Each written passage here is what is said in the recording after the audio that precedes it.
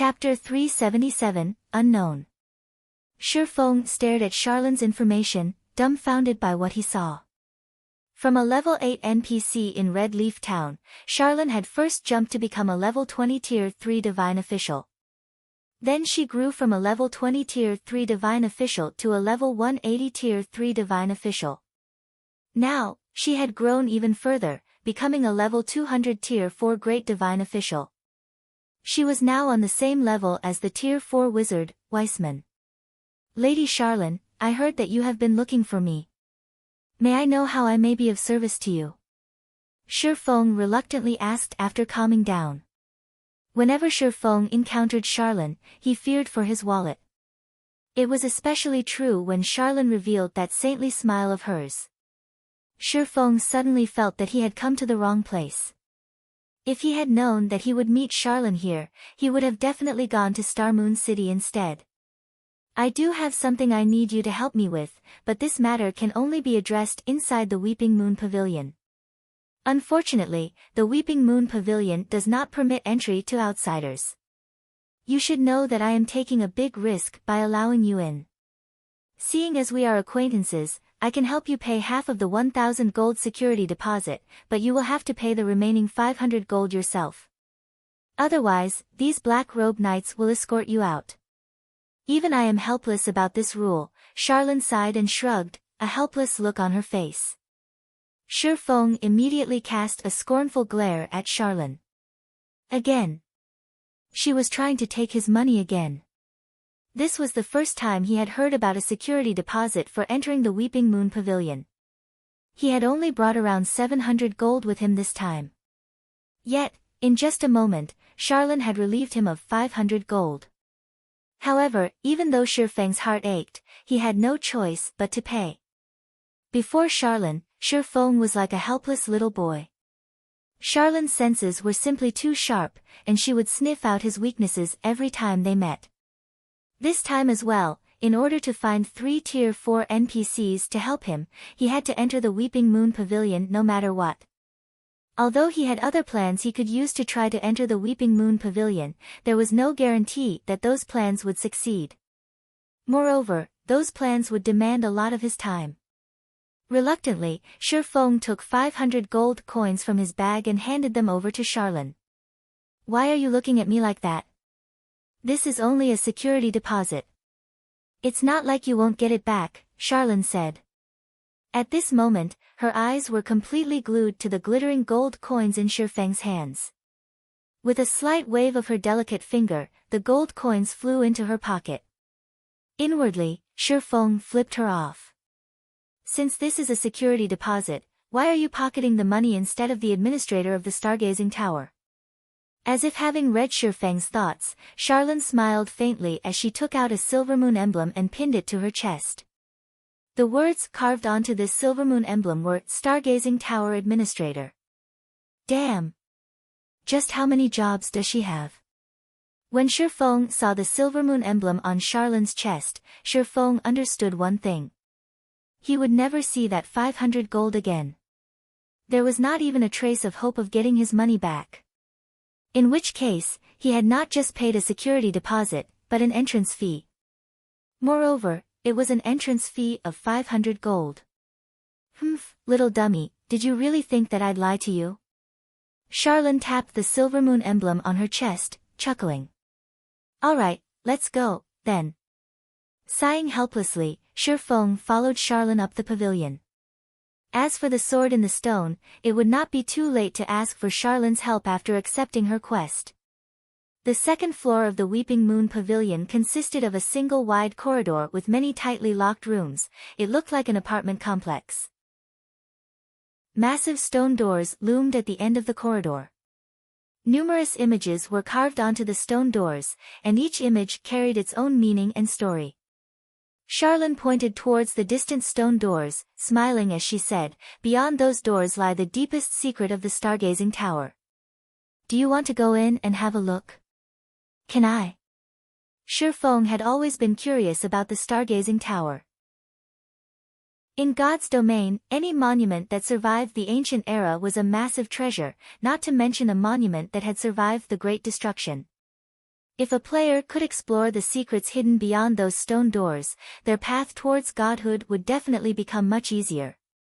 Unfortunately, Shi Feng had not been strong enough in the past, and he simply had not qualified to explore the secrets beyond those doors. Of course not. I should remind you that, without sufficient strength, you are better off not knowing certain things. Just like how you opened the entrance to the endless abyss. Now, not only do you carry a stigmata on your body, but you also plan to gather the 7 treasures. You are looking to get yourself killed. Do you know how many years the War God's temple has spent trying to gather those treasures? Meanwhile, you haven't even obtained your Tier 1 class. Do you think it is even possible for you to accomplish something the War God's temple cannot? They are only trying to. Forget it. There are some things you are better off not knowing. Charlene sighed as she looked at Shi Feng, emotions such as pity and anger filling her eyes. Suddenly, Shi Feng realized that Charlene was a unique NPC. It was no longer a matter just high intelligence. Charlene was almost human. Following which, Charlene led Shi Feng to her own room. Charlene's room was very simple. Other than a place to rest, bookshelves covered the remainder of her room. Rare, ancient books crowded the shelves, all of which would normally be impossible to find anywhere else. Sit. Charlene made a wave with her finger. In the next moment, a wooden chair appeared behind Shi Feng. I've called you here because I have something I need you to do for me. People such as myself cannot complete this particular task, only heaven-blessed individuals like you can accomplish it. However, this task is extremely dangerous. Will you accept it? Of course, if you do, I can give you a chance to obtain an advanced legacy. This would help your growth immensely in the future. If you can complete this task, I can even make you the lord of a city. You will possess your very own fiefdom. Charlene's words stunned Shi Feng into a silence. He could obtain an advanced legacy just by accepting the quest. Moreover, if he could complete the quest, he could even become the lord of a city. Just what rank was this quest? System, do you wish to accept Charlene's unknown quest? It seems that I won't know anything about the quest if I don't accept it. Shi Feng felt uncertain when he saw Charlene's grave expression and the unknown quest. Shi Feng was very clear about the iron law of God's domain. Equivalent exchange. The greater the risk, the greater the reward would be. The advanced legacy alone was no trivial matter, let alone the reward of becoming the lord of a city. Although he could afford to ignore the advanced legacy, the reward was something he could not ignore. Opportunity seldom knocks twice. It was now or never. The term, becoming the lord of a city, did not mean that players would be allowed to take control of a city controlled by NPCs such as White River City. To begin with, these NPC cities would never accept the rule of players. When Charlene spoke of becoming the lord of a city, it meant that she would reward Shi Feng with his own fiefdom, qualifying him to establish his own city. Normally, when a guild wished to establish their own city, it would first need to capture a town not governed by any kingdom or empire. The second option was starting it from scratch and establishing a town from nothing. However, that was much more difficult, and the resources needed would also be several times higher than if the guild just captured a town. On the bright side, the guild could determine the location and geographic advantages of the town. Meanwhile, once they obtained a town, a guild would have to develop the town over a long period before it could become a city. Moreover, the conditions for a town's promotion to become a city were numerous and very demanding. However, Charlene's reward would allow Shi Feng to establish a city directly, eliminating many of the challenges one would normally face. Chapter 378, Immortal Crown. A city completely under his control. This was a dream for Zero Wing. Shi Feng had once led Shadow, a guild that owned 10 city-states, so he knew how valuable and how great the advantages were for owning his own city. Although Zero Wing was developing well at the moment, its lack of a stable source of income for credits was a major flaw. Other first-rate and second-rate guilds had support from wealthy corporations. These corporations would provide funding to their partnered guilds, allowing these guilds to develop steadily without worrying about a shortage of credits. Although Shifeng had many ways to earn coins in God's domain, it was not easy to support a guild with coins alone. Moreover, along with the guild's development and the influx of new members, its demand for coins would increase as well. Converting large sums of coins into credits was not a suitable long-term plan to develop a guild. However, it would be a different story if Shifeng possessed a city of his own. Why were large corporations willing to invest so many credits into a guild? Wasn't it to earn money? However, how were they going to earn money?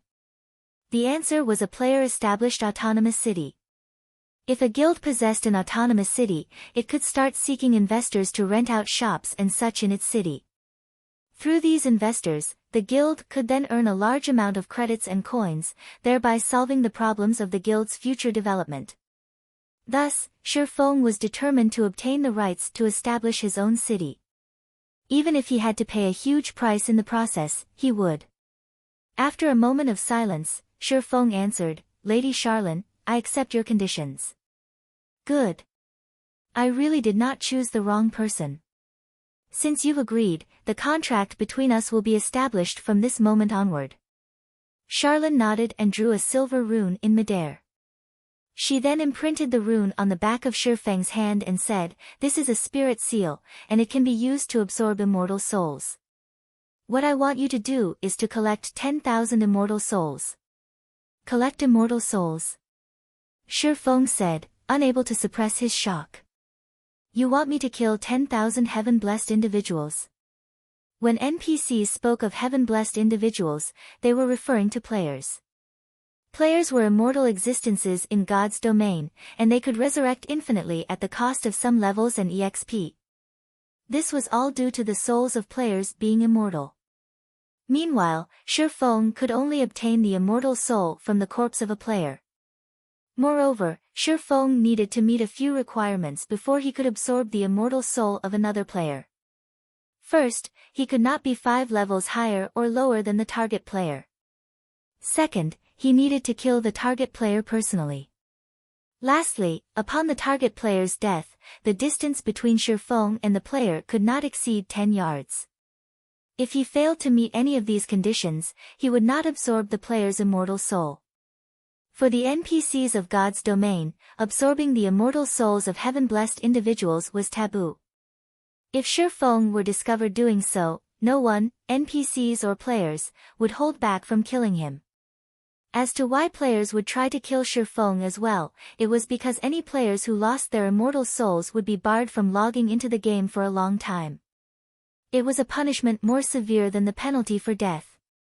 Hence, there was no leeway for Shifeng if he were caught in the act. "I never thought you would know about immortal souls." "That's right. I require you to kill heaven-blessed individuals and collect their immortal souls," Charlene stated, slightly surprised that Shifeng actually knew about immortal souls. However, she had not planned to hide this fact, to begin with. "I know that I am making things very difficult for you by requesting such a thing, but we cannot repair the immortal crown without immortal souls." The immortal crown was originally a divine artifact used to suppress all evil beings. However, the crown was damaged the last time it was used to suppress the endless abyss. Meanwhile, the Stargazing Tower has already collected the other materials required to repair the immortal crown, and right now, we are only missing immortal souls. Initially, I called you here to help me collect immortal souls gradually. However, I had not expected the endless abyss to escape its confinement so soon. The endless abyss is simply too powerful. Without the immortal crown, we have no chance of resisting the invasion of the endless abyss. Since you started this scourge, naturally, you will have to take responsibility for it. In order to repair the immortal crown quickly, we need a large number of immortal souls. However, I do not want others to know of this, so I have no choice but to ask you to complete this task by yourself. The magic array that keeps the endless abyss in place will not last long. By my estimation, it will hold out for another 3 months. In 3 months, we will have no choice but to face the endless abyss directly. Hence, you must collect 10,000 immortal souls within that time. However, it won't be easy, which is why I asked you to meet me here. There are many legacies within the Stargazing Tower. As long as you can pass the test of one of those legacies, you will have a much easier time collecting the immortal souls. System, you have accepted the epic hidden quest, Immortal Crown. Quest details, you are required to collect 10,000 immortal souls within 3 months. If you fail to do so, your soul will be cursed and barred from logging into God's domain for 1 month. In addition, your soul will enter a weakened state for 3 months, decreasing your attributes by 90% during this period. Shifeng's head started to ache after reading this quest notification. To put it simply, failure meant hell. Failing this quest would deal a heavy blow. If he could not log into God's domain for a month, just how far would he fall behind? Also, even after he could log back into God's domain, with all of his attributes decreased by 90%, how was he even supposed to play the game? With your current level, you already qualify to accept an advanced legacy. Will you the advanced legacies trial right now, or do you wish to challenge it after taking some time to prepare? Charlene asked patiently as she watched Shifeng. Oh, I should remind you that advanced legacies are extremely precious. Even with my status, I can only give you 1 chance. You must be careful. If you are not confident in succeeding, it is best to challenge it at another time. The trial of an advanced legacy is no less difficult than an epic quest.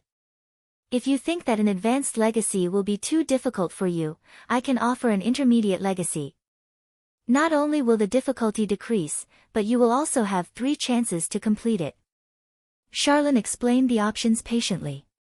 Shifeng understood her intentions. In God's domain, a class change was the equivalent of obtaining the legacy of a higher-tiered class. Meanwhile, a majority of the players in God's domain would normally receive their class change quest from the class association in their respective city. By doing so, players would be challenging basic legacies. Intermediate legacies were 1 rank above basic legacies.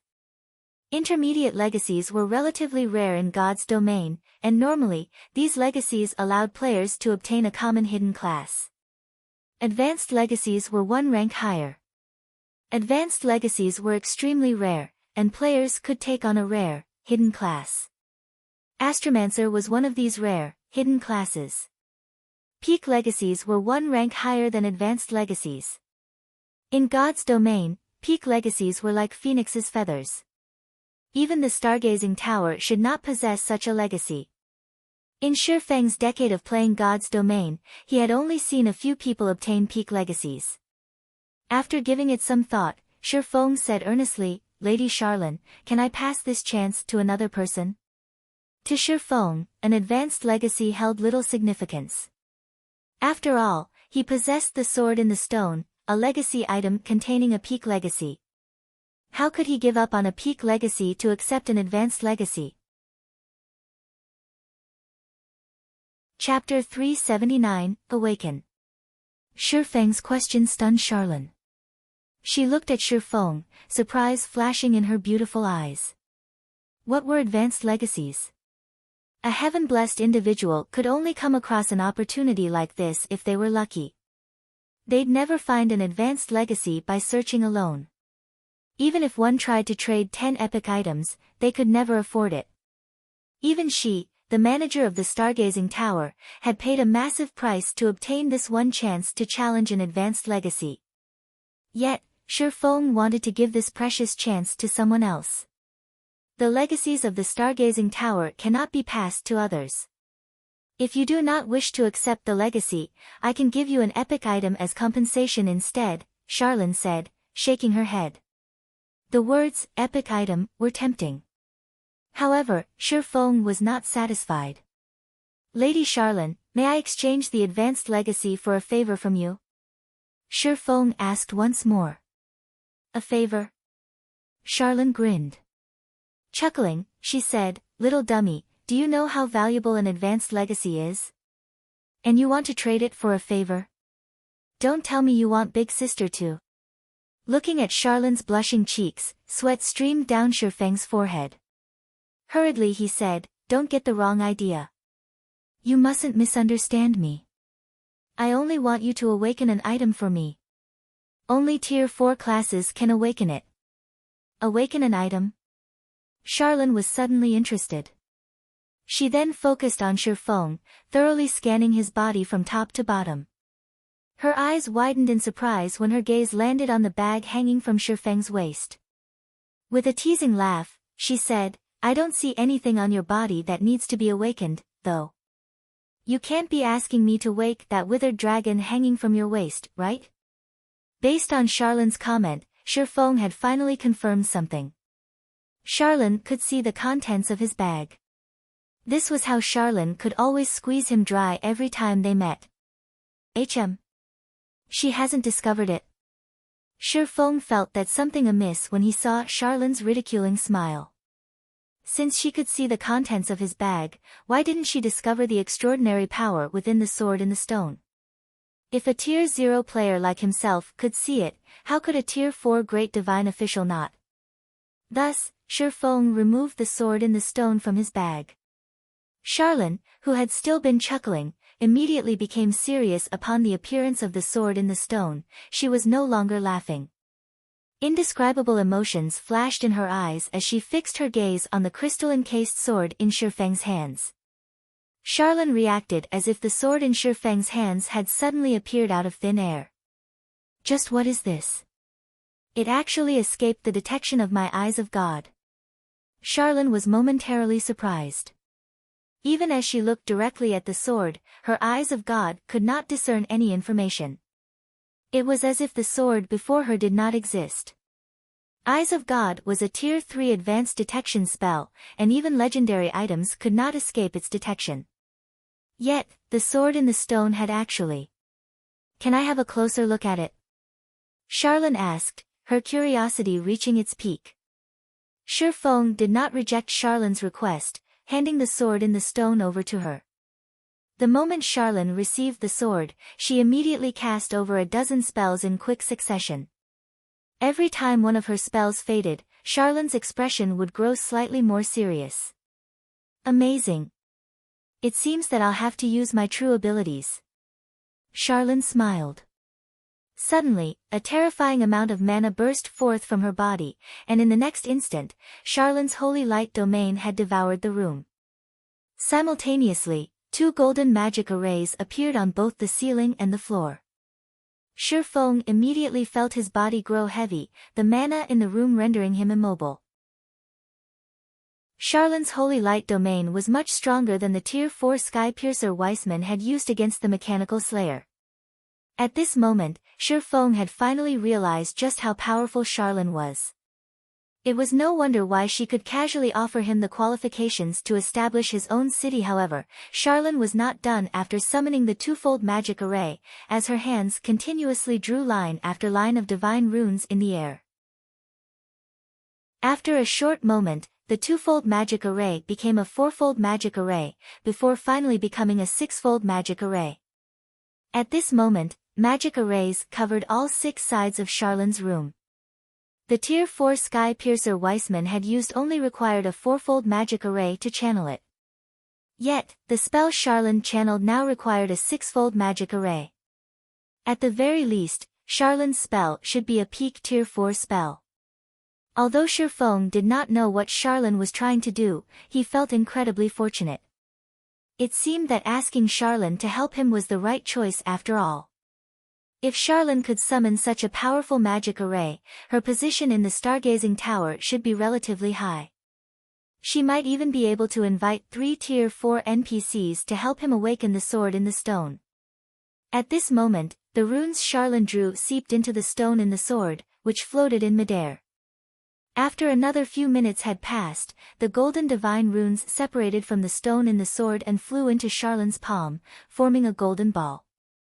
Following which, the magic arrays disappeared from the room, and the stone in the sword landed in Charlene's hand once more.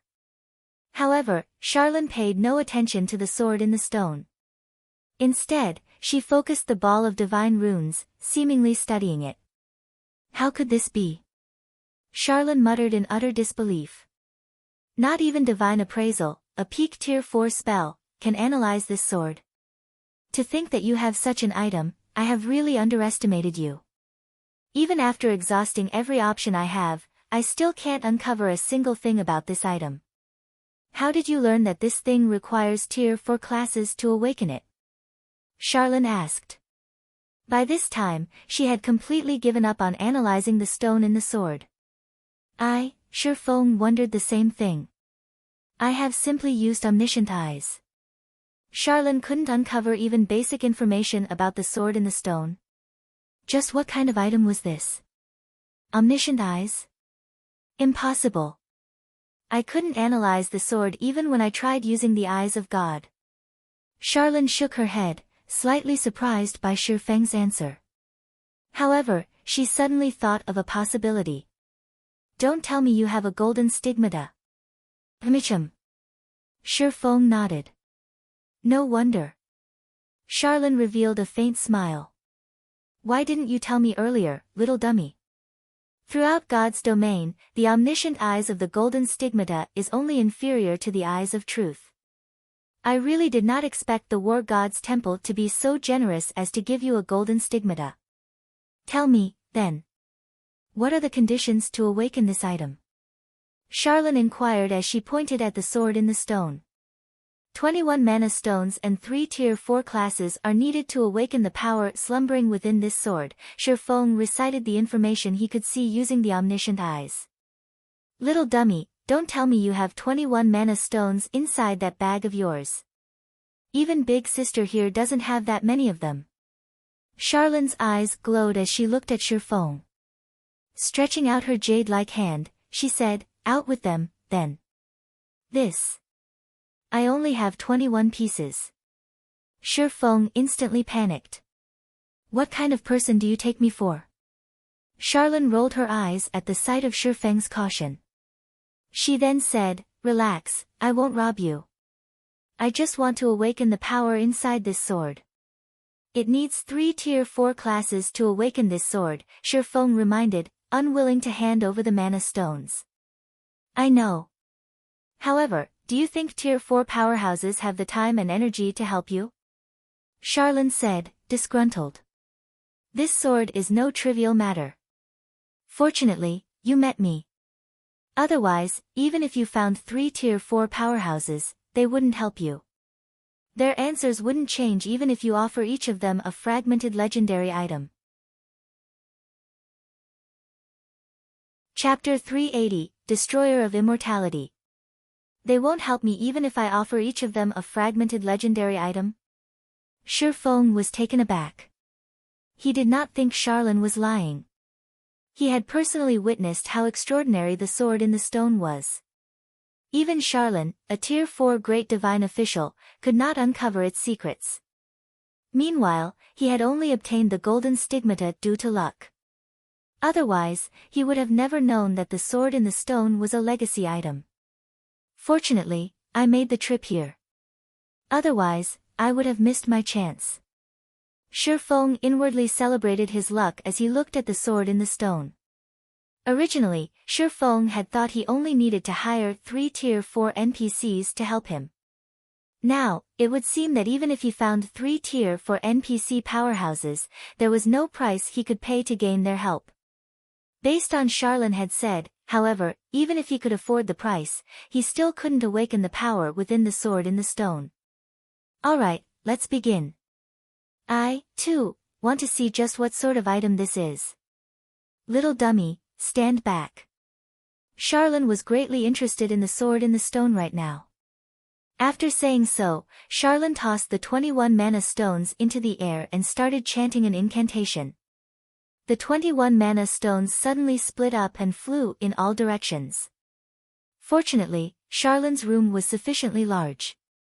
After the mana stones flew 20 yards, they immediately stopped, hovering in the air. The mana stones then started to spin slowly. In the next moment, silvery white light shone from under their feet. Shifeng immediately distanced himself from the magic array that appeared, watching silently from afar. As the 21 floating mana stones rotated, the sword in the stone hovered in the center of the magic array.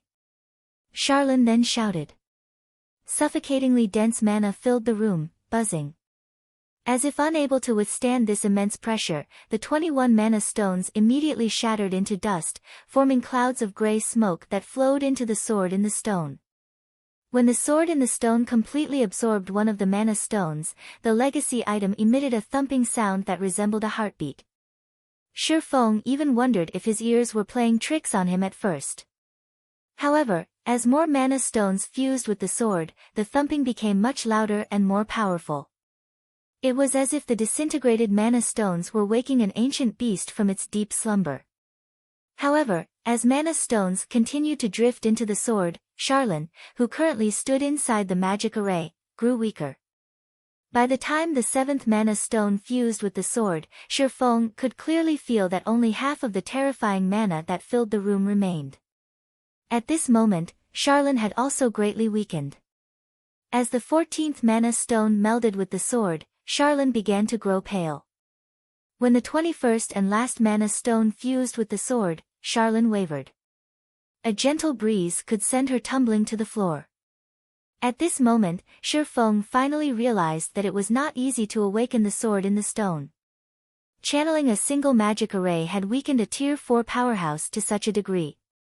It was no wonder why Charlene had said that no Tier 4 powerhouse would agree to aid him, even if offered a fragmented legendary item. Charlene's power stunned Shi Feng. She had managed to complete a task that required 3 Tier 4 classes. Her strength was simply too frightening. Just who is she? Shi Feng grew curious about Charlene's identity. It was impossible for an ordinary NPC to grow so quickly. Moreover, back in the god's grave, Shi Feng saw a woman who looked exactly like Charlene. Although Charlene's strength could not compete with that slumbering woman's, the aura the two gave off felt exactly the same, the intensity was the only difference. While Shi Feng pondered Charlene's identity, the awakening ritual had come to an end. The silver magic array that covered the floor vanished. Boom! The sword in the stone hovering in the air suddenly fell, half its blade sinking into the floor. Sharp! Charlene, who was currently unstable from the drain of mana, could not hold back her shock when she saw the blade slide smoothly into the floor. Not even the Great Destruction had managed to destroy the stargazing tower. The strongest and highest quality materials had gone into this monument's construction. Magic arrays reinforced the building further. A full-powered blow from a Tier 4 sword emperor armed with a legendary ranked sword could not even scratch the floor. Yet, the hovering sword in the stone sunk effortlessly into the wood. By now, the transparent crystal encasing the sword had completely disappeared. Only a sword with a golden hilt and guard remained, with a blade that was as pure and clear as a diamond. Impossible! This is actually the destroyer of immortality. Charlene was tongue-tied when she read the sword in the stone's information, which was now fully visible. Destroyer of immortality. A creation born of nature, containing unrivaled power. Although it was greatly damaged during the war between the ancient gods, it had absorbed some of their powers. If one can master this blade, they will obtain a trace of the ancient gods' powers. Class restriction, Berserker and Swordsman. Destroyer of immortality. Shi Feng was puzzled. He had never heard this name before. Reading the item's introduction, apparently, its origin was quite amazing. The ancient gods had actually used this weapon. Shi Feng knew a little about the ancient gods. The ancient gods were born from nature, and they had the power to decimate the heaven and earth. Even the Tier 6 god-ranked classes of God's domain were no more than ants before an ancient god. They were practically invincible. However, all of these ancient gods had perished in the Great Ancient War. You must have heaven-defying luck. It is no wonder you didn't want an advanced legacy. Charlene smiled. She then explained, the Destroyer of Immortality is one of the 10 great saint legacy items in ancient records. Moreover, the legacy is unique, not even the peak legacy of the Stargazing Tower can compete with it. 10 great saint legacies. Shi Feng was at a loss. The highest legacies he had heard of in the past were peak legacies. This was the first time he had heard of the 10 great saint legacies. I, too, have only read about the 10 great saint legacies. Today is my first time actually seeing one in person. However, I don't know any details about them. Even so, I will remind you not to look down on these saint legacies. A peak legacy is already as difficult as a legendary quest. At the very least, the trial of 10 great saint legacies should be just as difficult. If you are not confident in succeeding, you should not recklessly attempt to challenge it. You might lose your life, even if you are a heaven-blessed individual. Charlene was extraordinarily serious when she looked at Shifeng, even more serious than when she gave the Immortal Crown quest to Shifeng. When she spoke of death, she had even paused for a moment. Shifeng could clearly discern the kindness in Charlene's tone, and he, too, knew how dangerous and difficult the trial of a saint legacy would be. God's domain's law of equivalent exchange held true everywhere. Naturally, there was danger in challenging the trial of a legacy. Take basic legacies for example. If a player failed to clear the trial of a basic legacy, they would lose 3 levels, be weakened for 3 days, and be barred from accepting the trial again for 10 days. Meanwhile, the penalty for failing an intermediate legacy was much harsher. Players would lose 5 levels, be weakened for 7 days, be barred from accepting the trial for 20 days, and permanently lose a small portion of their attributes. For advanced legacies and peak legacies, Shifeng was 90% certain that he could complete an advanced legacy. As for a peak legacy, Shifeng had around 50% to 60% certainty of success. However, the legacy he had eagerly looked forward to turned out to be one of the 10 great saint legacies. Shifeng had never even heard of a saint legacy, so he was not too sure how well he would fare. Chapter 381, Attacks from Above and Below. Charlene was a Tier 4 Great Divine Official. The information she had access to would definitely surpass a player like Shifeng. The fact that she knew about the Destroyer of Immortality proved this point. Should I wait a little longer? Shifeng pondered in silence as he looked at the translucent sword that penetrated the ground. Now that the Destroyer of Immortality had awakened, he could take on the legacy trial anytime he wanted to. He could slowly build his strength before challenging the trial. That way, he would have a higher chance of successfully clearing it. After all, as one of the 10 great saint legacies, the consequences of failure would be severe. It might turn out just as Charlene had guessed. Death. Heaven-blessed individuals were immortal existences, being able to resurrect infinitely. Yet, despite knowing this, Charlene had still made such an ominous claim. This proved that the penalty of failure would be unbearable, and players would have no choice but to delete their accounts and start all over again. The wisest choice for Shifeng right now was to first increase his strength before challenging the Saint Legacy's trial. However, after campaigning in God's domain for a decade, Shifeng understood one thing clearly.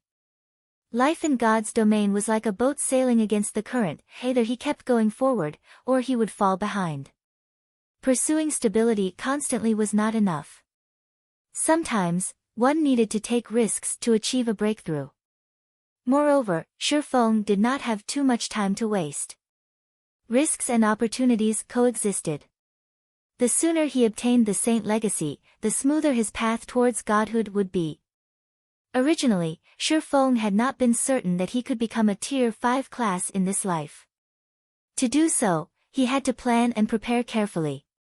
As for becoming a Tier 6 God-ranked class, that was nigh impossible. That was the apex of God's domain.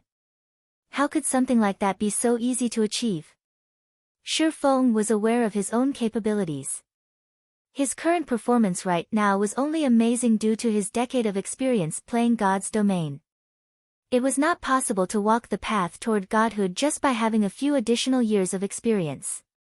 However, if he gained one of the 10 great saint classes earlier on, coupling it with careful planning and preparation, he would have a better chance of becoming a god. Shifeng stepped up to the Destroyer of Immortality. He then grabbed the golden hilt of the sword. When he tried to pull the translucent blade out of the ground, however, it did not budge. No matter how much strength Shi Feng exerted, the sword remained firmly stuck in the floor. Instead, the sound of a system notification reached his ears. System, do you wish to accept the legacy trial? Remaining time, 23 hours 54 minutes. Well, shit. Shi Feng bitterly smiled. The destroyer of immortality never intended to give him a chance to raise his strength. Sighing, Shi Feng accepted the trial. Suddenly, the destroyer of immortality released a divine golden light, enveloping Shi Feng. In the next moment, both the destroyer of immortality and Shi Feng vanished from the room. Space transfer. Charlin's eyes flashed with surprise at both Shi Feng's and the destroyer of immortality's sudden disappearance. A powerful barrier protected the stargazing tower, and all forms of teleportation magic were rendered ineffective here, regardless of whether said magic was used to enter or leave the tower. Yet, the destroyer of immortality had effortlessly accomplished this feat. Hopefully, that little dummy can pass the trials. Charlin smiled faintly, gazing at the spot where Shi Feng had stood a moment ago. Awakening that sword drained me to such a degree. I'll have to rest for a long time. I let him off too lightly by taking only 500 gold. The next time we meet, I'll collect this debt, with interest. At this moment, Shi Feng was at a complete loss. In the blink of an eye, he arrived in a dimly illuminated field. Swords were everywhere, from the sky to the earth. This place was literally a world of swords. In the distance, Shi Feng could see a mountain piercing the sky. A faint, silver glow radiated from the mountain's peak, and it was the only source of light in this dim world system. You have discovered the origin sword domain. System, you are in a unique realm. All forms of communications have been sealed. You are unable to make contact with the outside world. It would seem that this origin sword domain is independent of God's domain. Shi Feng tried to call up the system map. However, the map was blank. Shi Feng then took a look at his surroundings. As far as the eye could see, other than the mountain in the distance, there was nothing but flatlands. Moreover, the further one traveled from the mountain, the darker it would become. It looks like the only exit is at the peak of that mountain. Shi Feng then examined the swords stabbed into the ground, all of which were immovable. Some even resembled buildings and plants. Unlike flowers and trees, however, Shi Feng would receive damage if he touched these blades. To put it simply, he needed to avoid these swords as he advanced. As for the swords suspended in the sky, so long as he did not fly, they weren't a threat. However, this world only took a moment to correct that assumption. After Shi Feng took a few steps forward, several swords descended from the sky. One of them just happened to slice past his arm, causing -200 damage. Crap! Raining swords. Shi Feng looked at the swords around him, realizing why so many swords pierced the ground. Moreover, the swords that descended from the sky dealt a lot more damage than the swords on the ground. I'm guessing this trial requires players to avoid the swords on the ground while dodging the swords descending from the sky. Shi Feng remained still for the moment. He silently observed his surroundings, searching for the best path towards the mountain. He chose to stand still because the moment he moved, the swords in the sky would start to fall. Most likely, the swords in the sky were set to fall based on the player's movements. Sure enough, this world is trying to kill me. After waiting for a moment, Shi Feng discovered that the swords in the sky had not fallen. However, before he could rejoice over this discovery, the swords in the ground started trembling, and one after another, these swords sunk into the ground, vanishing completely. Feeling that something was amiss, Shi Feng kept his gaze on the ground beneath his feet. Suddenly, tens of swords sprung up from the ground beneath him, soaring into the sky. Reacting quickly, Shi Feng performed a backflip, dodging these blades. However, due to his backflip, the swords above plunged towards him. This is a joke, right? Shi Feng immediately unsheathed the abyssal blade and Purgatory's shadow, defending against the incoming flying swords. One after another, blades of light struck the flying swords, scattering them. After these attacks, Shifeng finally realized that this world intended to toy with him until he died. If he rested, the swords on the ground would attack him after a short time. If he moved, the swords hovering in the sky would rain down on him. Such an attack pattern allowed him little to no time to rest or recover, keeping him on guard. Shifeng also discovered something else. The swords that descended from the sky were growing more accurate and faster as he advanced. Is this place trying to exhaust me to death? Shifeng's lips curled up slightly with amusement. Immediately, he switched out the aura of space on the 7 luminaries ring for the aura of wind, increasing both his movement speed and attack speed by 40% and agility by 30%. He then dashed towards the distant mountain. The moment Shifeng moved, the countless blades in the sky began their assault. They all turned their blades towards Shifeng and shot towards him. However, Shifeng was like a gust of wind. Relying on his movement speed alone, he avoided most of the attacks. In addition, his increased attack speed allowed him to strike down the remaining swords effortlessly as he darted onward. However, after running for a few minutes, the ground in front of Shifeng suddenly split apart. In the next moment, bone knights in silver armor crawled out of the fissure, every one of them emitting frightening killing intent as they rushed towards him. Skeleton warrior, undead creature, elite rank. Level 25. HP 20,000/20,000. Chapter 382, Legacy Chapter. The silver suits of armor shone brilliantly under the dimly lit sky, creating an exceptionally conspicuous sight. The assault from all directions forced Shifeng to an abrupt halt. Facing such intense attacks, Shifeng had no choice but to stop. Even he was not confident of defending against so many attacks on the run. This won't do. I won't last long at this rate. I need to move faster. Looking at the swords decorating the sky, an idea, inspired by his years of experience, struck Shifeng.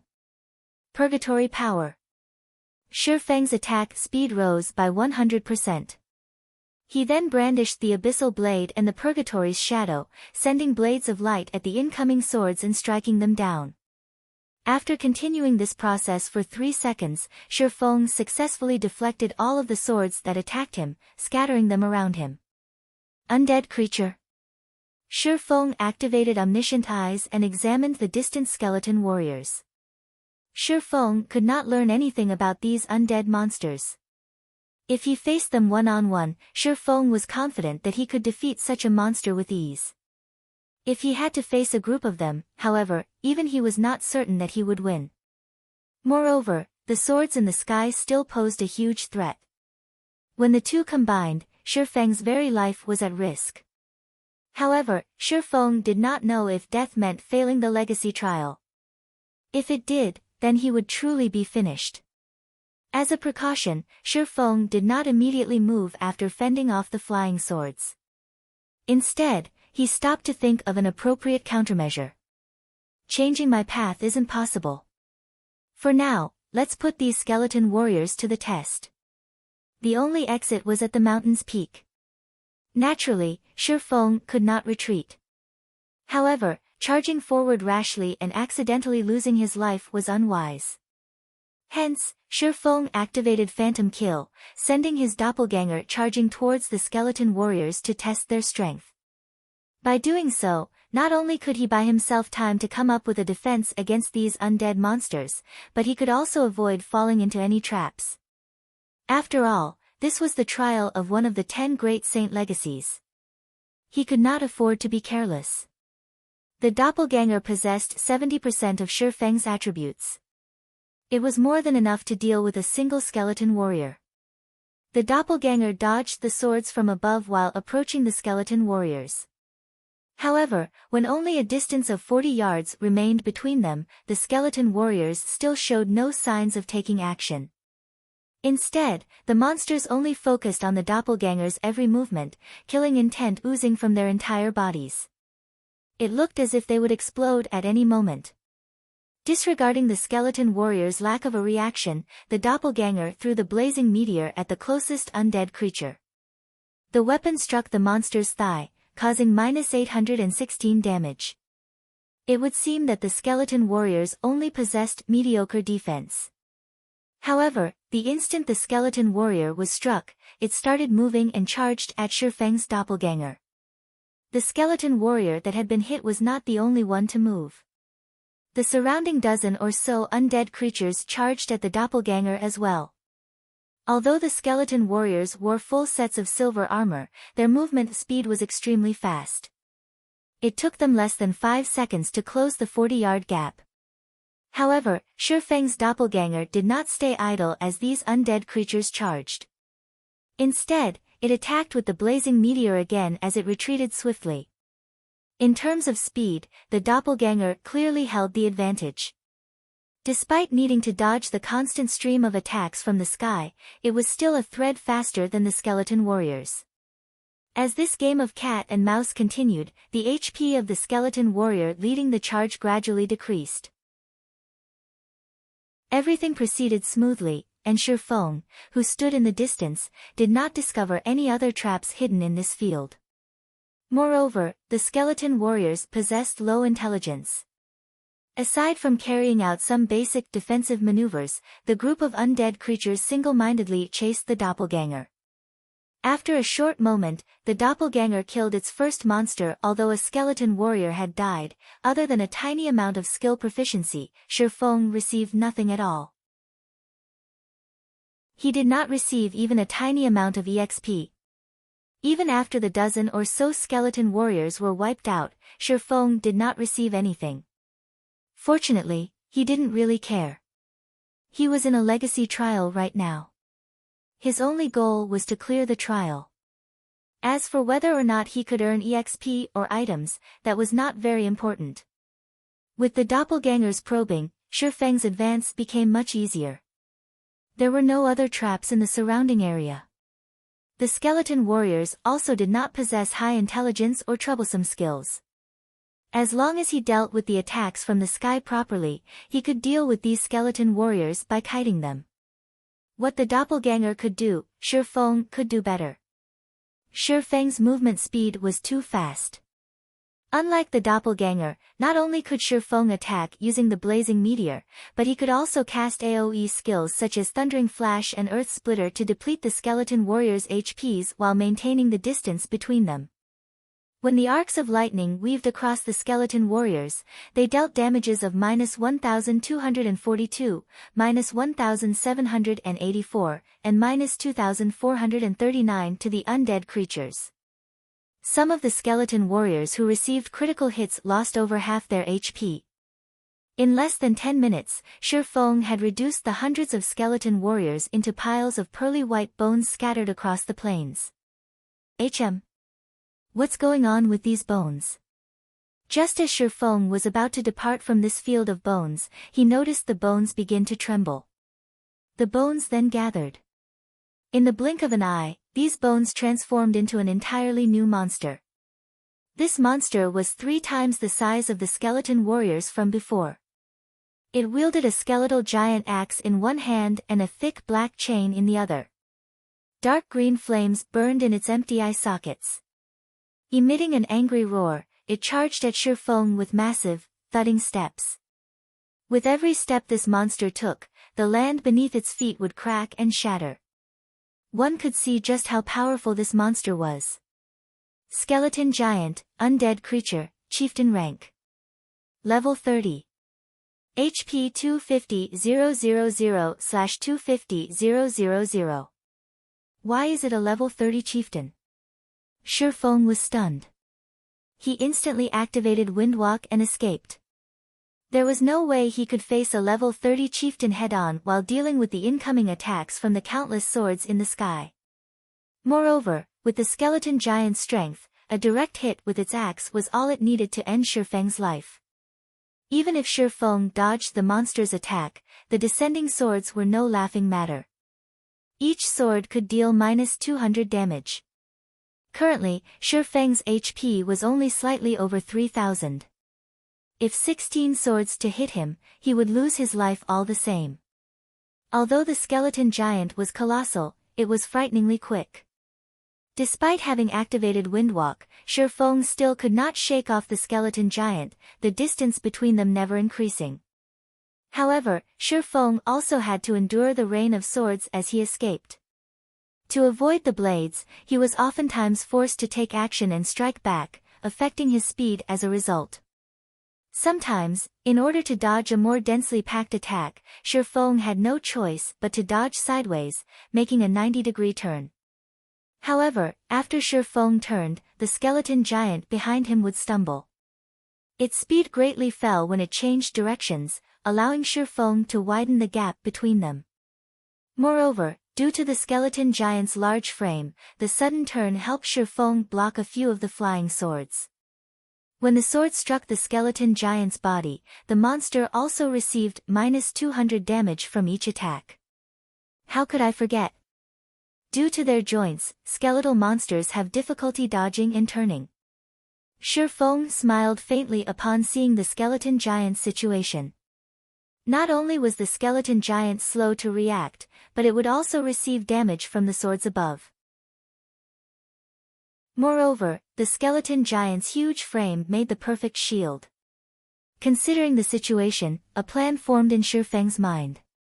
Following which, he made a 180-degree turn and charged directly at the skeleton giant's back to deal with Shi Feng. The skeleton giant had no choice but to turn around as well. Although its body spun relatively quickly, its feet could not keep up with its body. By the time the skeleton giant had stabilized itself and started swinging its giant axe, Shi Feng had arrived beside its feet. As the swords in the sky cascaded down towards Shi Feng, due to the skeleton giant being in the way, the monster suffered the full brunt of the rain of swords. Now, not only did the swords in the sky no longer pose a threat to Shi Feng, but they also benefited him. Seeing as his plan's success, Shi Feng began to attack the skeleton giant. Meanwhile, no matter how many times the skeleton giant turned its body, Shi Feng would always appear behind it. Faced with the continuous assault from Shi Feng and the swords, the skeleton giant's HP fell rapidly. Half an hour later, the skeleton giant crumbled. Even until its death, it had not landed a hit on Shi Feng. On the contrary, it had become his shield, blocking the falling blades. This fellow dropped an item. Shi Feng noticed a golden piece of paper with divine runes laying beside the skeleton giant's remains. When Shi Feng picked it up and tried to check its information, he only received an unknown in reply. Hence, Shi Feng used the omniscient eyes. Legacy Chapter, 7th page. A scattered page that has fallen out of a legacy book written by the ancient gods. This legacy book holds records for one of the 10 great saint legacies. It has a total of 50 pages. After gathering all of the pages, the saint legacy contained within the legacy book will become available. Class requirements: Berserker, Swordsman. Chapter 383, Blade Demon. So, this is it, huh? Reading the item's information, Shi Feng got a general understanding of the situation. Even if he ran to the mountain and reached its peak, that wouldn't mean he passed the trial. He needed to collect all 50 legacy chapters to pass. However, now that he knew what he needed to do, this trial would be much easier to defeat. He just had to search for skeleton warriors and kill skeleton giants to obtain legacy chapters. So, Shi Feng began hunting around the fields for skeleton warriors. Although the swords in the sky were a nuisance, Shi Feng gradually understood their attack patterns and could dodge them more efficiently. Soon, they were no longer much of an issue. Even when dealing with a large group of skeleton warriors, these swords would nick him a few times at most, dealing negligible damage. After killing 12 skeleton giants in a row, Shi Feng discovered a problem. Not every skeleton giant would drop a legacy chapter. In fact, the drop rate was very low. After killing 12 skeleton giants, he only obtained 2 legacy chapters. None of the monsters Shi Feng killed gave him any EXP either. He also needed to dodge the swords from above constantly. Hunting these skeleton giants was truly exhausting, both physically and mentally. If not for the fact that one of the 10 great saint legacies beckoned him, Shifeng would never tolerate such a strenuous and unrewarding task. While Shifeng searched for skeleton warriors all around the mountain, an incident occurred in White River City. Dark Star, a guild that White River City had already forgotten, suddenly declared its dissolution. This news came as a great shock to everyone. Some of the guilds who had previously allied themselves with Dark Star simultaneously announced their dissolution as well. Originally, everyone had thought that White River City was on the path of becoming the overlord of Star Moon Kingdom. However, no one could have expected the following development. Half a day after the dissolution of these guilds, a branch guild of Overwhelming Smile suddenly appeared in White River City. More shockingly, Lone Tyrant, who was originally the guild leader of Dark Star, had become the vice leader that led Overwhelming Smile's branch guild. Furthermore, the benefits that Overwhelming Smile offered were impressive, at least twice as valuable as what Dark Star had previously offered. It was a blatant display of wealth. The members of the dissolved guilds promptly joined Overwhelming Smile's White River City branch. Within half a day since Overwhelming Smile's branch guild's establishment, its member count had already reached 30,000. Moreover, that number was still increasing. It continuously recruited new members, thinking of ways to steal players from Zero Wing. Big Sis Aqua, Overwhelming Smile thinks too little of us. Instead of recruiting in their hometown of Maple City, they ran all the way here to fight us over members. The guild leader also suddenly disappeared and cannot be contacted. If we allow Overwhelming Smile to continue, by the time we start our recruitment tomorrow, they will have stolen all the good saplings. Big Sis Aqua, why don't we start recruiting right now? Snow Goose asked anxiously. It had been Zero Wing's fame that had attracted players from other cities. Yet, now, Overwhelming Smile had come to steal the fruit of victory. It was truly despicable. Overwhelming Smile is truly ambitious. They've only obtained the first clear of a large-scale team dungeon, yet, already, they're hungering after White River City. Aqua Rose's eyes flashed with rage. Although she was not afraid of losing potential guild members, she could not stand Overwhelming Smile's arrogant attitude. They were clearly trying to provoke Zero Wing.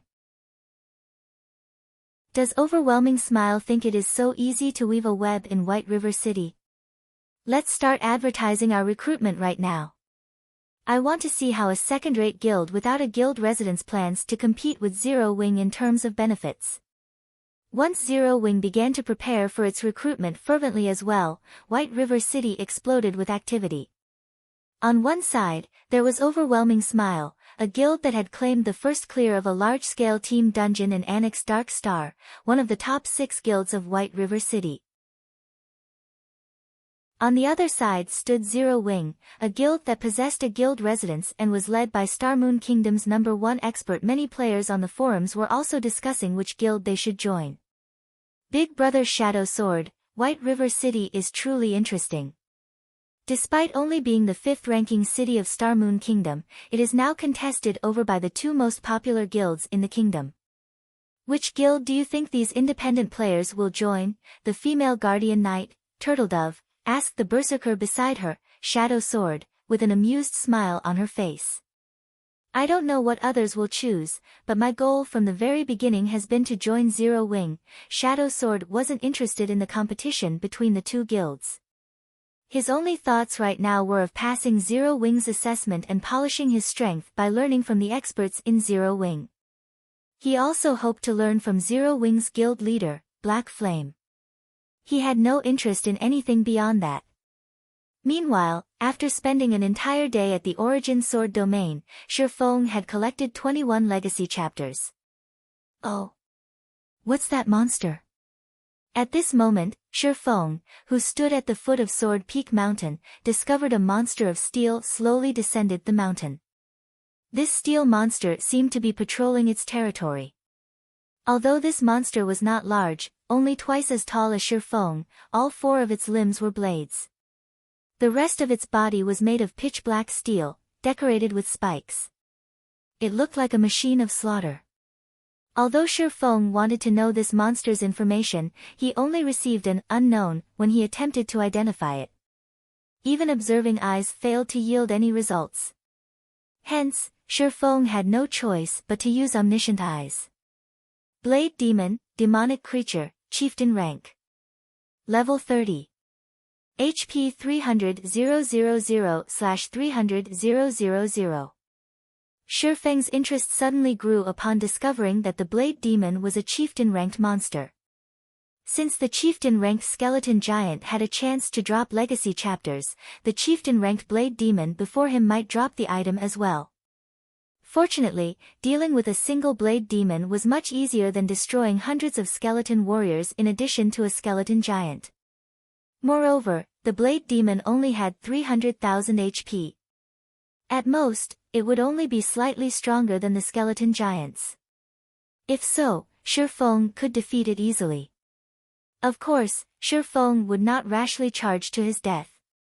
The only reason he had defeated the skeleton giants so easily was due to the monster's dull reactions and the aid of the swords in the sky. On the other hand, not only was the Blade Demon a stronger monster, but it also wasn't that large.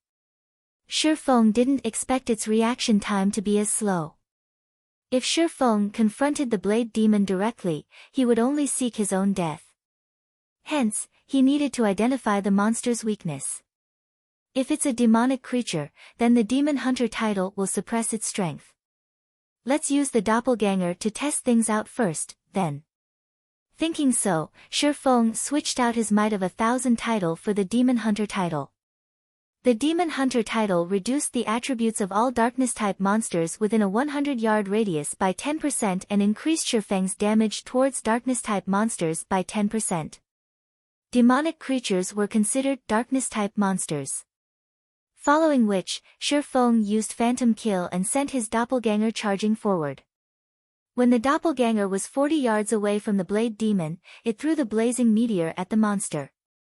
A red glow instantly crossed the distance between the doppelganger and the Blade Demon. Just as the blazing meteor was about to hit the Blade Demon's back, a black streak of light flashed over, striking the blazing meteor out of its path. What? Is it that amazing? Does it not have any blind spots? Shi Feng muttered in shock. Shi Feng's doppelganger had clearly launched its attack, yet, as if the Blade Demon had eyes in the back of its head, it deflected the flying projectile. Moreover, the Blade Demon's reaction was astonishingly quick, the skeleton giants paled in comparison. However, Shi Feng did not believe that the Blade Demon had no blind spots. The doppelganger activated Windwalk and circled to the other side of the Blade Demon. Once again, it threw the blazing meteor, launching a series of attacks in quick succession. The blazing meteor shot at the Blade Demon again and again. However, no matter which angle it approached, the Blade Demon easily deflected it. Moreover, the monster moved extremely fast, leaving afterimages wherever it passed. In just a moment, the Blade Demon stood in front of Shi Feng's doppelganger. Shwa! Shwa! Shwa! In the blink of an eye, the Blade Demon had launched dozens of attacks. Despite the doppelganger having already activated Defensive Blade, the demon broke through the skill almost instantly. The doppelganger only managed to block a few attacks before losing its life. Shi Feng's eyes widened as he watched his doppelganger's death. However, after a brief moment of shock, Shi Feng suddenly discovered that the Blade Demon had not returned to its wandering after killing the doppelganger. Instead, it turned around and charged directly at him. Chapter 384, Unique Set Equipment. Despite also being a level 30 chieftain, the Blade Demon was far more powerful than the skeleton giant. Realizing that he could not face the Blade Demon directly, Shi Feng immediately activated Windwalk and ran. He wanted to break away from the combat area as quickly as possible. However, after running for over 100 yards, the Blade Demon was still on his tail. Although Shi Feng's movement speed was much higher than the Blade Demon's, with the countless blades in the sky restraining him, Shi Feng was not actually much faster than the Blade Demon. The distance between the two hovered around 30 yards. The Blade Demon was determined to chase Shifeng to the ends of the world. As long as the Blade Demon caught up to Shifeng, he would have to deal with the attacks from both the Blade Demon and the swords descending from the sky. At that time, his fate would be sealed. I need to find a way to deal with it. I'll be in trouble if it catches up. Shifeng examined the surrounding terrain. The area around him was the very definition of flatlands. The fields were endless, and there was nothing that he could use to his advantage. However, as Shifeng moved further away from Sword Peak Mountain, the number of swords that descended from above increased. It was as if they were reminding Shifeng that he was not allowed to move away from the mountain. However, Shifeng couldn't care less right now. If he stopped, only death awaited him. Hence, he continued running at full speed while enduring the countless swords raining down on him. After running for a certain distance, Shifeng suddenly noticed that, whenever the Blade Demon behind him touched the densely packed swords that had fallen to the ground, damages of -100 would appear above its head. Due to the hindrances in its path, the Blade Demon's speed also slightly decreased. Shifeng's troubled expression transformed into a wicked smile. Just before the effect of Windwalk was about to disappear, Shifeng took out a speed scroll from his bag and used it. He then continued running away from Sword Peak Mountain. This time, however, Shifeng purposefully zigzagged. This way, if the Blade Demon wished to approach him, it would definitely collide with the swords on the ground. As a result, not only would the Blade Demon's speed decrease, but it would also receive a continuous stream of damage. The Blade Demon had a total of 300,000 HP. With its battle recovery, it could regain 3,000 HP every 5 seconds. Shifeng could not kill the Blade Demon by relying only on the scattered swords. Hence, Shifeng occasionally threw the blazing meteor at the monster. However, the Blade Demon's defensive capabilities were simply too powerful. Out of all of Shifeng's attacks, only 10% struck the Blade Demon. Shifeng also used skills such as Thundering Flash and Earth Splitter, dealing over -1,000 damage with each hit. Overall, the damage the Blade Demon received barely surpassed its battle recovery. If Shifeng wanted to kill the Blade Demon, he would need to spend a very long time to do so. It seems that I can only drag things out. Shifeng had no other options. The only fortunate thing about this situation was that the Blade Demon could eventually die. Time passed, bit by bit. While Shifeng played his game of cat and mouse with the Blade Demon, White River City had become extraordinarily lively. Zero Wing had finally started its recruitment. The independent players who had waited eagerly for this moment were incomparably excited. As everyone arrived at Zero Wing's recruitment location, anticipation overwhelmed them. The Purple Sun Mansion, the real estate that occupied the largest land mass and best location in White River City, was actually Zero Wing's guild residence. I'm not seeing things, right? Isn't this the Purple Sun Mansion? Zero Wing isn't even giving the other guilds a chance. Damn! Zero Wing's guild hall is huge. It won't have any problems holding several thousand players at a single time. That's nothing. I have a brother in Zero Wing. I hear that it's even more amazing inside. Aside from having a high-class bar, many NPCs appear every day to issue guild quests. The number and variety of guild quests they get far surpass those available at the Adventurers Association. Not only can members of Zero Wing obtain a lot more EXP, but the item rewards they can get from the quests are also much more abundant. Some quests even reward secret silver items. Also, if members rest inside the guild hall, they can accumulate a double EXP buff.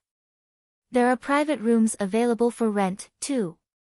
For a time, everyone began forming a long queue outside Zero Wing's guild residence, enthusiastically applying to Zero Wing.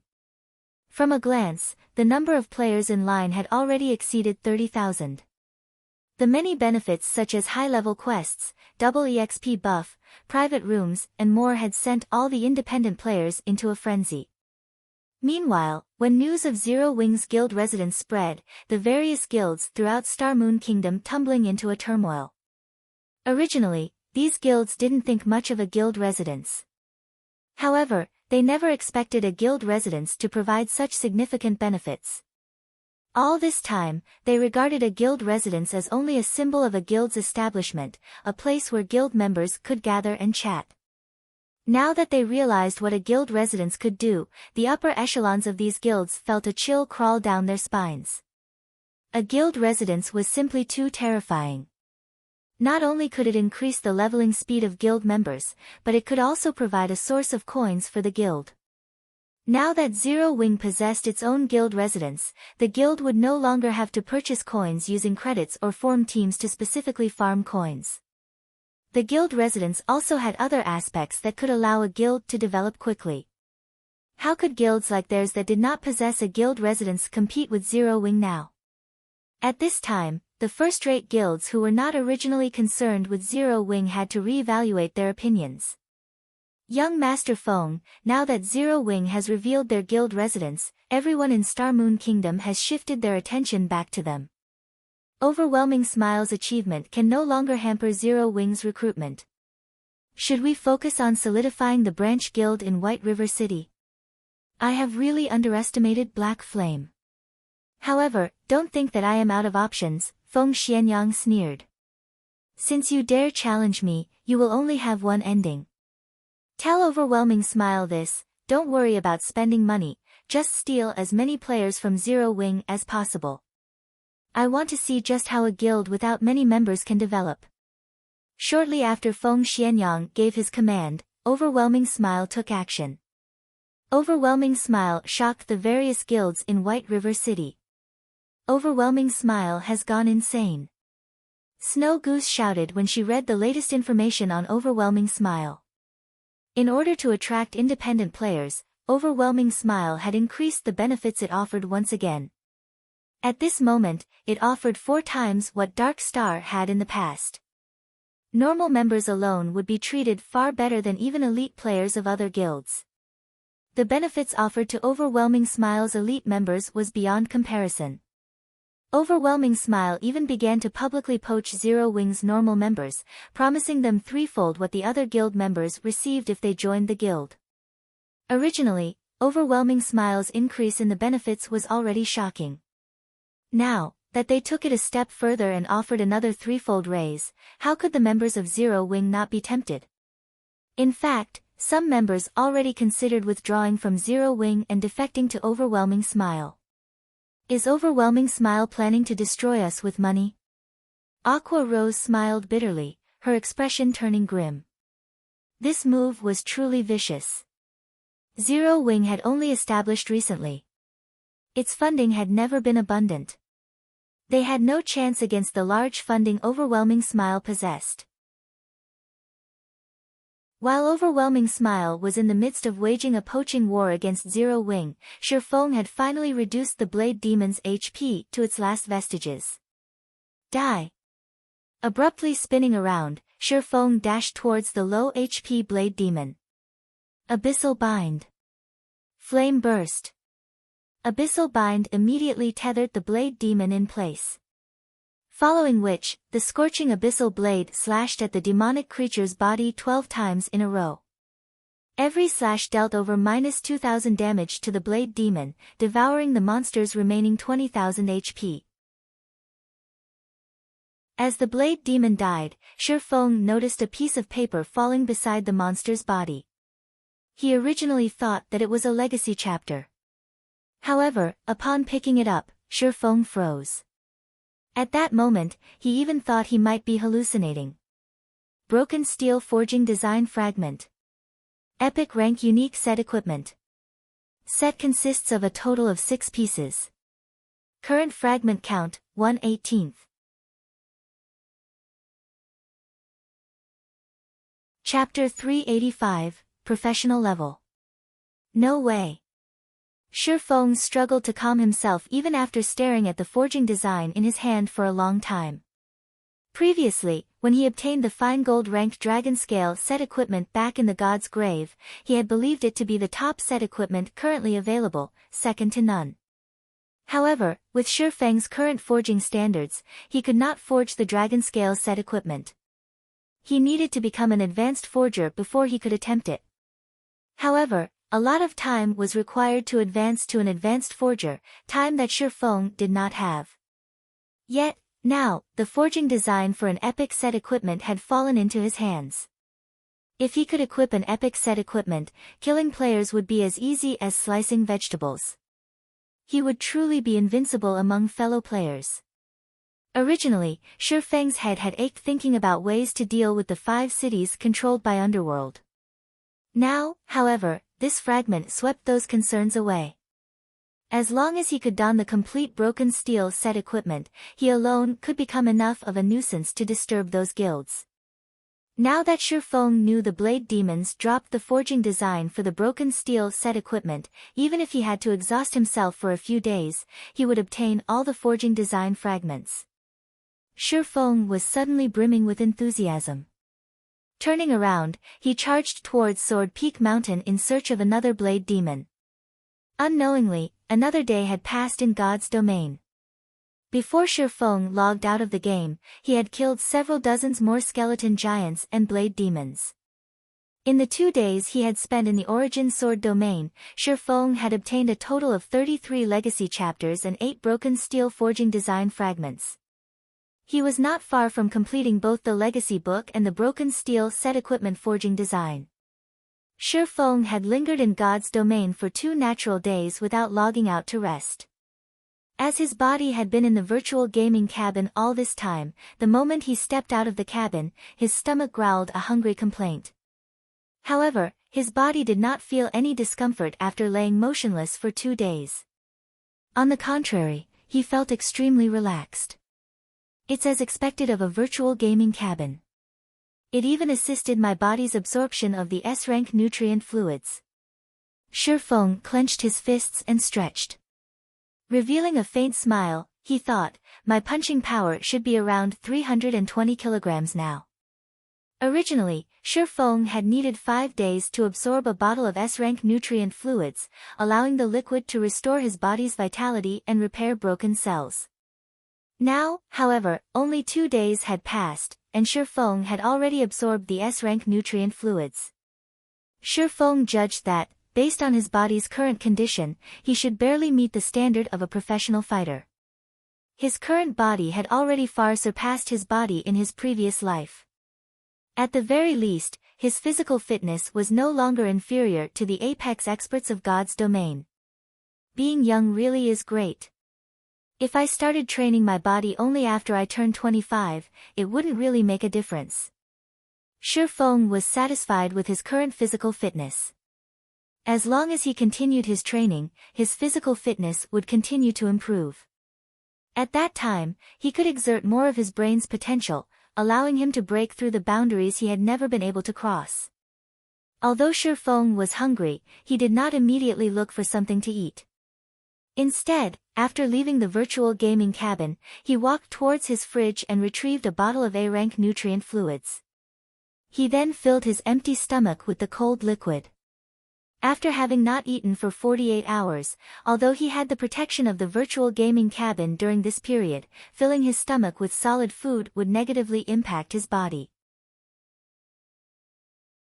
It was best to drink nutrient fluids first and let his stomach gradually adapt. After a few hours, he could have a proper meal.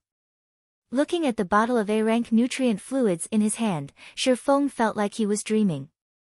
Over 10 days ago, he had lamented spending 10 credits on a meal. Now, however, despite drinking a bottle of nutrient fluids that cost 10,000 credits, he felt nothing at all. Although his reincarnation was part of the reason, it was more due to his change in mentality brought about by strength. Suddenly, his doorbell rang. Accessing the doorway monitor through his quantum watch, Shifeng discovered Blackie standing outside his door. For some reason, Blackie looked panicked. It looked like he had some very urgent news. Shifeng promptly disabled the lock to his front door using his quantum watch. Brother Feng, where have you been these past 2 days? I haven't been able to contact you all this time. I even wondered if you were in some kind of accident. As Blackie burst into the apartment and saw that Shi Feng drinking a bottle of nutrient fluids, he unconsciously heaved a sigh of relief. What could possibly happen to me? Shi Feng chuckled. Did something happen while I was gone? Of course, something happened. Overwhelming Smile had been poaching our members. Although our guild's member count has increased steadily, the benefits Overwhelming Smile is offering are too enticing, and many have started considering defecting to Overwhelming Smile. I initially thought of increasing the benefits Zero Wing provides as well. However, Sister Aqua said no. Although Sister Fire Dance only focuses on the guild's core team, she agreed with Aqua Rose's opinion. However, at this rate, more members will leave the guild. If we allow this situation to continue, it will negatively impact Zero Wing as a whole. We need to think of a solution for this quickly. I have been trying to contact you all this time, but you haven't answered any of my calls or messages. I had no choice but to visit you personally. Blackie then explained the general situation to Shi Feng. Overwhelming Smile sure is intent on destroying us with money. Shi Feng smiled bitterly. Brother Feng, you too. Sister Aqua said something similar. Blackie was somewhat astonished. I understand the situation. However, I am still tied up with my quest. Go back and tell Aqua to continue recruiting members. The benefits we offer will stay the same, but loosen the entry requirements a little. Shi Feng also showed his support for Aqua Rose's decision. Let's see just how many players you can steal from us. How much money do you plan to burn? Taking Blackie's advice and increasing the benefits that Zero Wing offered was not a long-term solution. Moreover, Overwhelming Smile could simply counter by increasing the benefits it offered again. If this trend continued, the situation would soon snowball out of control and grow into an all-out economic war. At that time, the side with the most funds would be the final victor. Meanwhile, Feng Xianyang, who quietly supported Overwhelming Smile, aimed for just that. If he had to increase the benefits Overwhelming Smile offered dozens of times, he would. He was confident he could destroy Zero Wing this way. Meanwhile, although Zero Wing could cause Overwhelming Smile to suffer greater losses by raising the benefits it offered, they would still lose. Zero Wing did not have the support of a large corporation. It also did not have the funds to contend with Overwhelming Smile. If Zero Wing increased its offer, it would dig its own grave. Shi Feng had seen many of such situations in his past life, and he had considered his options long ago. The best thing was to bide their time and stay on course. However invincible the opponents might seem, he would forever remain true to himself. Moreover, when Shi Feng had established Zero Wing, he had intended to establish a guild that was pure, rather than one where its members would leave because of a little enticement. Zero Wing did not need such shallow people. At this moment, instead of cursing, Shi Feng wanted to thank Overwhelming Smile for ridding the scum from his guild. Shi Feng's reply left Blackie speechless. However, since Shi Feng had already decided, he would fully support his guild leader. In truth, Blackie knew that increasing the benefits the guild provided would only increase the burden of Zero Wing. However, he still could not help his panic. Now that he had obtained Shi Feng's reply, his anxiety began to fade.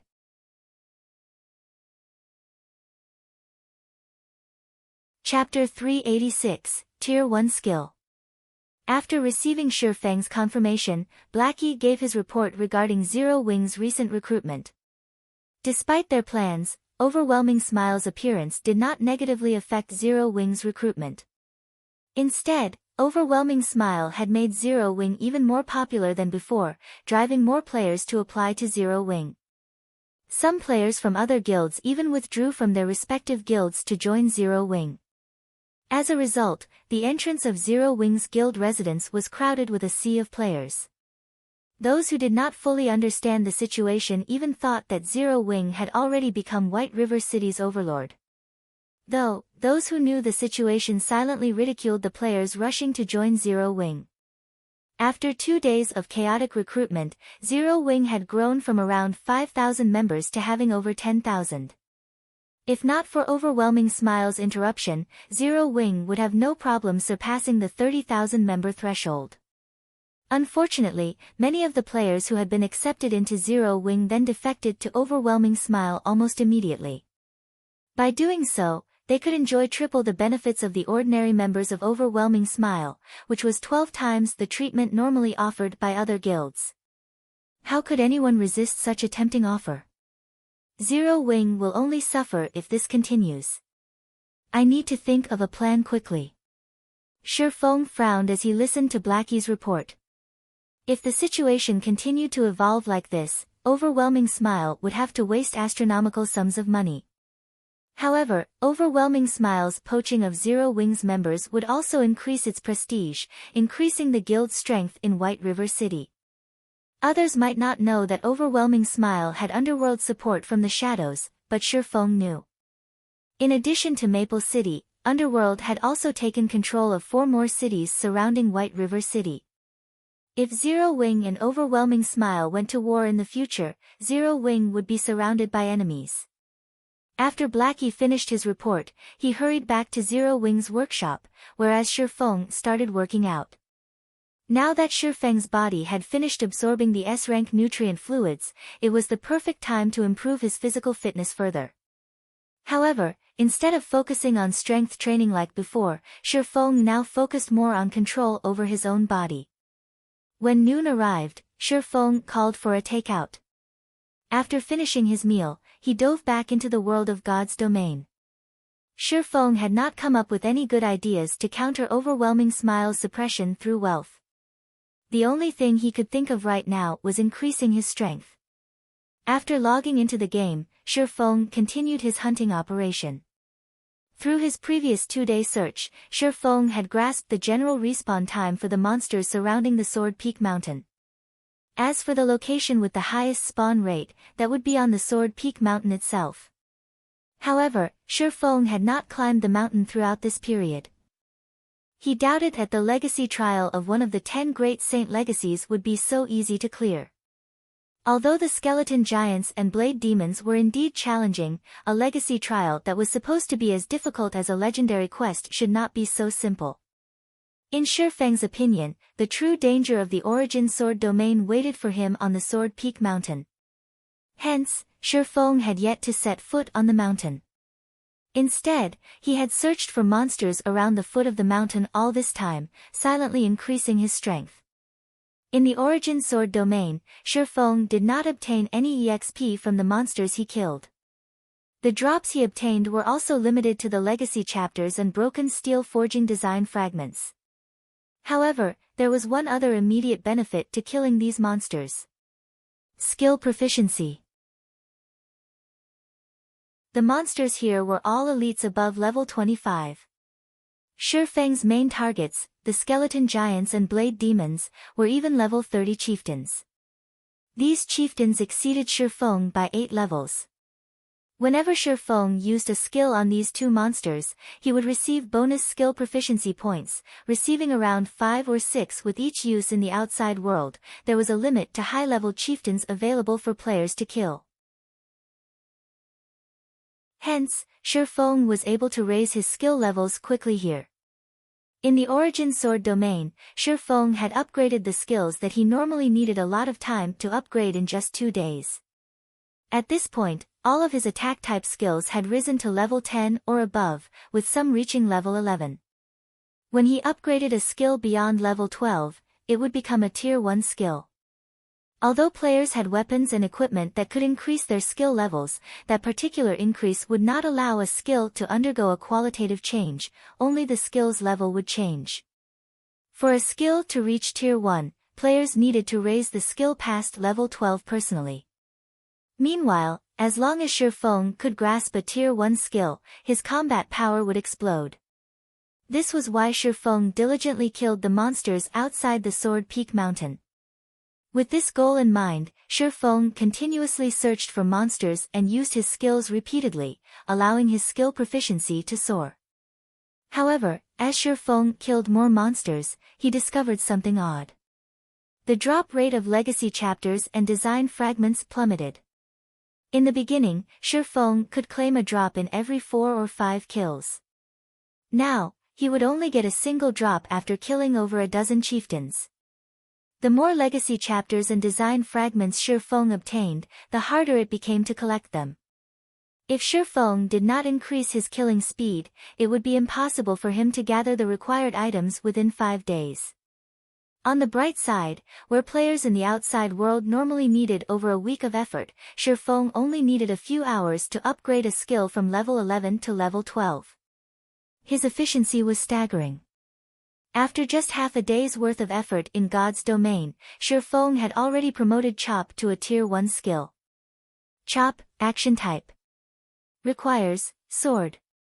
Tier 1, level 1, proficiency 0/30,000. Additional 600 base damage. Deals up to 3 consecutive hits in 1 second. If attacks land in the same location, damage increases by 50%. Attack range, 6 yards. Cooldown, 3 seconds. Compared to the Tier 0, level 12 Chop, the base damage had not increased much. However, when using the Tier 1, level 1 Chop, Shifeng could swing his sword 3 times in 1 second. Moreover, if his attack struck the same location, his damage would increase by 50%. Not only did Tier 1 skills increase a player's power, but they also increased a player's freedom of attack. In other words, the more skilled a player was, the more damage they could deal. This was why, despite being the same level, Tier 1 players were far more powerful than Tier 0 players. Tier 1 players also possessed much higher attributes and a larger variety of skills. Tier 0 players had no chance of contending with Tier 1 players of the same level.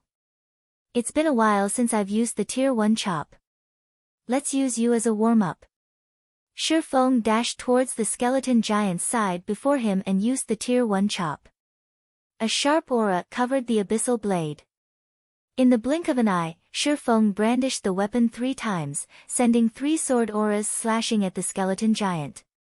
The 3 sword auras combined, forming an even sharper and more powerful sword aura that slashed at the skeleton giant's joint. -1376, -2048, -2062. Aside from these 3 high damages, the skeleton giant, which had remained unperturbed by Shifeng's attacks, had suddenly fallen to the ground. The power of the Tier 1 skill was clear. After the skeleton giant fell, Shifeng had a much easier time attacking it. Following which, Shifeng used one skill after another on the undead creature. If the skeleton giant stood up, Shifeng would use Chop to attack its joints, knocking it to the ground once more. A short moment later, Shifeng had slaughtered the skeleton giant effortlessly. Due to the Tier 1 Chop, Shifeng's battles between the skeleton giants and blade demons had become much easier and took less time than before. Moreover, as Shifeng's efficiency grew, he used his skill more frequently. After spending another 2 days, Shifeng finally upgraded Thunder Flame Explosion to Tier 1 as well. Now, Shifeng's attack-type skills that required skill proficiency were all Tier 1 skills. Compared to when Shifeng had just entered the Origin Sword domain, his combat power was far more frightening. It should be about time to climb the Sword Peak Mountain.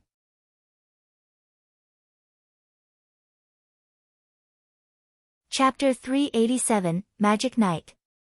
Shifeng had already stayed in the Origin Sword domain for 3 days now. After killing a large number of chieftain-ranked skeleton giants and blade demons, the number of legacy chapters and broken steel forging design fragments he could obtain from these 2 monsters had also reached its limit. No matter how many of these monsters Shifeng killed, they no longer dropped any items. If not for the fact that Shifeng wanted to upgrade all his attack-type skills to Tier 1 skills and raise his current combat power to its utmost, he would have long since charged up Sword Peak Mountain. Although he could still continue trying to upgrade the tier of his skills, the amount of skill proficiency required to raise a skill from Tier 1 to Tier 2 was simply too much. This was a feat that could not be accomplished within a short amount of time. In addition, Shifeng did not have much time left. Shifeng had promised to help Gentle Snow in 5 days' time. Hence, he had no choice but to proceed with the legacy trial. Moreover, during this period of time, another major incident had occurred in White River City. After taking the first clear of the large-scale team dungeon in Maple City, Overwhelming Smile had gone on to claim the first clear of the Land of Death, the large-scale team dungeon in White River City.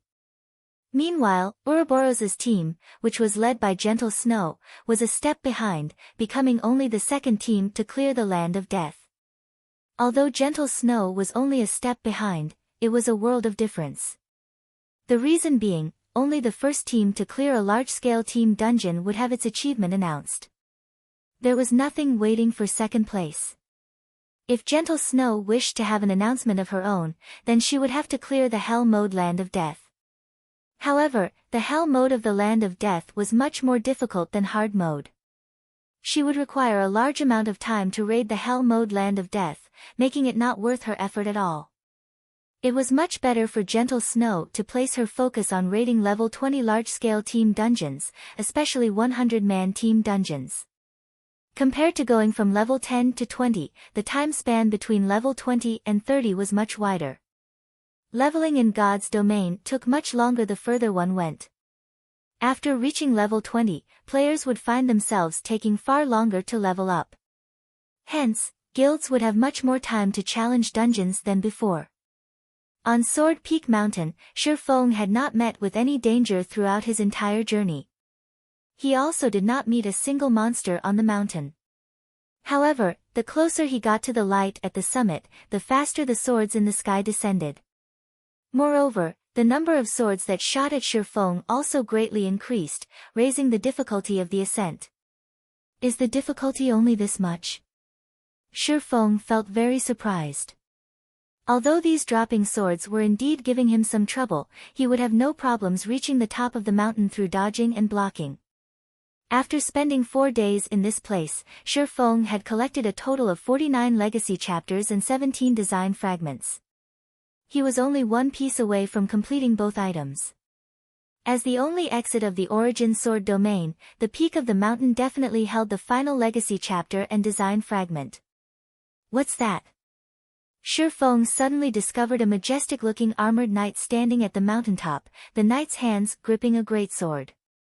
This armored knight was different from the skeleton giants and blade demons. The reason being, this greatsword-wielding knight was not a monster but an NPC, instead. Doran Paley, Tier 1 Magic Knight. Level 30. HP 300,000/300,000. Level 30 Tier 1 NPCs were much harder to deal with compared to level 30 chieftains. Meanwhile, the Tier 1 NPC in front of Shifeng was clearly not an ordinary existence. Although Doran Paley only possessed 300,000 HP, the same amount as the level 30 chieftain-ranked Blade Demon, the skills and intelligence he possessed would definitely be far stronger and higher than the Blade Demons. To players, Doran Paley was a nightmare. However, Shifeng no longer had a path of retreat right now, he could only advance. After making his preparations to confront the Magic Knight, Shifeng charged forward while dealing with the swords raining down on him. Yet, the moment Shifeng stepped onto the stone platform Doran Paley stood on, the swords in the sky also stopped attacking him, as if declaring that Shifeng had completed the game of cat and mouse. Challenger, since you have managed to arrive at this place, it shows that you indeed possess some strength and are qualified to fight me. As long as you can defeat me, you will be allowed to continue advancing. When Doran Paley noticed Shifeng, instead of entering battle immediately, he revealed an excited expression and explained, "Starting now, you have 5 minutes to prepare. 5 minutes later, I will start attacking. Of course, you are also allowed to initiate an attack ahead of time. I hope that you do not disappoint me. A one-on-one duel." Shi Feng looked at his surroundings but failed to discover any other traps or monsters. However, after giving it some thought, Shi Feng found nothing strange about this situation. The NPC before him was a Tier 1 class. Doran Paley was definitely not an opponent ordinary players could contend against. Since Shi Feng was given 5 minutes to rest, he would certainly not waste it. He promptly sat down on the stage and took out a delicious steak to eat. Not only would he recover stamina and HP this way, he would also receive some bonus attributes. Although running and dodging for long periods of time did not greatly affect a player's body, it was a massive drain on their mental power. Meanwhile, 5 minutes was plenty of time for Shi Feng to restore himself to peak condition. However, Shi Feng did not just spend his 5-minute rest drinking and eating. He also carefully observed the surrounding environment, as well as studied the NPC named Doran Paley. Shi Feng had seen the class known as Magic Knight before in his previous life. It was considered a rare hidden class. An advanced legacy. Magic Knights and Astromancers were classes notorious for being unorthodox. Attacks of Astromancers were known for being strange. Attacks of Magic Knights were known for being violent. Compared to a Tier 1 swordsman, a Tier 1 Magic Knight had more variety in their attacks. The reason being, they incorporated various sorts of magic. In other words, their attacks inflicted a combination of physical and magic damage. Not even Tier 1 shield warriors could endure the attacks of a Magic Knight. However, this hidden class also suffered from a very glaring weakness. In order to increase their attack power, Magic Knights had discarded their life-saving skills. Hence, they were very poor in terms of survivability. The seconds and minutes quickly passed by. Of course, Shi Feng would not wait until the 5 minutes were up to attack Doran Paley. In this kind of battle, the first person to strike held the greatest advantage. Hence, Shi Feng took the initiative to start the battle. When Shi Feng was only 40 yards away from Doran Paley, he suddenly took out the blazing meteor and threw it at the Magic Knight's vital point. Doran Paley simply scoffed at Shi Feng's attack. He retrieved the silver greatsword from his back and lightly swung it. Immediately, blades of flame shot out from Doran Paley's greatsword. These blades of flame collided with the blazing meteor, striking it down, before proceeding towards Shi Feng. However, when these blades of flame were only about halfway to their target, Shi Feng suddenly appeared behind Doran Paley and initiated a Tier 1 chop at the Magic Knight's back. Doran Paley suddenly smiled. He spun around abruptly, the flames covering his greatsword growing even more prominent. With a swing of his greatsword, he sent a flame tornado clashing against Shi Feng's abyssal blade. When the two swords collided, sparks splattered the surroundings. After clashing swords for dozens of times in a row, Shi Feng concluded that, in terms of strength, he was no match for the Magic Knight. On the other hand, his speed was superior to Doran Paley's. Despite having to retreat before the Magic Knight's every blow, Shi Feng managed to avoid receiving any fatal damage. However, under the circumstances, the battle would eventually end in his defeat. After all, Doran Paley possessed 300,000 HP, whereas Shi Feng had just slightly more than 3,000 HP. In a situation where both parties were equally skilled, the side with more HP would naturally emerge the victor. To begin with, Shi Feng's combat power was inferior to Doran Paley's. As a Tier 0, you indeed deserve praise for being able to fight against me. However, what do you think of this move? Doran Paley revealed a faint smile. Suddenly, the flames surrounding his greatsword disappeared. In the next moment, cold air wrapped around the silver greatsword. With a light swing, the area 40 yards around Doran Paley turned into a land of extreme frost. Inside this domain of frost, both Shi Feng's movement speed and attack speed declined greatly. In the blink of an eye, Shi Feng lost his speed advantage.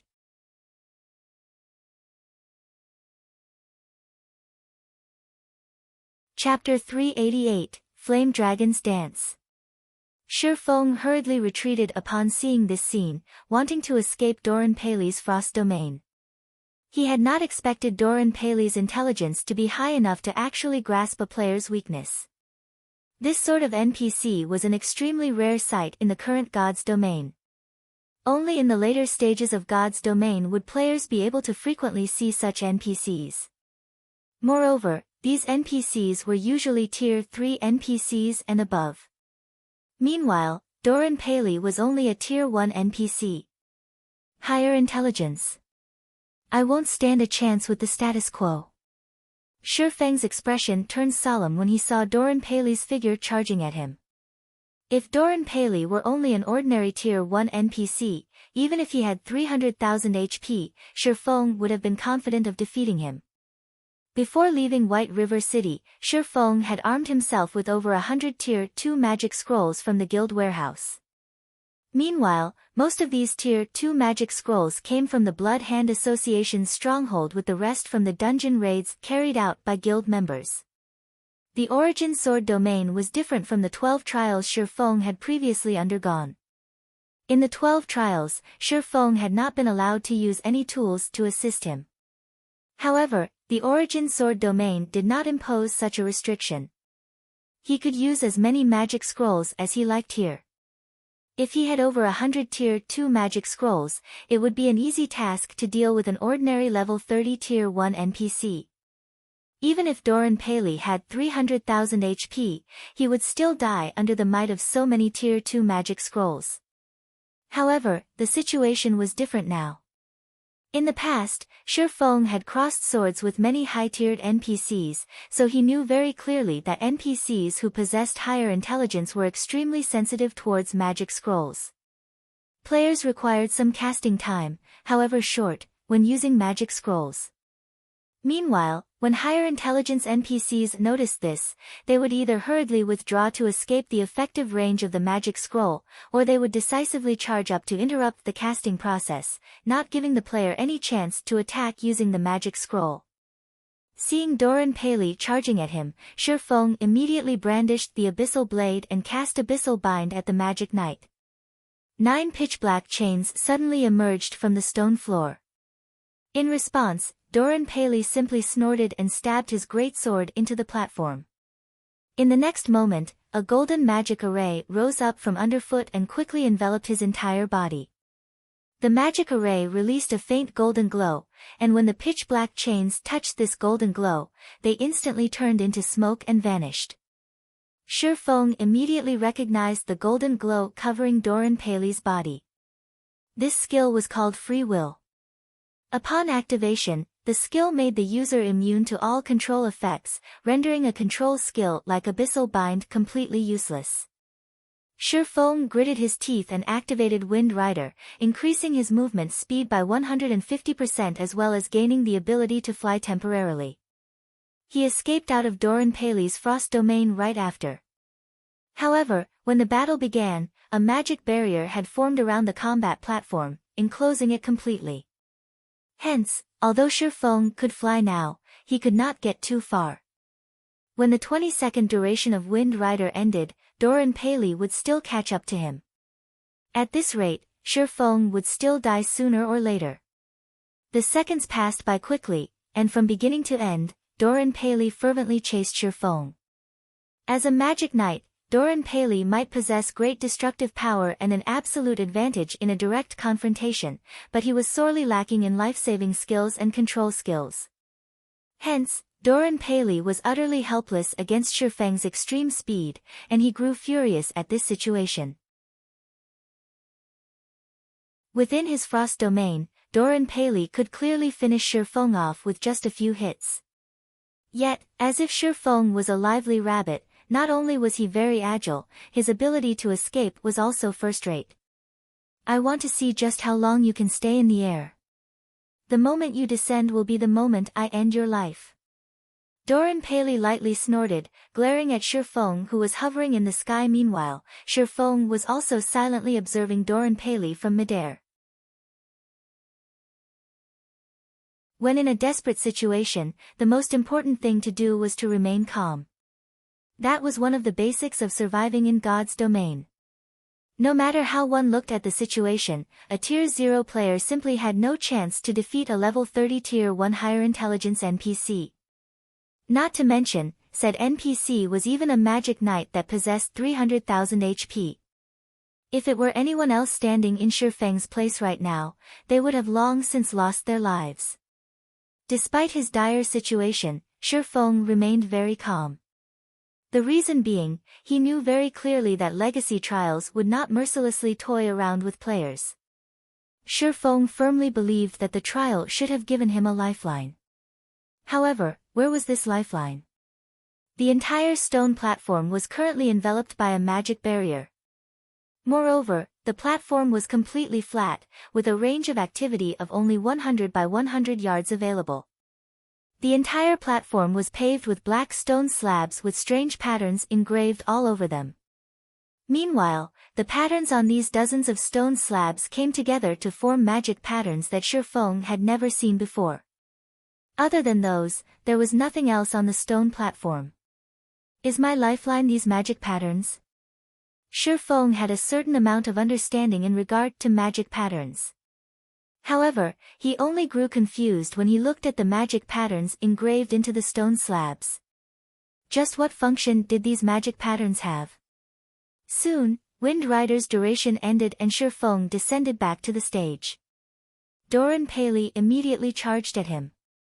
Shifeng hurriedly activated Purgatory Power and abruptly jumped. As he raised the abyssal blade up high, raging flames and golden lightning emerged around the blade of the silvery gray weapon. Shifeng then swung the abyssal blade down at Doran Paley's head. Suddenly, as if the space surrounding Doran Paley solidified, the Magic Knight's movements turned sluggish. Not only did the Tier 1 Thunder Flame explosion possess a wider effective range, the duration of the fainted effect had also increased to 6 seconds. In addition, upon activation of the skill, enemies within a 10-yard radius would also receive a slowness effect. Enemies affected by this effect would have their speed reduced to only a sixth of their original, only recovering 1/6 of their speed with each passing second. Doran Paley snorted and activated Free Will once more, immediately shaking off the slowness effect. He then sent a flame cross slash to counter Shifeng's Thunder Flame explosion. When the two skills collided, countless sparks flew to the surroundings. Cracks also appeared on the stone platform. Meanwhile, the impact sent Shifeng flying backward, his body slamming heavily onto the ground. Shifeng's entire body went numb, and his HP started madly decreasing as well. In the blink of an eye, his HP had fallen below 1000, and it still showed no signs of slowing down. Panicking, Shifeng hurriedly retrieved an intermediate recovery potion from his bag and emptied its contents. His HP soon stopped decreasing, barely staying above the 800-point threshold before slowly rising. In the end, his HP recovered to over 1100. Thunder Flame Explosion was a skill that possessed frightening destructive power. Yet, despite both being Tier 1 skills, just the impact between Doran Paley's Flame Cross Slash and his Thunder Flame Explosion had caused him to lose over half of his HP. If he went through another clash like that, he would definitely die. Currently, Shifeng felt numb all over, even moving his arm was a challenge. He would not be able to defend against Doran Paley's next volley of attacks for a short period of time. However, something strange happened. Instead of immediately initiating another offensive at Shifeng, Doran Paley actually stood there motionless. What's going on? Shifeng was surprised. At this moment, Doran Paley was glaring at him with eyes filled with killing intent. It did not seem as if the Magic Knight wanted to give him a breather. Yet, Doran Paley just kept looking at him. Wait. His armor. Shifeng discovered cracks on Doran Paley's black armor. However, these cracks were in the midst of slowly mending themselves right now. Is it because my attack has damaged his armor? Shifeng's heart was filled with uncertainty, and he thought of trying it once again. Currently, Shifeng had difficulty moving about. Seeing that Doran Paley gave no indication of taking action, Shifeng took out a Tier 2 magic scroll, Flame Dragon's Dance, from his bag.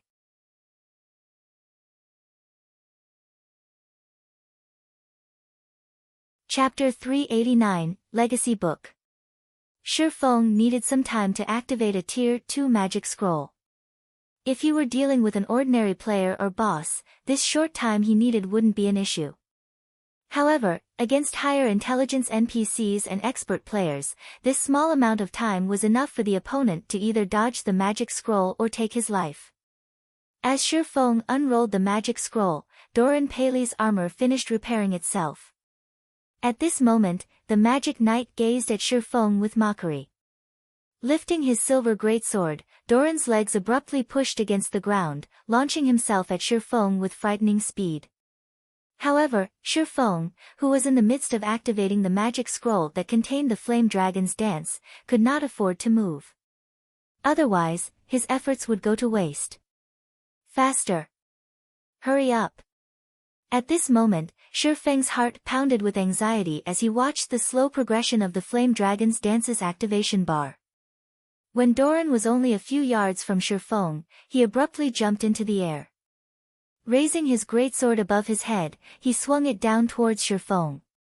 As the weapon of mass destruction descended, deep red flames resembling snakes emerged and coiled around the blade, the moisture in the air evaporating upon the emergence of these flames.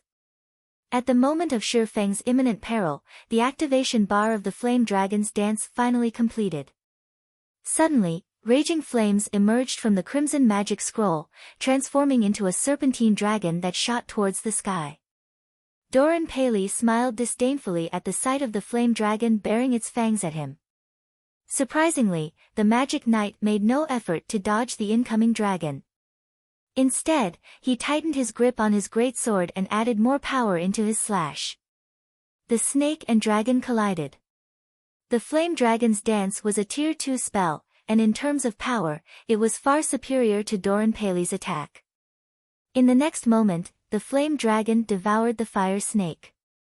The dragon then threw Doran, a damage surpassing -10,000 points appearing above his head.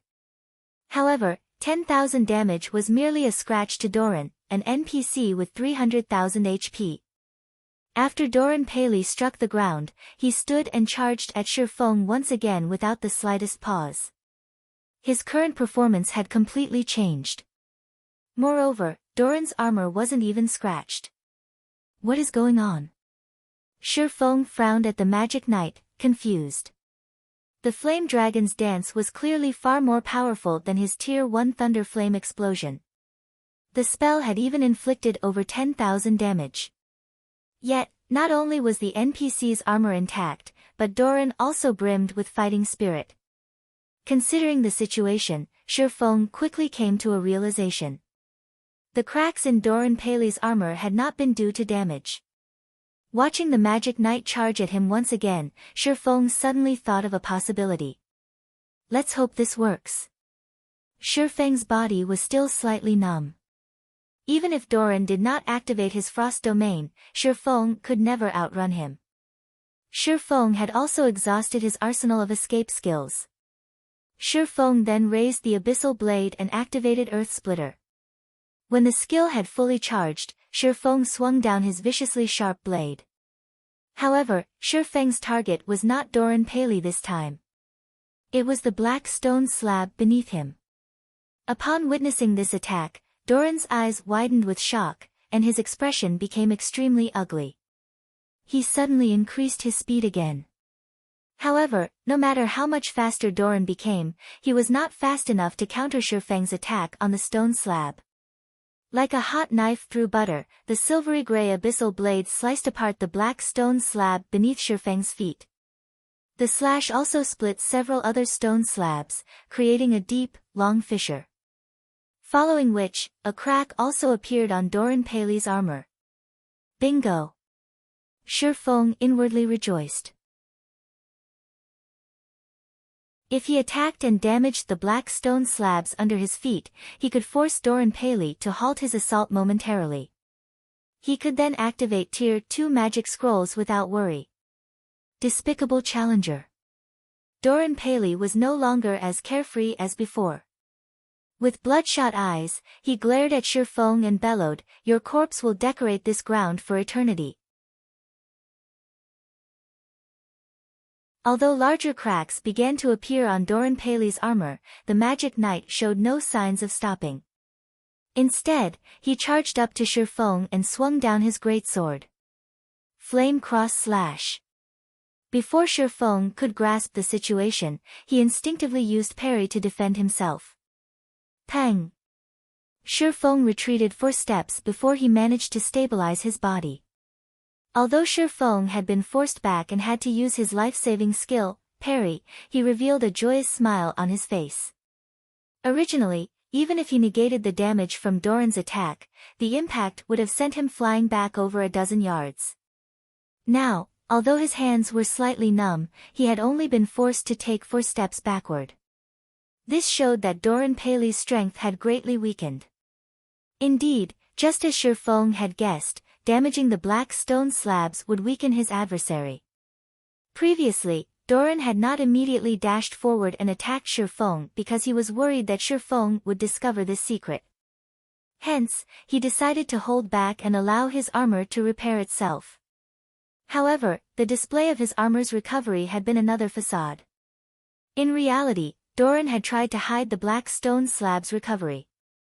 Previously, Doran's position had just so happened to block Shur Feng's vision, preventing Shur Fong from seeing the damaged stone slabs behind him. As to why Doran had launched himself up to attack Shur Fong the second time, it was to prevent the flame dragon's dance from damaging the black stone slabs once more.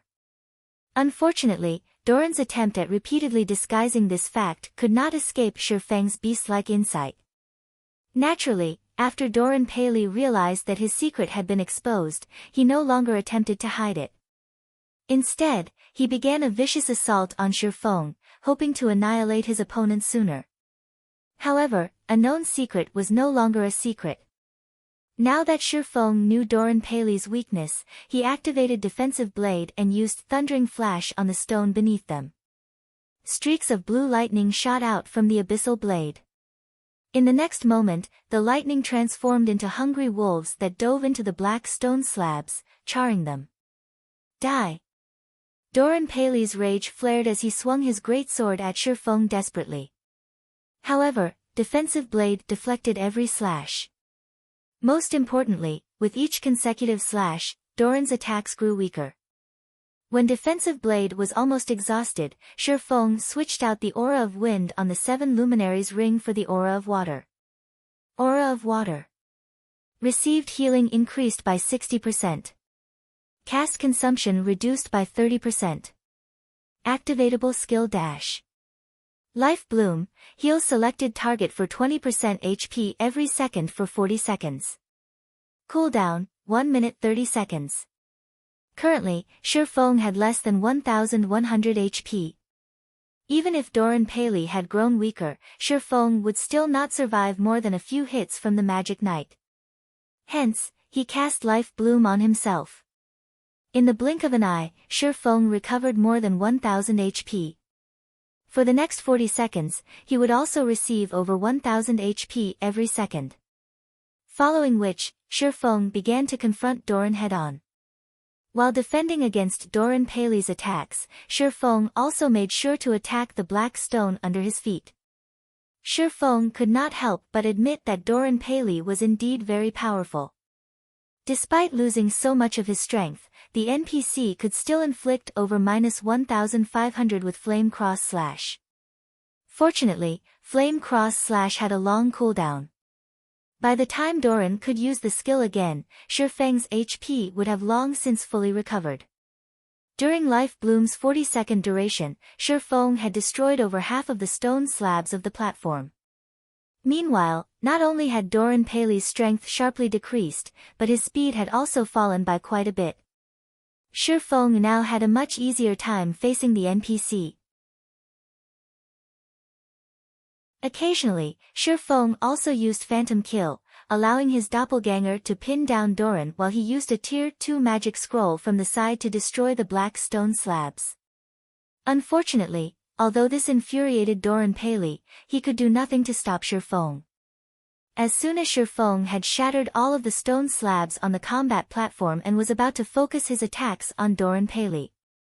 Suddenly, Doran Paley's armor shattered, the metal shards scattering across the ground.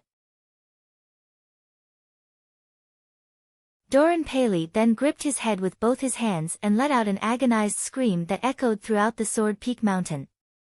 In the next moment, Doran Paley's full HP bar emptied, his body transforming into particles of light and vanishing. 4 items dropped to the ground in place of Doran's body. There was a pitch-black key with a faint blue glow, a silver stone tablet, and the final legacy chapter and broken steel forging design fragment. Before Shi Feng could pick up the drops, all of the legacy chapters he possessed flew from his bag and combined with the legacy chapter Doran had dropped, forming a thick and heavy ancient book. Golden divine runes decorated its cover. If translated to the language of players, these divine runes would read as Legacy Book.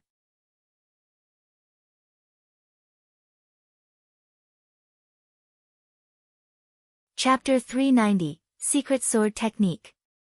Shi Feng sighed in relief when he saw the dazzling golden book of legacies. With this, the trial should be over, right? Shi Feng picked up the drops before walking towards the hovering golden book before him. He then clicked on the Book of Legacies, checking its information. System, completion rate 70%. Do you wish to open the Book of Legacies and accept the legacy within? What? Only 70%? Shi Feng was surprised. Taking another look, he was sure his eyes were not playing tricks on him. After defeating a Tier 1 magic knight like Doran Paley, which was no easy feat, he had only completed 70% of the trial. Legacies in God's domain were categorized into different ranks. Similarly, there were differences within each rank, and these differences were based on the completion rate of the legacy trial. Completion rates between 51%–60% would be given a C rank evaluation. At C rank, players would obtain the basic skills of the legacy. Completion rates between 61%–70% would be given a B rank evaluation. At B rank, players would obtain the basic skills of the legacy in addition to 1-3 legacy skill points. Completion rates between 71%–80% would be given an A rank evaluation. At A rank, players would obtain the basic skills of the legacy in addition to 5-9 legacy skill points. Completion rates between 81%–90% would be given an S rank evaluation. At S rank, players would obtain the basic skills of the legacy in addition to 10-18 legacy skill points. Completion rates between 91%–100% would be given an SS rank evaluation. At SS rank, players would obtain the basic skills of the legacy in addition to 20-36 legacy skill points.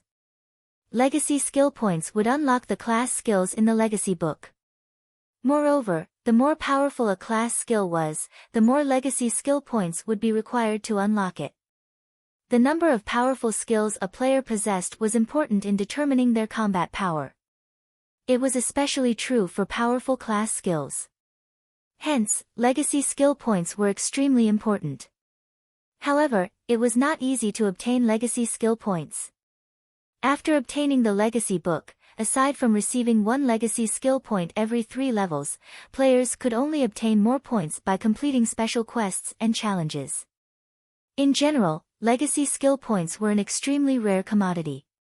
Right now, Shi Feng's completion rate would only give him a B rank evaluation, and he would, at most, receive 3 legacy skill points. This was unacceptable. He had only obtained one of the 10 great saint legacies after much difficulty, so why would he be satisfied with just 3 legacy skill points? Moreover, he only needed 1% more to boost his evaluation up to A rank and receive a minimum of 5 legacy skill points. He would need to level up 6 times to bridge this small gap. Is it because I killed Doran Paley by exploiting his weakness? Shi Feng silently pondered his situation as he rejected the offer to open the legacy book. Based on Shi Feng's recollection, one needed to complete certain tasks in order to increase the legacy trial's completion rate. However, since arriving at the Origin Sword domain 4 days ago, Shi Feng had constantly observed and searched for anything special in the realm. He had done so precisely because he wanted to avoid missing anything, resulting in a low completion rate. Yet, after 4 days of careful observation, Shifeng had not discovered anything special. He had the same results after he explored the entire mountain. Just what did I miss? Shifeng thought that he had performed perfectly in this legacy trial, and he should not have missed anything suspicious. He had even completed the broken steel forging design.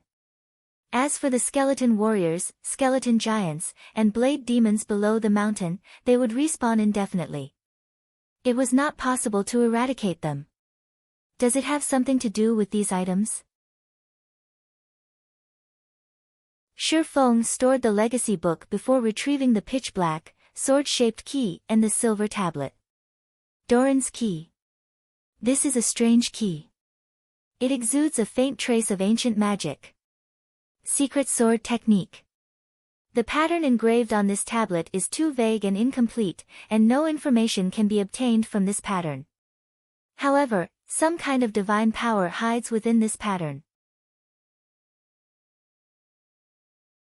If one gathers all of the stone tablets, this vague and incomplete pattern can be restored. Current tablet count, 1/6. This was the first time Shifeng had seen or heard of an item like this secret sword technique. However, judging from its description, it should not be related to the legacy trial. After all, 6 tablets were required to restore it, and no matter how he thought about it, there should not be any more enemies as strong as Doran Paley. Hence, Doran's key was the only possibility. As the final boss of Sword Peak Mountain, his key would have something to do with the Sword Peak Mountain itself. Since there's a key, there must be a lock here somewhere.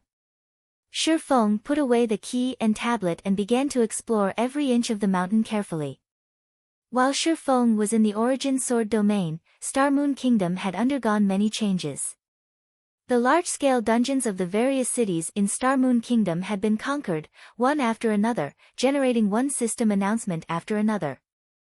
Moreover, due to Zero Wing's incitement, the various guilds throughout Star Moon Kingdom had also rushed to earn reputation, hoping to obtain their own guild residence.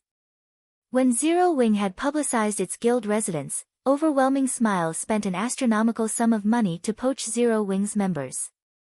However, despite this being a significant blow, Zero Wing had not stopped developing. On the contrary, they grew stronger with each passing day. Now, Zero Wing's member count approached 20,000. Moreover, Zero Wing's members sported high levels. Currently, most average players in White River City were only level 18 or 19, while elite players of guilds were around level 21. Meanwhile, Zero Wing's ordinary members were level 20, while its elite members were all level 22 or above. Although there was only a difference of 1 level between the elite members of Zero Wing and the other guilds, the necessary EXP to surmount this gap was intimidating. The majority of the NPC-commissioned guild quests found inside the guild residence were high-level quests. Not only did these quests reward a ton of EXP, but the item rewards were also impressive. Most importantly, the monetary rewards of these guild quests were much higher than the guild quests available at the Adventurers Association. As a result, the income of Zero Wing's members was at least twice as much as players of other guilds. This was also why Overwhelming Smile's high-priced poaching could not defeat Zero Wing. Snow, are you really planning to do this? The Flame Witch, Zhao Yueru, asked worriedly. This isn't what I want either. However, I have to take this risk. Otherwise, you, too, know how things will end, Gentle Snow said, frowning as she quietly read the report she had just received. But, Zhao Yueru wanted to persuade her friend but soon shut her mouth, holding back her protests. She knew that, no matter what happened, there would be a battle in the end. Only, this final battle had arrived too early, catching them unprepared. Snow, you've read the latest report. With our strength, we are no match for them. Rest assured, I would not take such a risk if I were not certain. Gentle Snow smiled faintly as she recalled Yifeng's figure. Zhao Yueru was surprised by Gentle Snow's expression. Facing such a desperate situation, she never thought Gentle Snow could still smile with such confidence. Meanwhile, Back on Sword Peak Mountain, after spending most of the day searching, Shifeng finally discovered a pool on the mountainside. This place is somewhat suspicious. Slowly, Shifeng walked towards the pool of water. Dipping his hand into the pool, Shifeng immediately realized that ice had formed over his hand, freezing it solid. The water inside this pool was icy. If he dove into this water, he would freeze to death.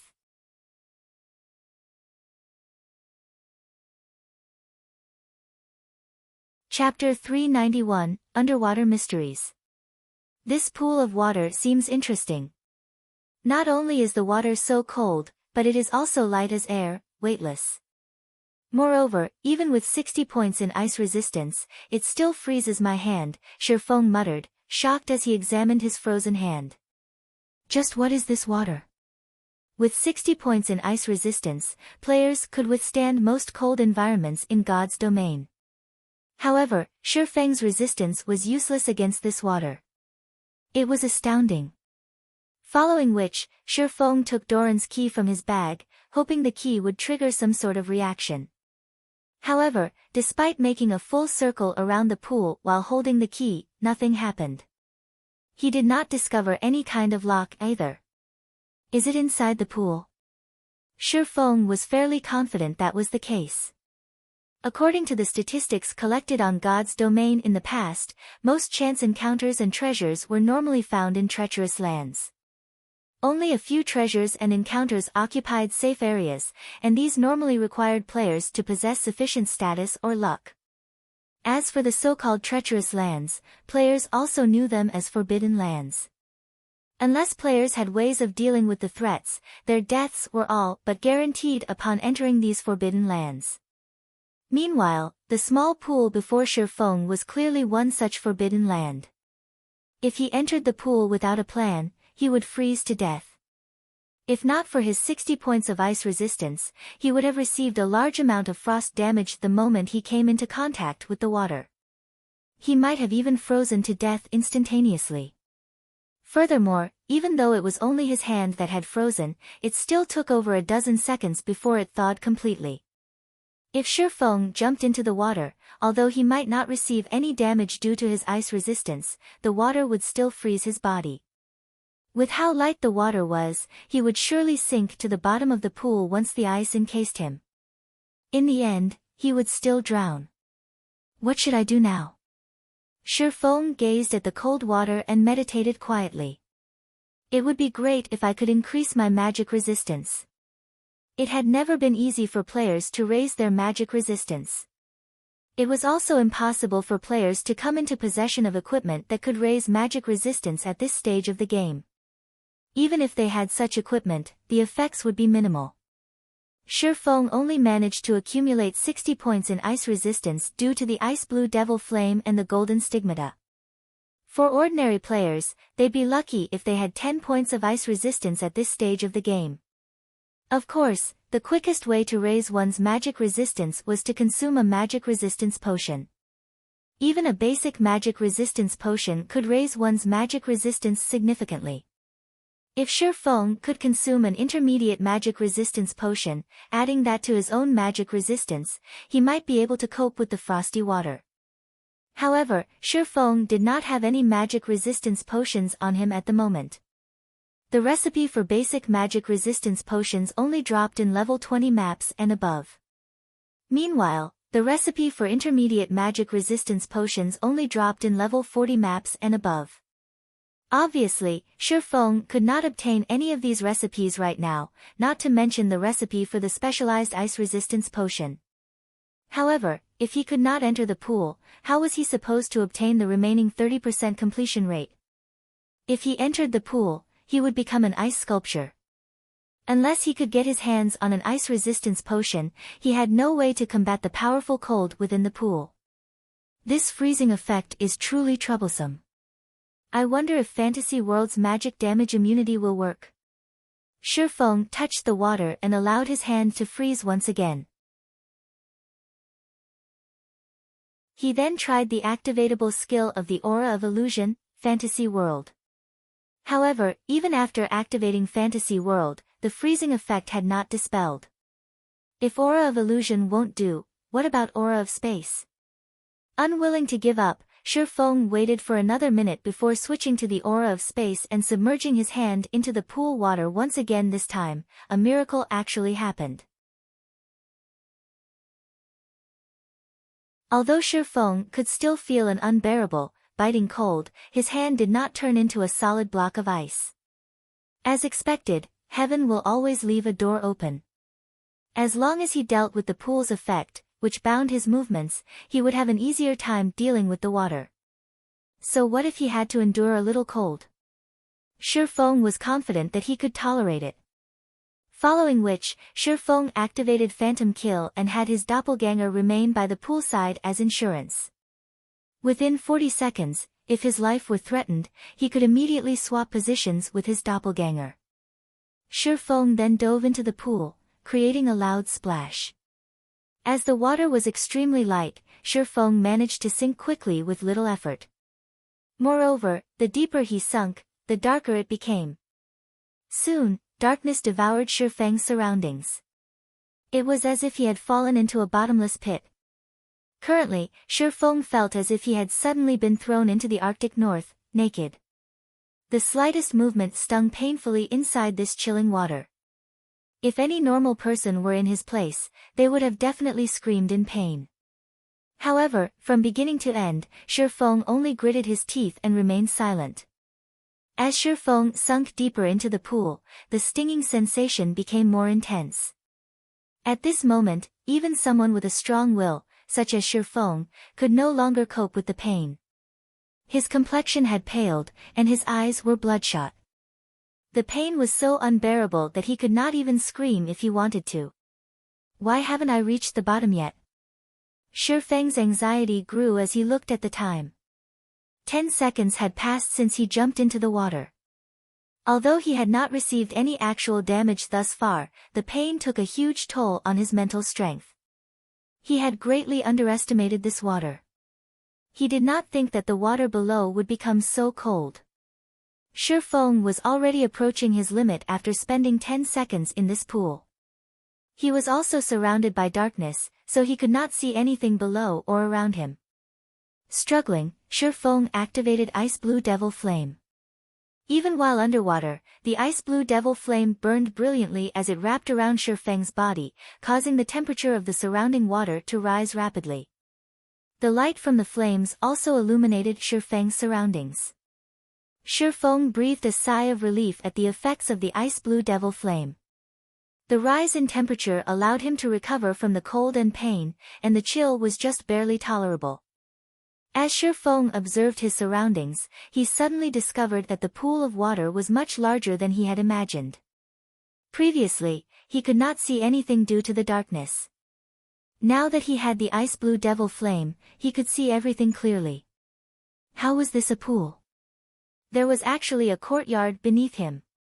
Hence, Shifeng started swimming downward, hastening his descent. The courtyard at the bottom of the pool looked ancient. Its architectural style was completely different from the buildings he had seen in the current god's domain. It looked like the Elysium spoken of in legends. It was fascinating. Although this place was very beautiful, Shifeng could sense great danger. Moreover, whether it was in this life or his previous life, this was the strongest sense of danger he had ever felt. System, you have discovered the eternal courtyard. That should be the place. Shifeng swam towards the spiral building with a shut gate that he had seen from the courtyard. Even the stargazing tower paled in comparison to this beautiful and mystical place. If not for the danger Shifeng felt, he would have stopped and admired the scenery. The tightly shut gate was made of gold, and many drawings had been engraved on it. These drawings seemed related to the destruction of the ancient gods.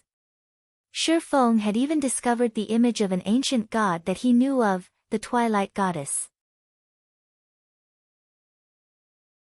Some sort of power protected the Golden Gate, and it was impossible to destroy it with external forces. Currently, Shifeng was not of the mind to study the images as he had discovered a keyhole on the gate. Meanwhile, this keyhole was centered in an image of the sun. Shifeng then took out Doran's key and inserted it into the keyhole, twisting it gently.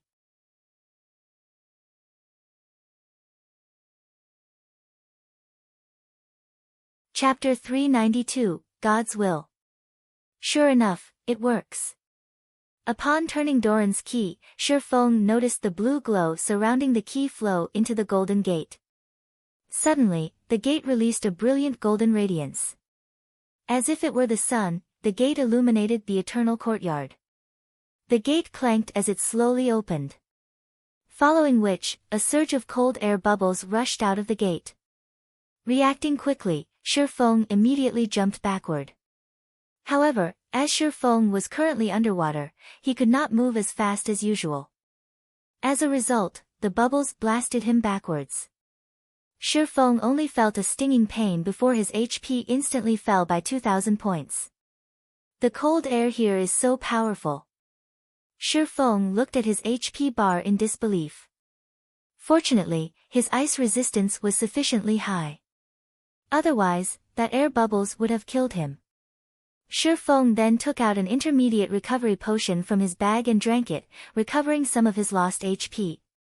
Despite having 60 points in ice resistance, he had still lost 2,000 HP instantly. How cold was it beyond this gate? Fortunately, after the gate finally opened, the cold air scattered, and the spiraling tower was no longer as cold as before. After Shifeng entered the temple, he was immediately greeted by a large hall containing golden statues of various ancient gods. Among the many statues, there was one particularly eye-catching statue that depicted a valiant man raising up his sword. That man stood in the very center of the hall, and high-grade swords littered the area around him. A simple glance told Shifeng that there were over 1,000 swords stabbed into the ground. Meanwhile, every sword seemed like it was submitting to the man. Shifeng could even faintly feel the abyssal blade in his hand grow restless as if it, too, wanted to go forth and submit to that man. Shifeng was astounded. That man in the center of the hall was simply a statue. Yet, the abyssal blade that Shifeng feared even showed signs of submission to him. Just how powerful had he been when he was alive? Meanwhile, a dark blue crystal ball sat below the statue. This crystal ball emitted an intense cold. Upon seeing this crystal ball, Shifeng came to a realization. The reason the pool of water containing the eternal courtyard was so cold was that of the crystal ball before him. Shifeng's heart suddenly trembled at this discovery. If the crystal ball was capable of lowering the temperature of this large pool to such a degree, it was definitely a treasure. Following which, Shifeng quickly swam towards the crystal ball, hoping to claim it. However, before Shifeng could reach the crystal ball, a sharp pain shot through his fingers, a damage of -1,000 points appearing above his head. Shifeng had no choice but to back off. Shifeng silently lamented as he gazed at the dark blue crystal ball. Despite such a powerful treasure sitting right before him, he could not take it as his own. Just as Shifeng was about to move on and look for other treasures, a system notification rang out. System, the will of an ancient god drifts around this eternal hall. Are you willing to surrender to this will? Before Shifeng could react, majestic voices suddenly assaulted his mind. Submit to me. I can give you unparalleled strength and make you the most powerful man in this world. Even gods will tremble before your might. Submit to me. I can give you eternal life and make you into the eternal master of this world. Listening to the tempting voices in his mind, Shifeng was suddenly dazed and decided to submit to this will. However, just as Shifeng was about to reply, memories from the past suddenly surfaced in Shifeng's mind. In the past, because he chose not to submit to world dominators, Shadow had forced him out of God's domain.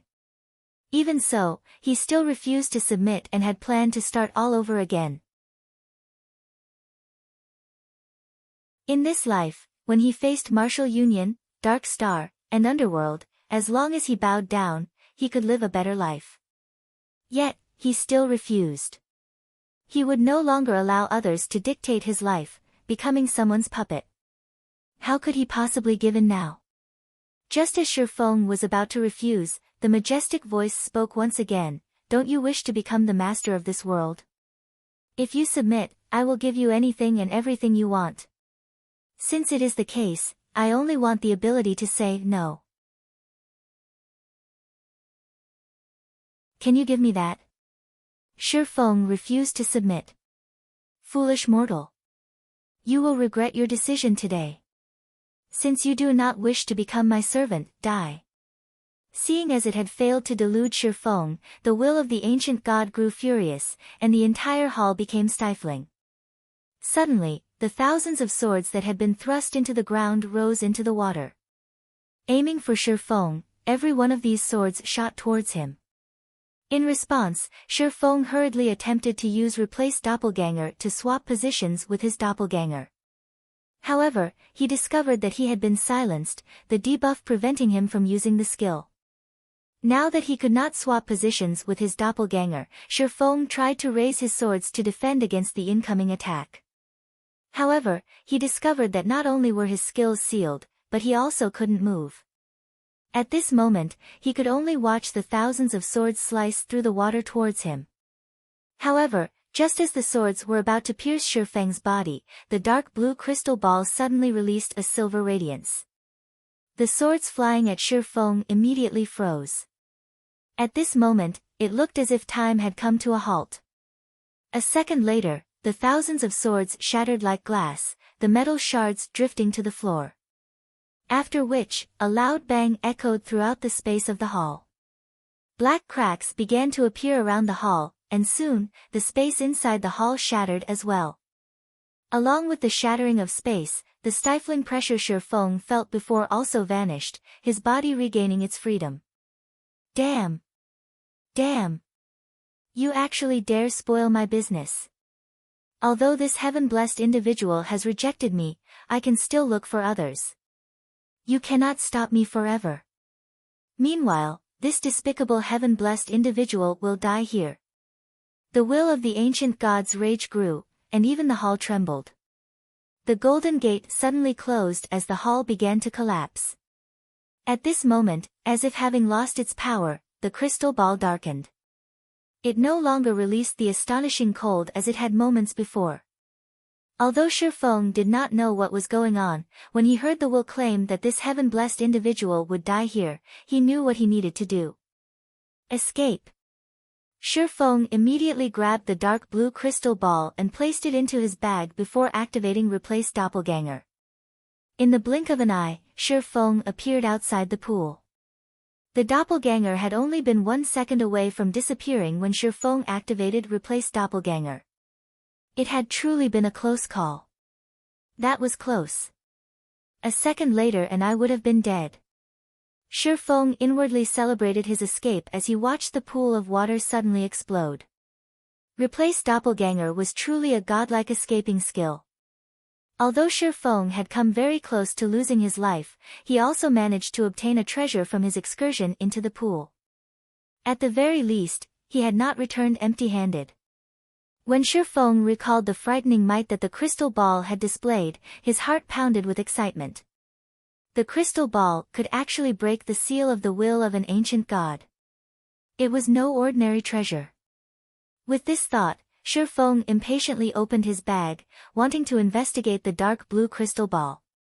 Not even legendary items had such frightening abilities. However, when Shi Feng tried to check the crystal ball's information, it revealed nothing. Shi Feng then used Omniscient Eyes. To Shi Feng's shock, however, the Omniscient Eyes, which could analyze even the destroyer of immortality, also revealed nothing. Moreover, Shi Feng could not even touch the crystal ball now, as he instantly lost 1000 HP the moment he tried. Shi Feng felt utterly helpless. He had no choice but to set aside this treasure for now. If he wanted to use this crystal ball, at the very least, he needed to raise his ice resistance to 100 or 200 points.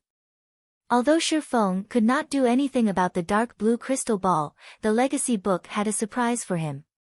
Indeed, just as Shi Feng had guessed, the eternal courtyard where he could raise the legacy trial's completion rate.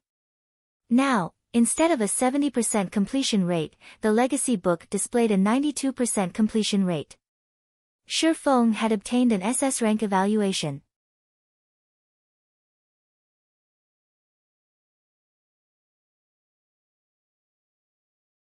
Chapter 393, Blade Saint. SS rank was the highest evaluation achievable in a legacy trial. In the past, the legacy Feng had accepted was only a basic one. Even so, Feng had spent a lot of time and effort to achieve an A rank evaluation and obtain 7 legacy skill points.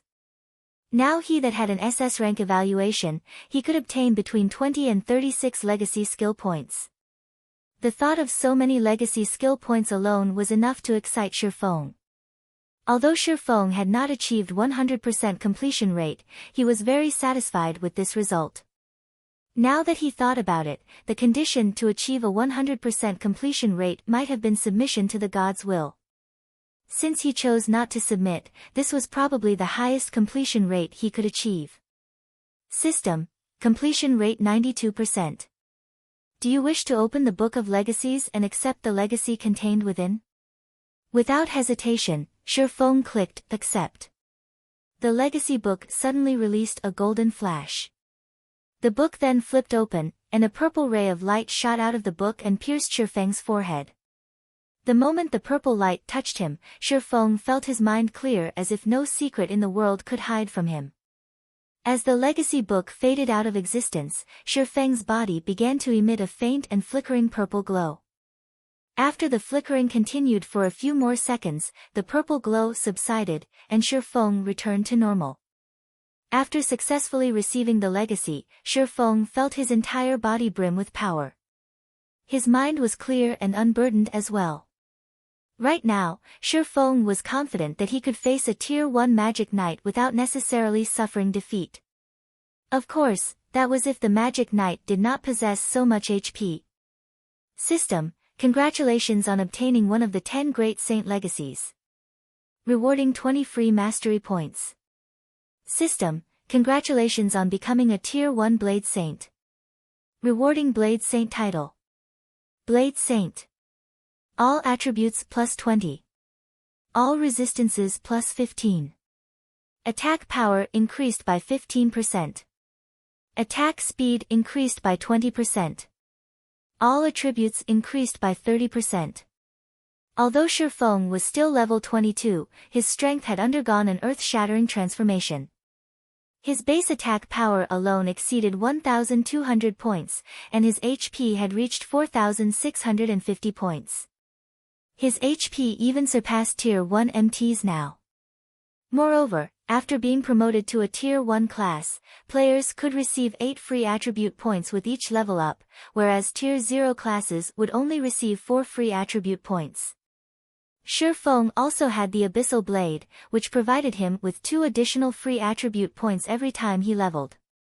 The Golden Stigmata also increased all of his basic attributes by 5 points and gave him 10 free attribute points with every increase in 5 levels. In other words, where other Tier 1 players would receive a total of 40 attribute points with each level up, Feng would receive a total of 85 points. Ordinary players could not compete with Feng. In addition, after completing his class change, Feng also gained 2 basic skills and 1 passive skill. Sword Dominator, passive skill. Can freely swap out sword-type weapons in both combat and non-combat states. Blade Dance, action type. Requires, sword. Tier 1, Level 1, Proficiency 0/30,000. Allows simultaneous control of up to a maximum of 5 sword-type weapons for both attack and defense for 10 seconds. Each weapon has 80% user's strength and 50% user's damage. Range, 40 yards. Cooldown, 1 minute. Illusory Shadow, action type. Requires, sword. Tier 1, Level 1, Proficiency 0/30,000. Upon activation, players' next 6 attacks cannot be blocked, and each attack will deal 40% attack damage. Cooldown, 40 seconds. Feng was shocked upon reading these skills descriptions. The basic skills of the Blade Saint were already so powerful. Although Blade Dance was inferior to the Abyssal Blade's 9 Dragons Slash in terms of the number of weapons and burst damage, 9 Dragons Slash could only attack, not defend. Moreover, as the weapons summoned by 9 Dragons Slash were phantoms, they did not possess any impact force. However, Blade Dance was different. The 5 controlled weapons were tangible and possessed 80% of Shifeng's strength. This feature was far more valuable than just high damage.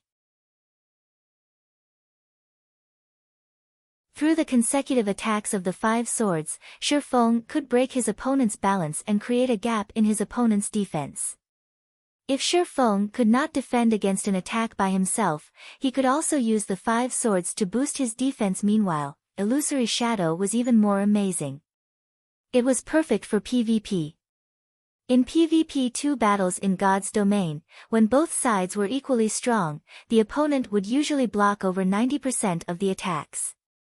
However, if one side possessed an unblockable skill, it would upset the balance. It was especially true if Illusory Shadow were used when both sides were nearly dead. Such a trump card could determine the outcome of a battle. The Blade Saint is indeed worthy to be called one of the 10 great saint legacies. If I use these skills in PvP, dealing with a magic knight with the same attributes as myself will be easy. After reading the descriptions of the Blade Saint's basic skills, strategies for future battles began to surface in Shifeng's mind. Originally, swordsman was a balanced class. Although swordsmen were not as durable as shield warriors or had the endurance of a guardian knights, the frightening power of berserkers, the long-range capabilities of rangers, or the burst damage and dexterity of assassins, the class didn't have any shortcomings. The class was just as strong, or just as weak, against all other classes. Meanwhile, the Blade Saint was simply the enhanced version of the swordsman. Every aspect of a swordsman had increased. It was probably the most formidable class in God's Domain.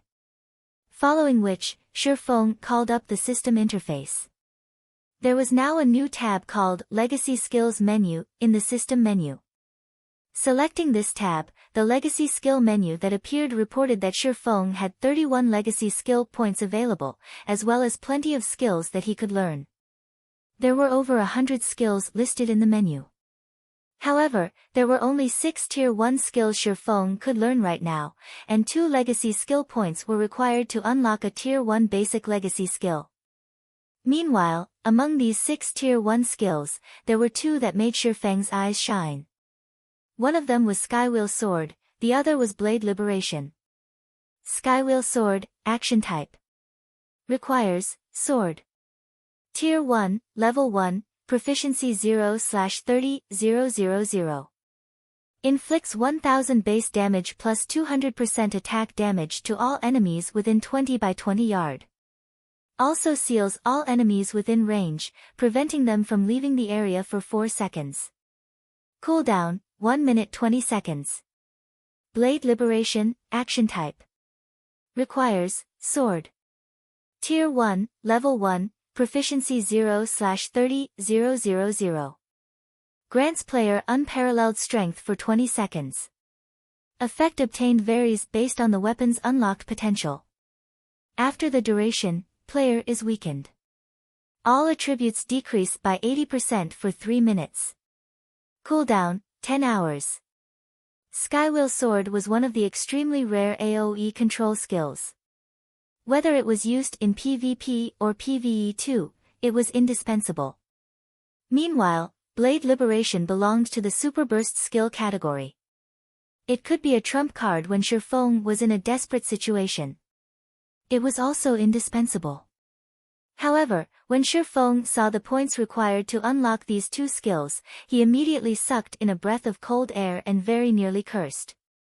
Skywheel Sword required 10 points to unlock, while Blade Liberation required an astonishing 20 points. With the total points these 2 skills demanded, Shifeng could learn 10 basic class skills. However, these high requirements also made Shifeng aware of just how extraordinary Blade Liberation was. For an AoE control skill such as the Skywheel Sword, the demand of 10 legacy skill points was not odd. However, Blade Liberation needed twice that amount to unlock. With 20 legacy skill points, Shi Feng could even learn a Tier 3 class skill.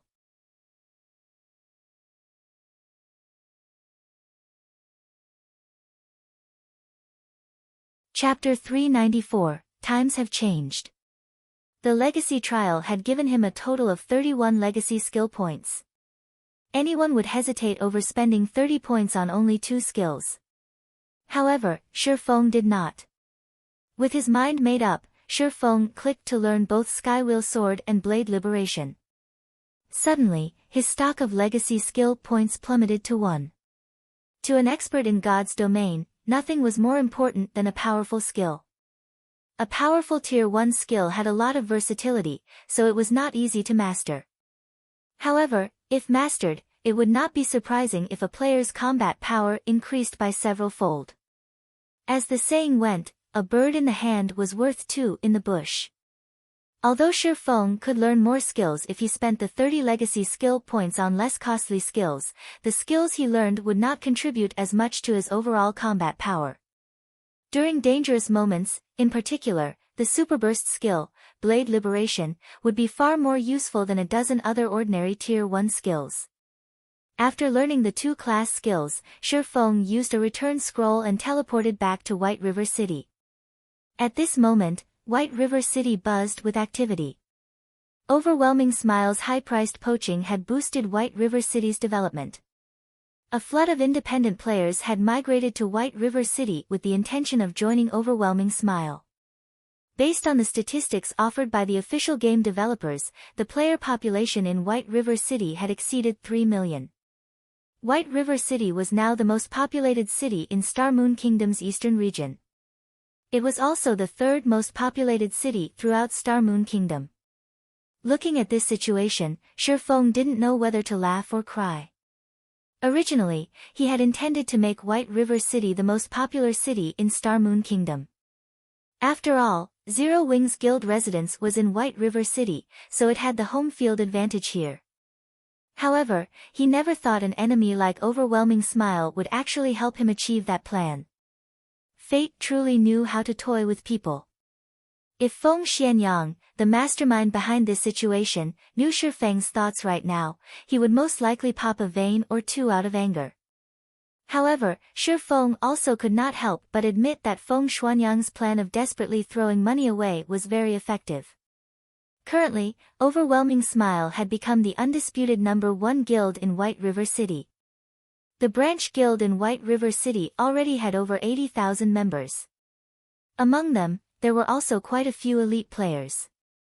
Compared to the other guilds in White River City, Overwhelming Smile was far superior. Moreover, during this period, Overwhelming Smile had continuously raided large-scale dungeons around White River City.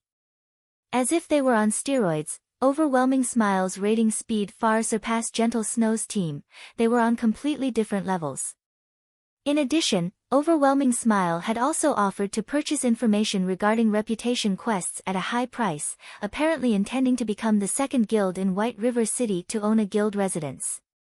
In contrast, Zero Wing showed no signs of movement at all. The guild's member count held steady around 20,000. If not for the high-level quests and double EXP buff available from the guild residence, most of Zero Wing's members would have long since defected to Overwhelming Smile. Brother Feng, you're finally out. Have you completed your class change? Not long after Shi Feng returned to White River City, Blackie contacted him. Yeah. How has the guild been recently? Shi Feng asked, not bothering to discuss his new class. What do you think? The entire guild has been spiritless these past few days, and everyone is just focusing on quests. Many in the guild have also started complaining and asking why the core team hasn't moved against Overwhelming Smile yet. Overwhelming Smile's suppression has them feeling resentful. Moreover, those Overwhelming Smile bastards have also started ridiculing Zero Wing publicly, claiming that we're all bark and no bite, Blackie said, feeling slightly indignant. Brother Feng, since you've returned, why don't we start raiding a level 20 large-scale dungeon and show those punks from Overwhelming Smile Zero Wing's strength? Currently, the level 20 dungeons in White River City were only 10 and 20-man team dungeons. However, in the 50-man large-scale team dungeon, Sarek Dungeon, Overwhelming Smile had not managed to even meet the first boss of normal mode before suffering a team wipe. Meanwhile, if Zero Wing could obtain the first clear of Sarek Castle, it would rain on Overwhelming Smile's parade. Not only would it extinguish their arrogance, but it would also increase Zero Wing's reputation. As for whether or not they could actually raid Sarek Castle, Blackie didn't doubt their success. Others might not realize how strong Zero Wing's core team was, but Blackie was well aware. Moreover, with Shifeng around, it would be a simple task to clear the level 20 large-scale team dungeon, Sarek Castle. How many people in the guild have completed their class change? Shifeng agreed with Blackie's plan, but Sarek Castle was not easy to dominate. There are 39 members who have completed their class change. Among them, Sister Aqua was the first to obtain her Tier 1 class, while Sister Fire Dance was second, Blackie said, a hint of fear surfacing in his eyes as he said, class change. He had never expected that the class change quest would be so difficult. If not for the fact that he possessed the epic ranked staff, Mavis's Guard, he might not have completed the quest. Fortunately, he passed his class change and obtained an A-rank evaluation. While he waited for Shifeng's return, he had familiarized himself with the combat style of a Tier 1 class. Precisely because the class change quest was not simple, many core members of Zero Wing had failed it. As these members had to wait a few days before they could challenge the quest again. Moreover, as everyone had been busy with their respective class change quests, the levels of Zero Wing's core members had fallen behind. Now, Zero Wing no longer occupied all of the top 100 spots on the White River City ranking list. Others had even claimed a few of the top 10 ranks. This had been a huge blow to Zero Wing's morale and reputation. 39. Not bad. Once we have more than 50, I guess we can make a trip to Sarek Castle, Shifeng said with a faint smile. In truth, he was somewhat surprised by Blackie's report. In the past, even when most players were around level 24 to 25, most guilds in White River City had not had more than 20 Tier 1 players. Currently, the average player in White River City was only around 18 to 19. Yet, Zero Wing already possessed 39 Tier 1 players. Although part of this reason was that Shifeng had leaked some information about the strategy to challenge a few basic class changes, the number of players that had succeeded was still astonishing.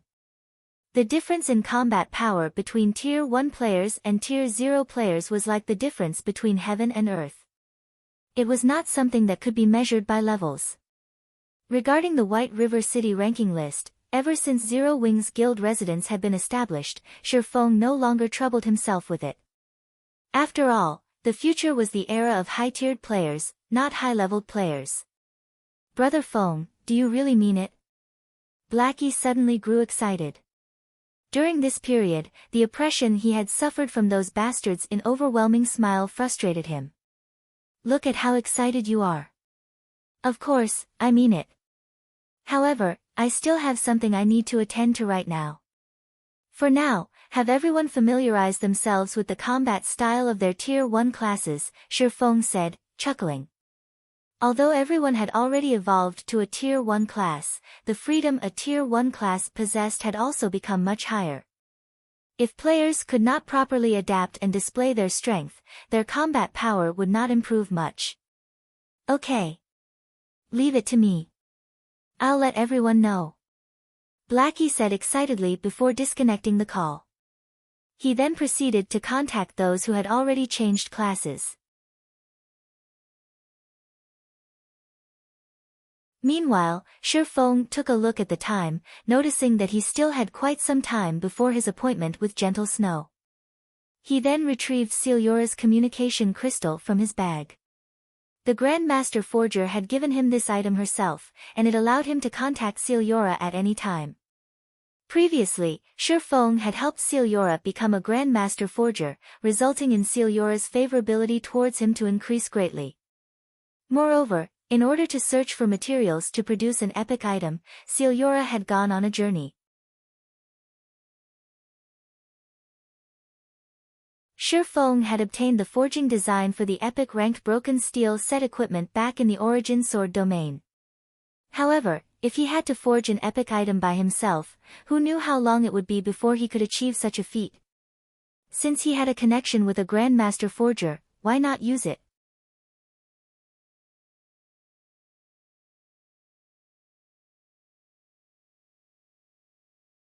Chapter 395, Broken Steel Legacy Set Equipment. Shifeng then used the communication crystal to contact Celiora. Hello, Miss Celiora. I am Yifeng. I have something I would like your help with. I wonder if you have any time to spare right now? Shifeng carefully asked.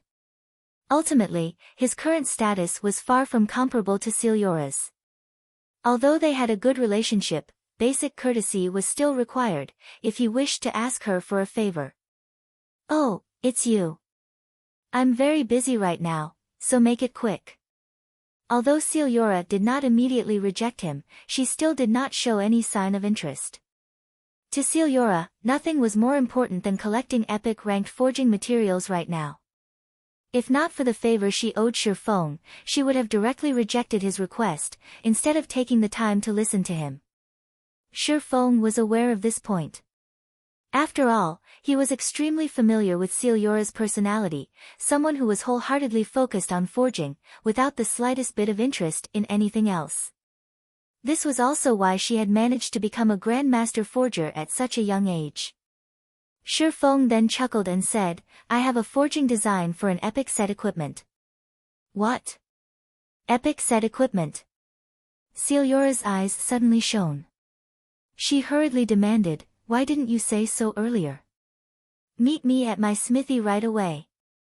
Shifeng shook his head and laughed when he heard Celiora's impatient tone. To NPCs, epic-ranked forging designs, much less a forging design for an epic set equipment, were extremely rare. It was the dream of countless forgers to produce a set of epic equipment. Meanwhile, to players, epic-ranked forging designs were much more difficult to obtain. In the past, Shadow had only managed to get a few pieces. As for epic set equipment forging designs, Shifeng had only heard about them occasionally and had never personally seen one himself. In God's domain, set equipment were half a rank stronger than discrete equipment of the same rank. In other words, the quality of an epic set equipment was above that of epic equipment, but below that of fragmented legendary equipment. To players who could not get their hands on fragmented legendary equipment, epic set equipment was the best equipment available. In this life, Shifeng was truly fortunate to have obtained the forging design for an epic set equipment. Half an hour later, Shifeng arrived at Celiora's smithy in a horse carriage. At this moment, the door to her smithy was still shut tight, and it did not seem she planned to do business at all. Shifeng walked over and knocked on the door.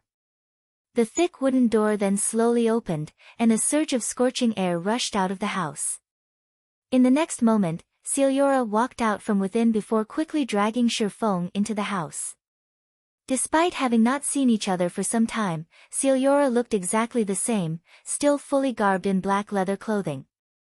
That large V-shaped collar revealed her snow-white skin. Her black leather pants tightly hugged her slender legs. Celiora currently exuded an enchanting charm. Hurry up and let me see it.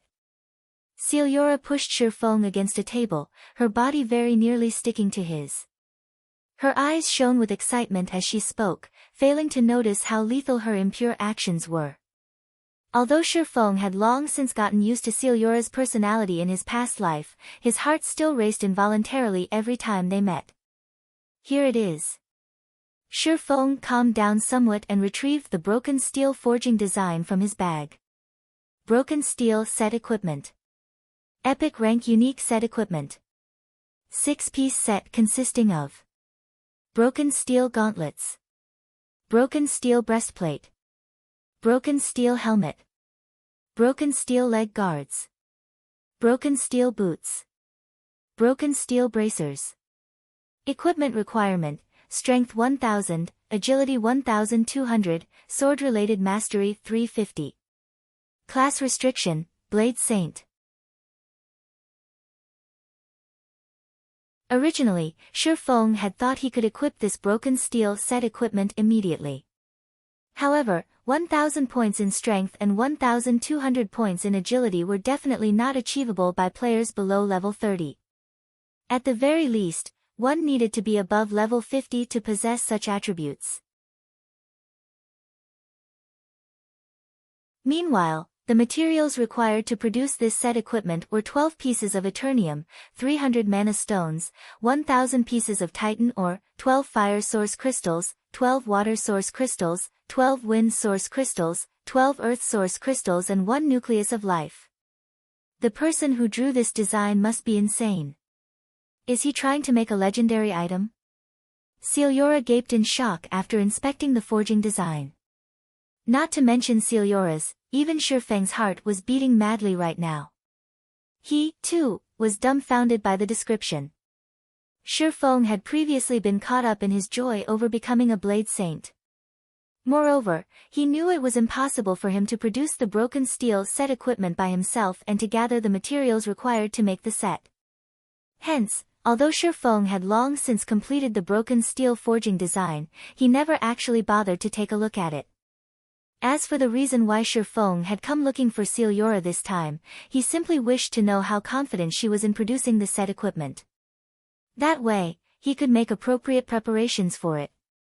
However, after seeing the forging materials required, Shi Feng immediately dismissed his previous thoughts of making preparations. Just collecting a single set of materials was nigh impossible, not to mention collecting a second set. Previously, Shi Feng had spent hundreds of gold just to produce 21 mana stones. Now, the set equipment actually required 300 mana stones. That was a few thousand gold, at least. However, even if he did manage to obtain the 300 mana stones, Eternium was something much rarer and more precious than even mana stones. Countless master forgers dreamt of obtaining even just one piece. Yet, the set actually needed 12 to produce. Titan ore was also a considerably high-class rare ore. At this stage of the game, nobody was capable of mining such an ore yet.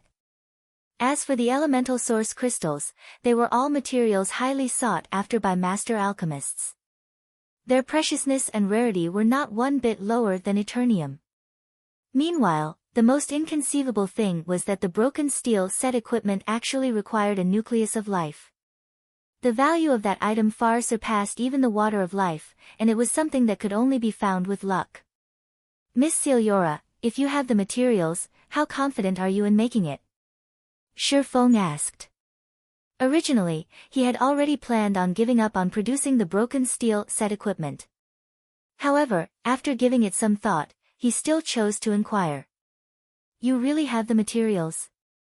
Celiora's expression immediately changed upon hearing Shi Feng's words.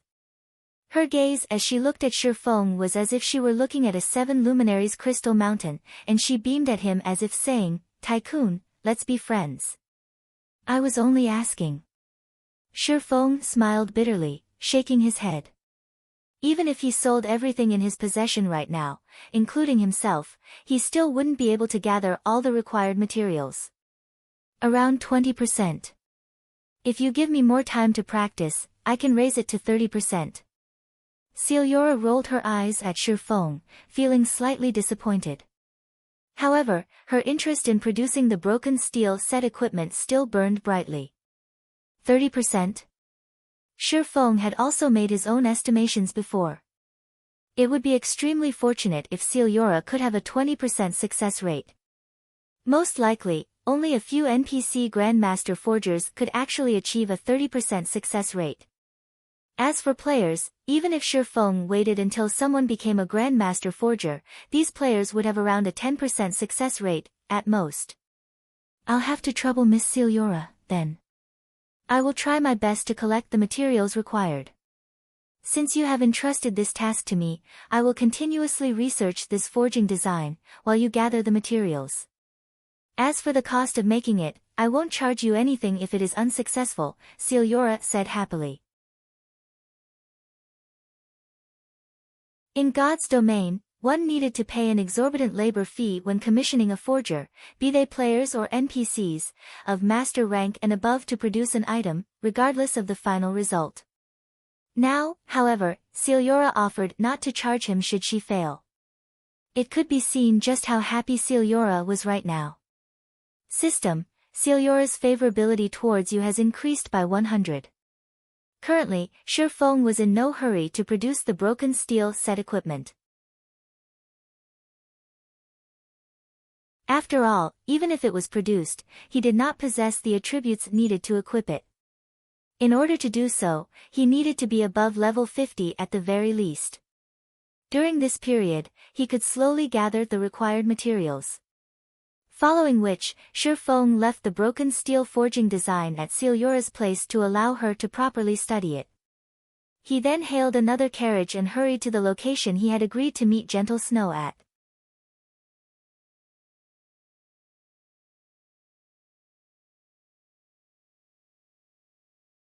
Chapter 396, Powerful Aid. Inside Blue Mountain Restaurant, a high-class restaurant located in White River City's Nobles District. As White River City's upper-class area, the cost of living here was very high. It was a place that ordinary players rarely visited. At this moment, however, there were actually 3 players, 2 women and 1 man, sitting under one of the outdoor gazebos of Blue Mountain Restaurant. Of the 2 female players, one was a bright and seductive witch, while the other was an otherworldly fairy. Meanwhile, the man exuding a cold, murderous intent by their side also possessed a valiant look. With his combination of a handsome face and frosty personality, many young ladies would definitely fall prey to him. Snow, you can tell me who it is now, right? Just who is that mysterious person you called for? Zhao Yueru whispered as she shifted closer to Gentle Snow's side, the expression on her face saying, I won't tell anyone else. Don't worry. You yourself have met that person before. In any case, he'll be here in just a moment. Gentle Snow smiled faintly. I know them. Zhao Yueru immediately started searching her memories, trying to recall all the experts she had met. However, taking into consideration the severity of the matter this time, she dismissed the large majority of them. In the end, she still shook her head and gave up. She truly could not figure out just which amazing character her friend had invited. If Zhao Yueru had to point out an amazing character she had personally met before, then that would be Star Moon Kingdom's #1 expert, One-Hit Azura Black Flame. However, as the guild leader of Zero Wing, Black Flame was obviously not suitable this time. If they really were to invite him, those people might even disagree to hold the match and make up even more excuses. There were countless players in God's domain. Meanwhile, Black Flame managed to obtain the rank of 481 on the God's domain experts list, as well as being given the title of Azura by the Secret Pavilion. Let alone a single Star Moon Kingdom, there were only a few players throughout the entire God's domain stronger than Black Flame. Looking at Zhao Yueru's defeated expression, Gentle Snow could not help but curl her lips up even higher. If not even Zhao Yueru, someone who was extremely familiar with her, could guess the identity of the person she invited, then it was even more impossible for those people. Most likely, even if she were to reveal that person's name, those people would not know anything about that person either. Listening in on Gentle Snow and Zhao Yueru's conversation, the aloof-looking man's curiosity reluctantly grew as well. The operation this time needed to be kept a secret. It was something that should not be told to outsiders. At the same time, this operation was of utmost importance to Gentle Snow. Yet, Gentle Snow had done the unthinkable. She had actually requested the help of an outsider instead of choosing an expert subordinated to her. This decision had inspired both confusion and curiosity in him with regard to the expert who would arrive in a moment. Fierce, why didn't Nimble Snake come with you? Gentle Snow asked, shifting her gaze to the impassive youth beside her. The reason why Ouroboros was able to become a dominant force in the virtual gaming world was mainly due to a few reasons. Other than its founding members, guild leader, branch leaders, and elders, it also had the 32 advocators and the 12 apostles. The last two groups of players were carefully chosen from the large number of experts within the god-slaying army, and they could be said to be the strongest combat power of Ouroboros. This was especially true for the 12 apostles. Each and every one of them possessed strength that not even gentle Snow herself could casually dismiss. Meanwhile, the cold youth before her was one of the 12 apostles, Fierce Snake. The nimble snake she mentioned was also one of the 12 apostles. However, Nimble's strength was still a cut above Fierce. Among the 12 apostles, Nimble was also ranked close to the top, and he was one of the key figures for the operation this time around. Nimble said he had something to take care of, so he might come a little later. However, he is always punctual, so you can rest assured, Big Sis Snow. Not to mention, the operation this time is of such importance, Fierce Snake assured. Gentle Snow nodded in reply. Gentle Snow had nurtured quite a few confidants in Ouroboros. Apart from the apostles, she had also nurtured a few among the advocators. However, the operation to be carried out later required someone with top-notch combat power. Although the advocators were also very strong, they were still not comparable to the apostles. She could not afford to be careless in the operation this time. If she failed, the results would be irreversible, hence why she had called for Fierce Snake and Nimble Snake. In addition, out of worry that her plan might fail due to unforeseen circumstances, she had even invited Yifeng. After Gentle Snow's group of 3 chatted for a while, a man wearing a black cloak came walking over. Zhao Yueru, who had originally been idle and bored, immediately widened her eyes in shock upon seeing who was approaching. Unable to help herself, she said, "Snow, don't tell me he's the person you invited?" "Of course. Who else do you think I would invite?"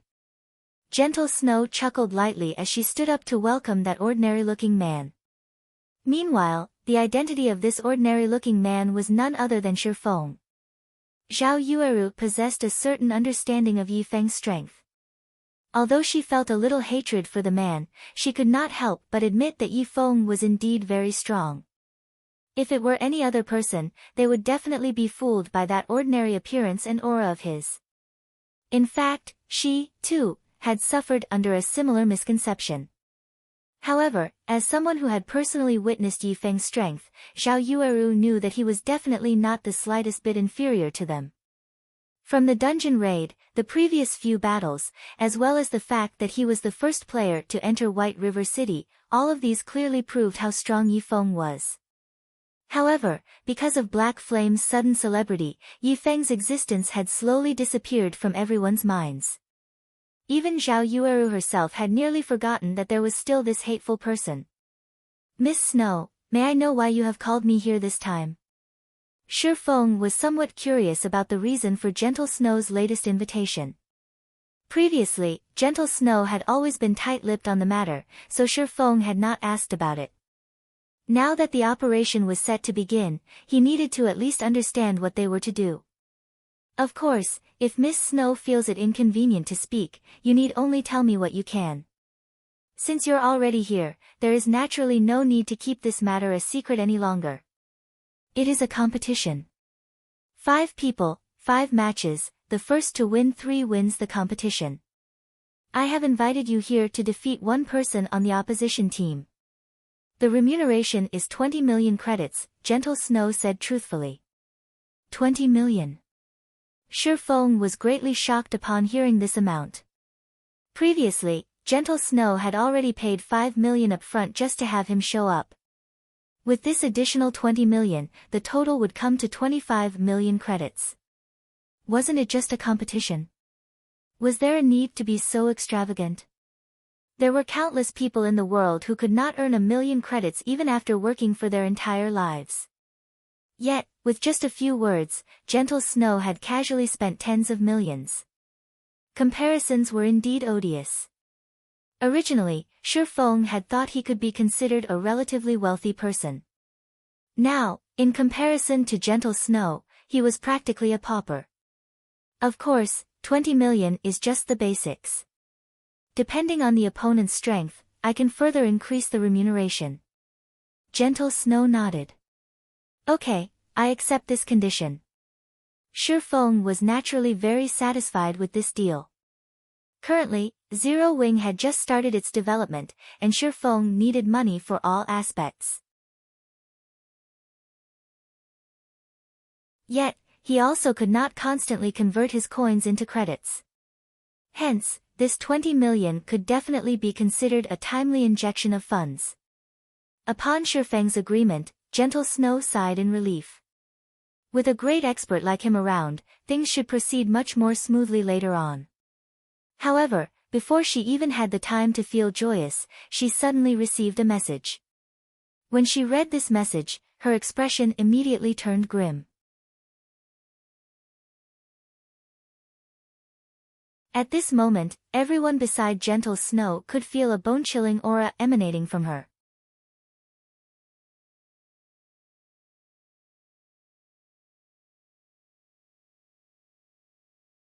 Chapter 397, A Different Outcome. Snow, what happened? Zhao Yueru asked. She knew Gentle Snow well enough to notice the change immediately. Seeing Gentle Snow's icy expression, Zhao Yueru knew that her friend was furious. Gentle Snow had always been a very calm person, she was not easily angered. Now, however, a single message had enraged her. Something big must have happened. Even Shifeng, who was not particularly familiar with Gentle Snow, could tell that the woman was furious. However, as an outsider, it was not appropriate for him to ask. After reading the message, Gentle Snow first felt anger, but soon, she seemed to deflate. Seeing this, Shifeng could tell that Gentle Snow wanted to say something but struggled with how to express her thoughts. There are many challenges throughout life, and for most, one must face them alone. In the end, Gentle Snow revealed a faint smile as she forwarded the message to Zhao Yueru. Nimble Snake. This inhuman, heartless animal. To think that we took care of him when he was at his lowest, provided him with resources, and even helped him become one of the 12 apostles of Ouroboros, yet he actually became someone else's lap dog. The next time I see him, I will break all 3 of his legs. Zhao Yueru bellowed the moment she finished reading the message. Big Sis Yueru, maybe this is a misunderstanding. Big Sis Snow taught and nurtured him personally, they're nearly blood siblings. How could he possibly betray her? Fierce Snake said, astonished when he heard Zhao Yueru's words. Nimble Snake was normally very appealing when in Gentle Snow's presence. Moreover, he had always been earnest and honest. He was also very loyal, he definitely was not someone who would betray his allies. If you don't believe me, then look at the evidence. Zhao Yueru made the message visible to everyone. This message was evidence that Nimble Snake had betrayed Gentle Snow before she even began to make plans. He had been reporting Gentle Snow's movements to those people, allowing them to take appropriate measures against her. Just an hour ago, Nimble Snake had officially become one of the opposition's 5 duelists. This was indisputable proof of Nimble Snake's treachery. Fierce Snake was speechless after reading the message, his eyes becoming bloodshot. He tried desperately to contact Nimble Snake. However, no matter how many times he tried, his calls never connected. Right now, Fierce Snake wanted to hunt down Nimble Snake and question him. However, this revelation hurt Gentle Snow the most. She had treated Nimble Snake like her own younger brother. Yet, in her hour of need, that brother slid his blade between her shoulders, stabbing her in the back. For the 5 matches, based on Gentle Snow's understanding of the opposition's strength, Nimble Snake, Yifeng, and herself had the highest chances of victory among her team. As for Zhao Yueru and Fierce Snake, they didn't even have half a chance. Now that Nimble Snake had defected to their enemy, her side had become the underdog. Snow, don't worry. Even if Nimble Snake has become a turncoat, we still have the advocators, Zhao Yueru hurriedly consoled her friend. Their strength has risen significantly recently, and they're not completely without a chance of victory. I'll contact them and have them meet us. However, Gentle Snow simply waved off Zhao Yueru's suggestion. Since Nimble Snake had betrayed her, other than Yifeng, her opponent most likely knew all about her other options. Even if she called for the advocators under her wing, they probably would not heed her summons at all.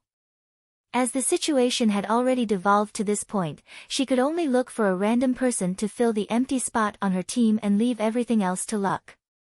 Fortunately, she had yet to reach a dead end. If Zhao Yueru or Fierce Snake won their matches, they still might come out on top. At this moment, Gentle Snow was relieved that she had not revealed the matter regarding Yifeng. Otherwise, their position might be unsalvageable.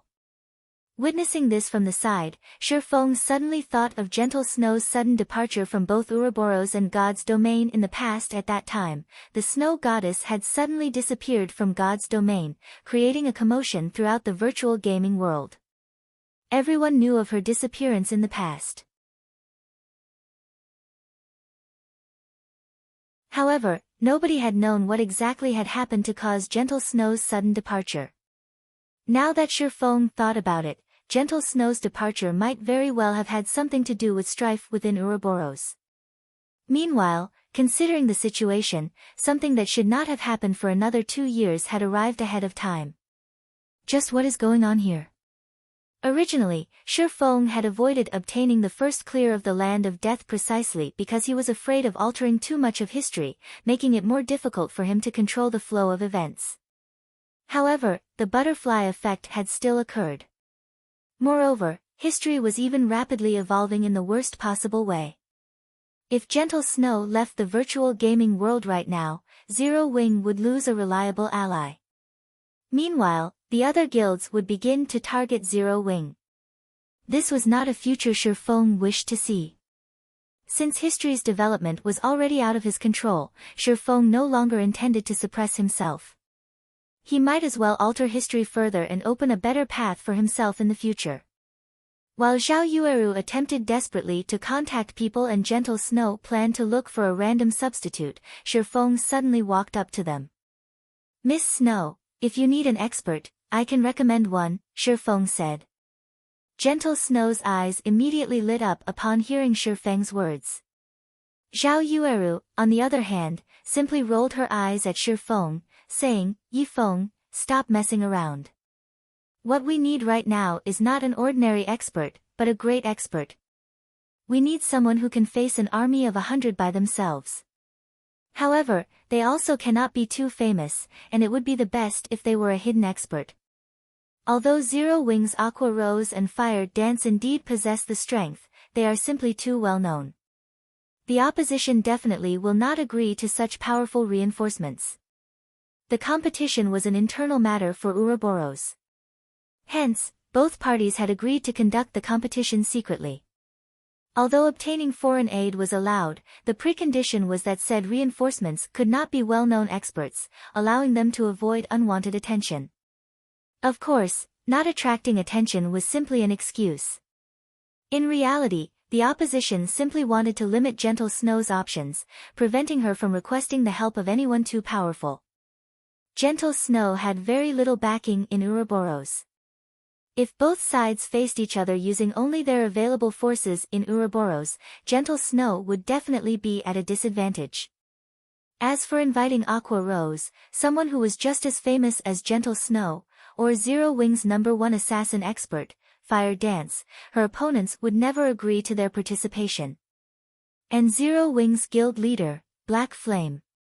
Unless the opposition had lost their minds and wholeheartedly wanted to lose. Shifeng rolled his eyes at Zhao Yueru. He then smiled and said, "The public is definitely not familiar with the person I am recommending. As for how strong that person currently is, I do not know.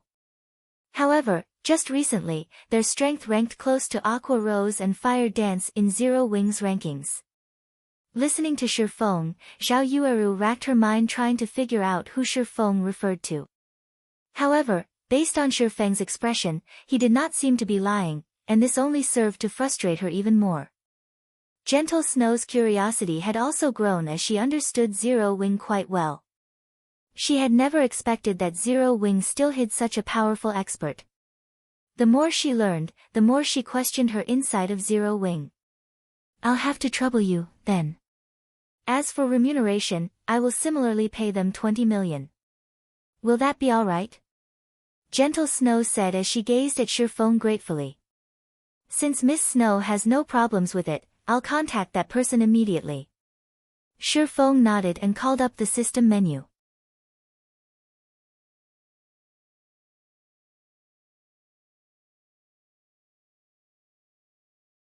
Chapter 398, Underground Arena.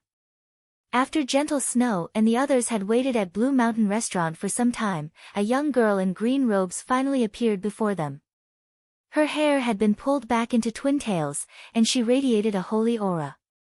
Shifeng walked up to the young girl's side, turning to look at Gentle Snow and the others as he said, "Let me introduce you. This is Violet Cloud, a healer of Zero Wing's core team." Violet Cloud grew nervous as Gentle Snow and the others stared at her. Lowering her head, she softly muttered, "Hello." Gentle Snow's team was stunned. The great expert Shifeng talked about was actually a young girl. Moreover, she was a cleric. She was only level 22, the same as Shifeng. As a great expert, Violet Cloud's level was somewhat low. After all, they were all level 24. Although a 2-level gap was not considerably large, when experts fought, this little gap might lead to a loss. Such incidents were common in God's domain. Moreover, it was common knowledge that, although clerics had a certain amount of combat power, compared to other classes, they were, by far, inferior. Violet Cloud might possess excellent combat techniques, but that would only work against ordinary players. If she fought an equally skilled expert with a pure combat class, Violet Cloud had no chance of obtaining victory. Zhao Yueru immediately shot a hateful glare at Shifeng. Originally, she had thought Shifeng's behavior had changed for the better. However, she now discovered that she had been greatly mistaken. Shifeng simply did not have a bottom line. Even during such a crucial time, he still had the audacity to make fools out of them. Did he really think they were going up against a bunch of noobs?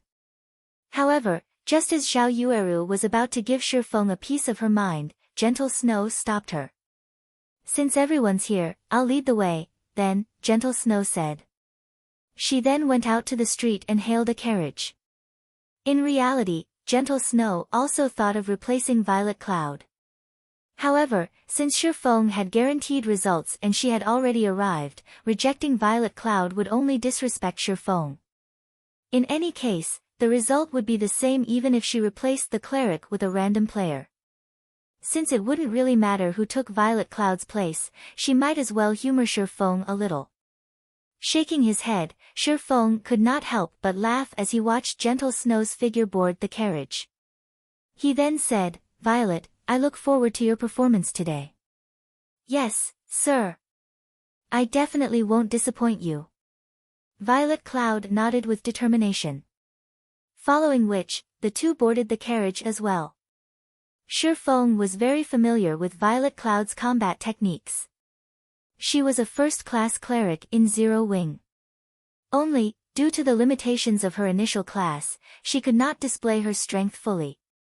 Now that she had successfully become an astromancer, however, things had changed. Moreover, until now, Gentle Snow and the others had failed to notice one thing. He and Violet Cloud were no longer Tier 0 players. They were now Tier 1 players. Of course, a player's tier would not reveal itself to a basic identification skill. One required an advanced identification skill. It was also because of this that advanced identification skills became must-have skills later in the game. If one unknowingly provoked a high-tiered player, it would be too late for regrets. After all, the gap in tiers was much wider than the gap in levels. At this stage of the game, players rushed to level up and raid dungeons. It was even more so for the members of the various guilds. Nobody had the time for their class change quests. After all, a basic class change quest required players to invest at least 2 to 3 days. Moreover, class change quests were not easy to complete. On the off chance that they failed, they would have wasted a lot of their time. Hence, everyone chose to level up first and upgrade their equipment so that they would have a much easier time with their class change quests in the future. Even a great expert like Gentle Snow was of the same mind. There was also another reason why nobody was in a hurry to challenge their class change quest. Everyone still lacked a clear understanding of Tier 1 classes. They did not know just how much of an improvement a Tier 1 class could provide.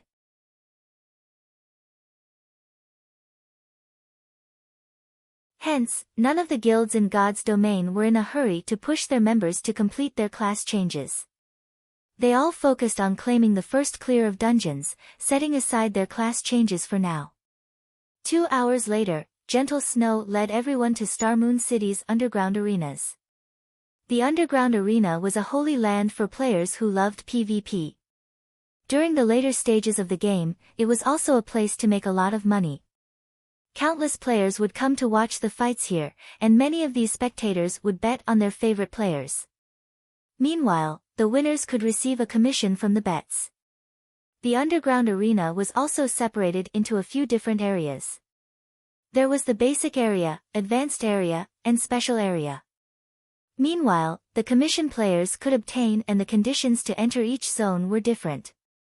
In the basic area, any player could enter to watch or participate in the fights. The advanced area was slightly different. If players wished to watch the fights there, they needed to pay a small fee. Meanwhile, if one wished to participate in the advanced area, they needed to face a minimum of 20 opponents in the basic area and win 80% of their matches. Victors in the advanced area would receive a commission of 1%. In other words, they would receive 1% of the total bets placed on their match. If a lot of players gambled on the fight, it would serve as a hefty income. Lastly, the victor would also receive 10% of the entrance fees. The special area had an even higher entry requirement. First, the entrance fees were much higher for the special area. As for players who wished to join the fights, they needed to have a minimum of 20 matches in the basic area under their belts and have won 90% of their battles. However, there was another option for players to become participants in the special area, the system's test. The system had to determine a player was an expert before they could fight in the special area. Meanwhile, victors would receive a 3% commission in addition to 30% of the entrance fees. In the basic area, advanced area, and special area, there was one more difference between them, the size of the arenas. Each of the arenas in the basic area could only house up to 300 people, while the advanced area could house up to 1,500 people, and the special area could house up to 10,000 people. As long as a player had sufficient strength, they could make a lot of money in the underground arenas. In the past, Shifeng had earned quite a lot from this place. At this stage of the game, although the underground arenas were not particularly popular and many of the rooms were empty, one could already see signs of prosperity in this place. In a few months, this place would definitely become very lively. Basic Room 29. This should be it. Gentle Snow looked at the number plate hanging on the door before opening it. Inside the room, over 30 players had already gathered. These players all possessed very high levels. The lowest among them was level 23, while the highest was level 25. None of these players were ordinary. Nimble Snake, you traitor. You dare to show your face here. Have you forgotten who it was that helped you to achieve the wealth and status you possess today? Zhao Yueru's temper exploded the moment she saw a simple-looking youth standing among the crowd. That simple-looking youth was none other than the person Gentle Snow had spared no effort in cultivating, Nimble Snake. He was a level 24 assassin, and currently, he was fully armed with the level 20 Crimson Blood set equipment, a secret silver set equipment meant for assassins. In response to Zhao Yueru's curses, Nimble Snake remained calm as he swept a glance at Shifeng and Violet Cloud. He then laughed coldly and said, Zhao Yueru, I admit that Gentle Snow has treated me well these past few years. However, as the saying goes, man struggles upwards, water flows downward.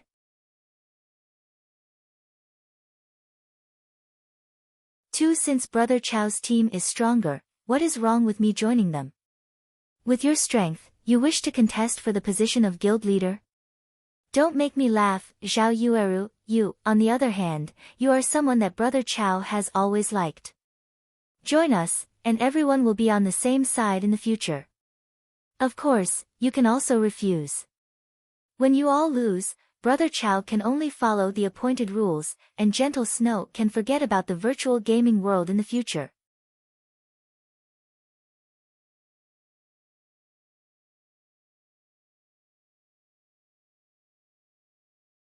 Chapter 399, Death Mode. Although Nimble Snake's voice was soft, his tone was sharp and unquestionable. Gentle Snow frowned upon hearing Nimble Snake's words, a cold glint flashing in her eyes. Chao Qinghua actually targeted Zhao Yueru for his own team. However, when Gentle Snow considered the matter, she could not find anything strange about Chao Qinghua's actions. Zhao Yueru's potential and strength were both very high. In the past, Zhao Yueru had been uninterested in virtual reality games and had only started gaming due to her unyielding insistence. Meanwhile, despite never training seriously, Zhao Yueru's strength had reached frightening levels. Zhao Yueru's talent was obvious to anyone who had seen her fight. If Zhao Yueru had bothered to put more effort into her training before this, very few in Ouroboros would have been a match for her. At this moment, a majestic-looking middle-aged man walked out from the crowd. Upon seeing this man, everyone among the crowd respectfully moved aside. This man was none other than Ouroboros' acting guild leader, Chao Qinghua. Even looking at him from afar, they could clearly feel the pressure Chao Qinghua emitted from his gaze alone. Chao Qinghua felt like a ferocious beast. Chao Qinghua was currently level 24, and he was fully armed with the level 20 Wind Roar set equipment, a secret silver set equipment meant for berserkers. On his back, he carried a great sword that was as tall as he was. The great sword was the Iron Cutter, and it was one of the few dark gold weapons in Star Moon Kingdom. Enough. Nimble Snake, you've said too much. Chao Qinghua reprimanded as he shot a glance at the assassin. Yes, guild leader. Nimble Snake self-consciously retreated behind Chao Qinghua and fell silent, gazing at his guild leader with reverence. Yueru, I hope that you will consider your options carefully. You will not have a future if you stay by Gentle Snow's side. Only by joining my team will you have a bright future in God's domain, achieving your dreams. With a charming smile, Chao Qinghua tried to persuade Zhao Yueru. Forget it. I will never join you, Zhao Yueru snapped, hatred coloring her expression as she sneered at Chao Qinghua. The battle hasn't even begun yet. The winner and loser still haven't been determined. If we lose, I will leave the virtual gaming world with Snow. Yueru. Gentle Snow's heart was moved. Humph. It seems you refuse to see things my way until you face reality. With just your 2 level 22 aids, even I feel sorry for you. Nimble Snake snorted and laughed disdainfully. Originally, Zhao Yueru had wanted to refute Nimble Snake's words, but when she saw Chao Qinghua's team members and looked at her own team, they truly were a pitiful sight. Chao Qinghua's team consisted of 4 level 24 players.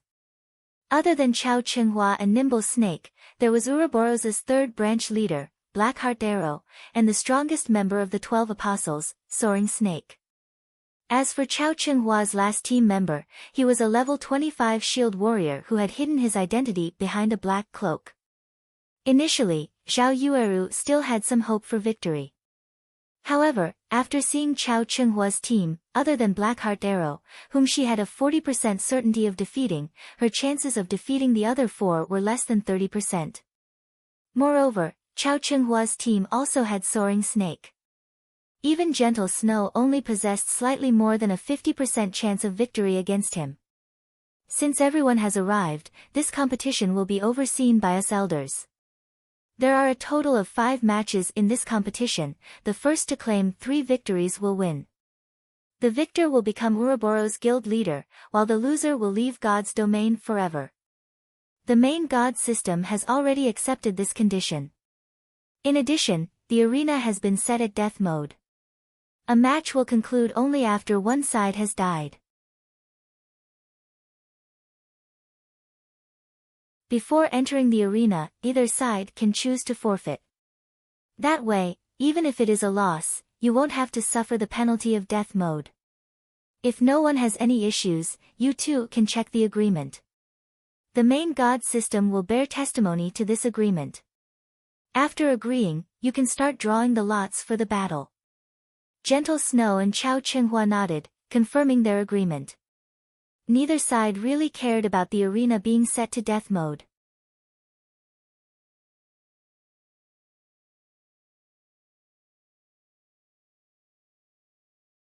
Just as Chao Chenghua's group laughed, confident of their victory, the system promptly announced the players who would fight in the first match. Immediately, everyone's attention shifted towards the large screen above the arena. First match, Zhao Yueru vs. Chao Chenghua.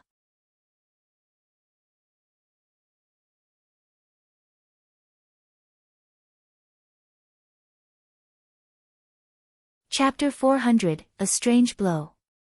After the system revealed the first set of opponents, Zhao Yueru and Chao Chenghua promptly entered the arena. Zhao Yueru was an elementalist, while Chao Chenghua was a berserker. In terms of levels and equipment, both were evenly matched. Though Chao Chenghua was slightly superior to Zhao Yueru regarding techniques, Zhao Yueru had the class advantage in this matchup. Hence, the victor was not apparent at first glance. Yet, Nimble Snake and the others revealed playful smiles as if victory was already in their grasp. Seeing these reactions, Gentle Snow grew slightly confused. Gentle Snow had a fair grasp on Chao Chenghua's strength and ability. Although his techniques were slightly superior to Zhao Yueru's, there was a limit to how much of an advantage that could bring him. At most, it would help him bridge the gap between classes. Hence, it would not be easy for Chao Chenghua to obtain a victory. Yet, why were Nimble Snake and the others behaving so confidently? Yueru, be careful. Chao Chenghua seems odd today. Don't let him approach you, no matter what. Gentle Snow secretly sent a whisper to Zhao Yueru. Amichim, I understand. Don't worry. For the competition, I prepared and completed a high-level quest, obtaining a powerful skill. I will definitely make Chao Chenghua suffer, Zhao Yueru replied with a carefree smile.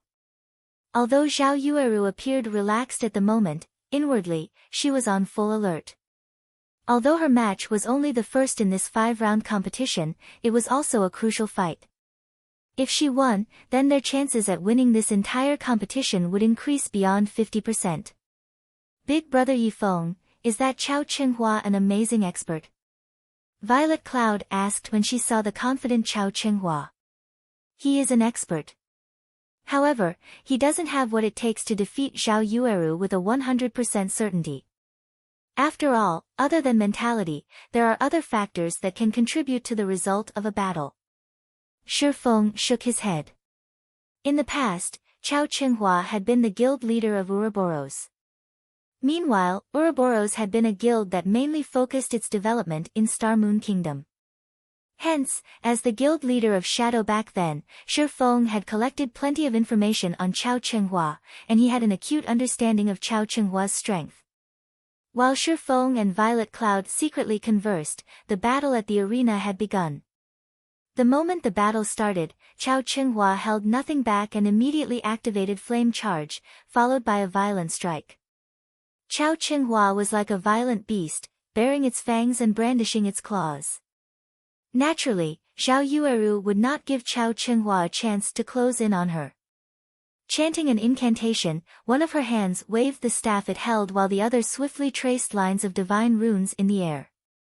When Chao Chenghua was only 20 yards away from Zhao Yueru, an ice sphere appeared, blocking his path. If the ice sphere struck him, the damage would only be a secondary problem.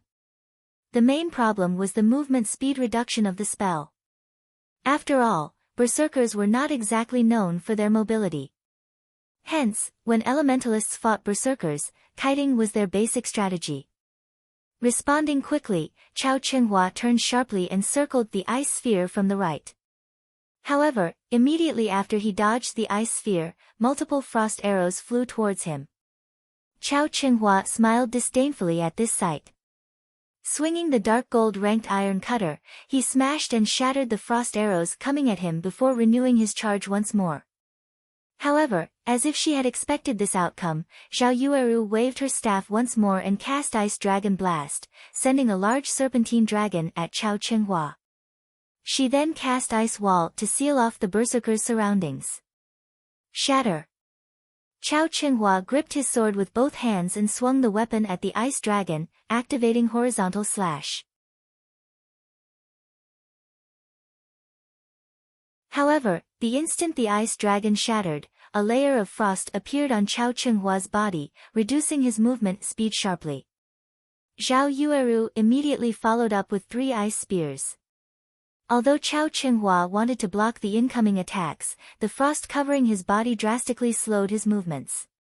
In the end, he only managed to block one of the spears, allowing the remaining to reach their mark -215, -221.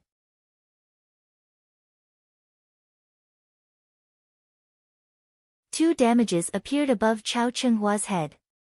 However, at level 24, Chao Qinghua possessed 3,320 HP, so these 2 attacks only managed to decrease his HP by slightly over 10%.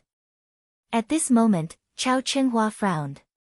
He had clearly shattered the ice dragon, yet, why had the freezing effect still taken hold? It seems the effect of this new skill is quite powerful after all. Zhao Yueru was very satisfied with her previous attack.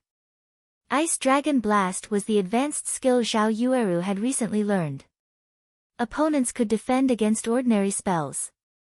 However, Ice Dragon Blast was slightly different. Even if her opponent blocked the attack although it would not deal any damage, it would still inflict a speed reduction effect lasting 5 seconds. When used against classes with low mobility like the Berserker, it was extremely useful. Now that Chao Qinghua's speed had fallen, Zhao Yueru would take advantage of it. First, she cast Frozen Circle, freezing the slowed Chao Qinghua. A magic array then appeared by Zhao Yueru's side, and 5 fireballs the size of washbasins circled the elementalist. Go! Zhao Yueru cast Flame Barrage and bombarded Chao Qinghua with attacks. Ice Spear was a fast attack spell. It possessed speed, but not power. Hence, the 2 previous attacks had merely been a scratch to Chao Qinghua. However, Flame Barrage was different. If all 5 fireballs struck the guild leader, he would lose over half of his HP. At this moment, Chao Qinghua was still frozen in place, unable to move. He could not dodge the bombardment of the 5 incoming great fireballs. Good! We've won! Fierce Snake shouted excitedly. Just before the 5 great fireballs struck Chao Qinghua, however, the berserker's skin suddenly flushed red, and his body seemed to grow. The layer of frost binding his legs instantly shattered. Nobody would have thought that Chao Qinghua had learned a control removal skill. In the next moment, Chao Qinghua released a thundering roar. He then brandished his great sword with both hands as he charged at the nearest great fireball. With a slash of his sword, Chao Qinghua split the spell in half. Meanwhile, the remaining 4 great fireballs merely rubbed past Chao Qinghua's body, each dealing slightly over -100 damage. After breaking through Zhao Yueru's Flame Barrage, the distance between Chao Qinghua and Zhao Yueru was only 8 yards. Launching himself into the air, Chao Qinghua activated Death Leap and arrived by Zhao Yueru's side. He followed up with a thunderclap before twisting his body and using Cleave. In a panic, Zhao Yueru hurriedly used Blink. However, she was too late. Not only had Thunderclap reduced her speed, but she also took the full brunt of Chao Qinghua's Cleave. Instantly, Zhao Yueru's HP of over 2,600 points fell to around 1,700 points. Fortunately, Zhao Yueru had kept Magic Shield active, absorbing a certain amount of damage. Otherwise, Chao Qinghua's Cleave would have destroyed at least half of her HP. However, Just after Zhao Yueru used blink to pull a distance of 15 yards between Chao Chenhua and herself, the berserker used charge for the second time, approaching the elementalist at high speeds. Zhao Yueru waved her staff, sending out multiple ice spears. Facing these attacks, Chao Chenhua had no choice but to defend himself with his greatsword, slowing him down. Meanwhile, Zhao Yueru took this chance to widen the gap between them further, not forgetting to use control skills like Ice Wall and Ice Sphere while she made her escape. However, due to the debuff from Thunderclap, Zhao Yueru's movement speed had greatly reduced. Meanwhile, ever since Chao Chenghua's body had increased in size, he had been able to shrug off control effects.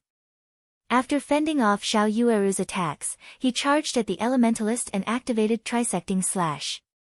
3 crescent-shaped blades of light flew at Zhao Yueru.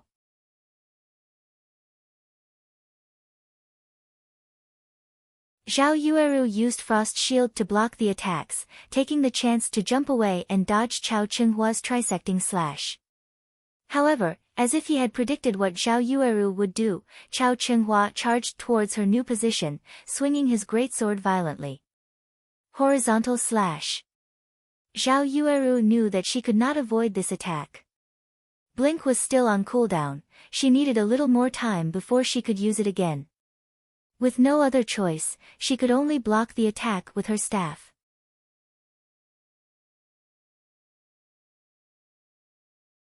Although mages had low strength, they could still use their weapons to block attacks, reducing the damage received. Not to mention, she still had magic shield. As long as she endured a few hits, she could use blink to escape. Normally, control skills like the one Chao Chenhua had used did not possess a very long duration. Moreover, Zhao Yueru had already seen through the trajectory of Chao Chenhua's attack.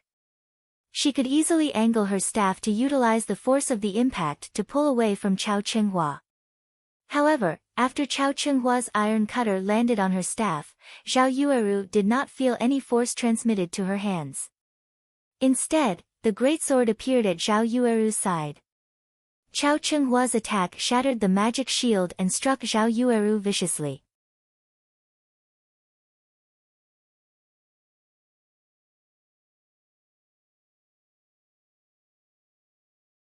Chapter 401, Omnivision.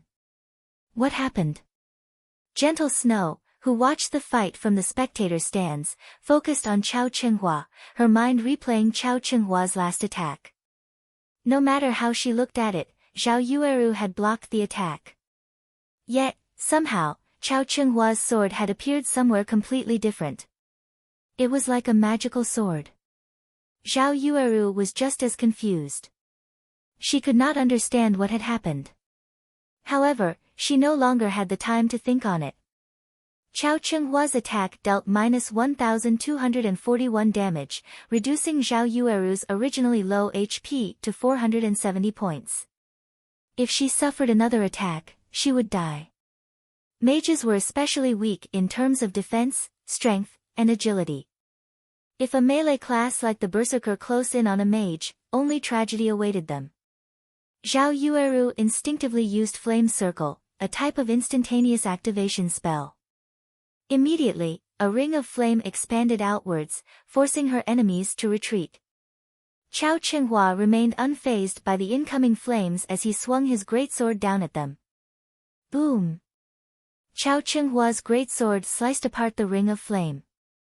However, he was still forced to take a step back due to the resulting impact, abruptly stopping his attack momentum.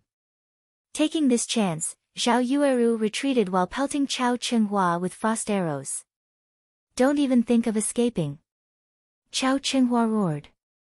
Enduring the attacks from the frost arrows, he sent a horizontal sweep at Zhao Yueru. Zhao Yueru used her staff to defend once more. This time, Zhao Yueru focused on the greatsword, devoting her full attention to determining the weapon's trajectory. Just as Iron Cutter was about to land, Zhao Yueru quickly shifted her staff to block the attack. Chao Chenhua, however, simply revealed a mocking smile as he focused all his power into his slash. Once again, something strange occurred. Chao Chenghua's iron cutter suddenly disappeared before reappearing and striking Zhao Yueru's blind spot. Before Zhao Yueru realized what had happened, her body was on the ground, her vision darkening. Zhao Yueru, do you understand now?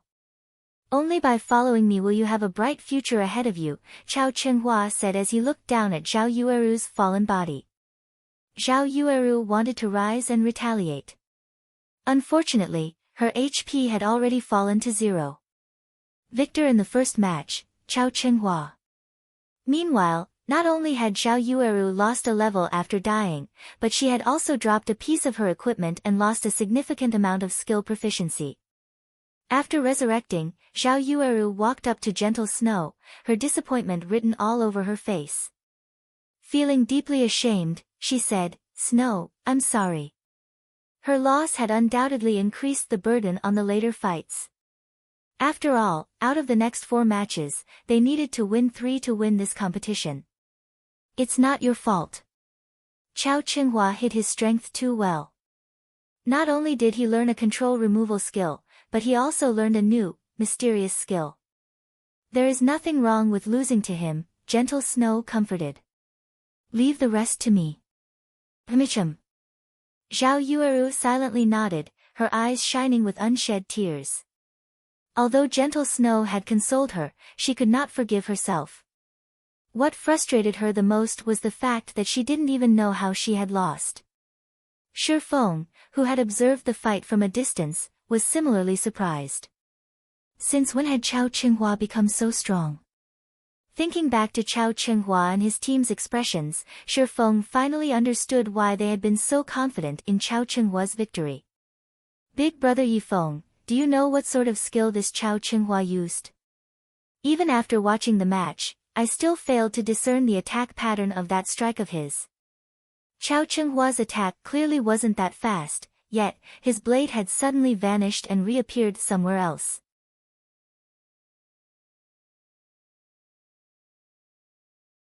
How can anybody block such an attack? Violet Cloud was curious about Chao Chenghua's previous attacks. If Chao Chenghua possessed such a strange skill, then one could only kite him and kill him from a distance. Did you think that was a skill? Shi Feng chuckled, was it not a berserker's skill? Violet Cloud asked, surprise filling her face. Shi Feng shook his head, explaining, that isn't an in-game skill. Rather, it is a martial arts technique. A martial arts technique? Violet Cloud gaped.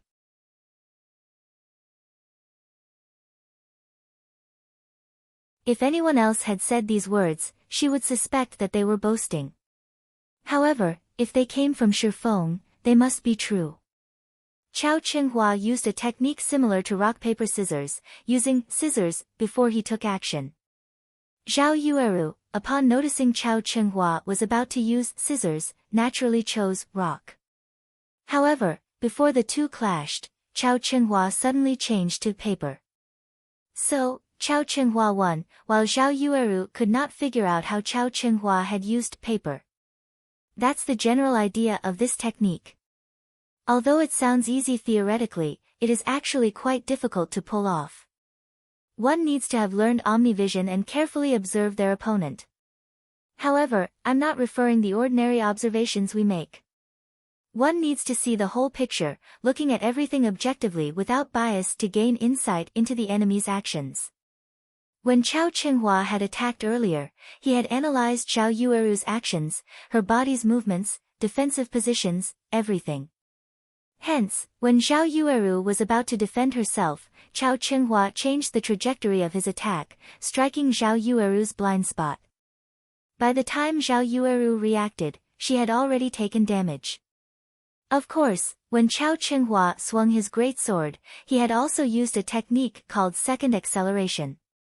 When he swung his great sword, he had not attacked with his full power, using only around 40%. Only when he changed his attack's trajectory did he use his full power. Such a sudden acceleration leaves an afterimage, causing one to think that the greatsword still followed its original trajectory. So, when you saw Chao Chenghua's sword suddenly vanish, what you actually saw was a false image produced by your mind. Zhao Yueru does not possess such combat experience, and she has no martial arts training. It is only natural that she lost. A realization struck Violet Cloud as she listened to Shi Feng's explanation.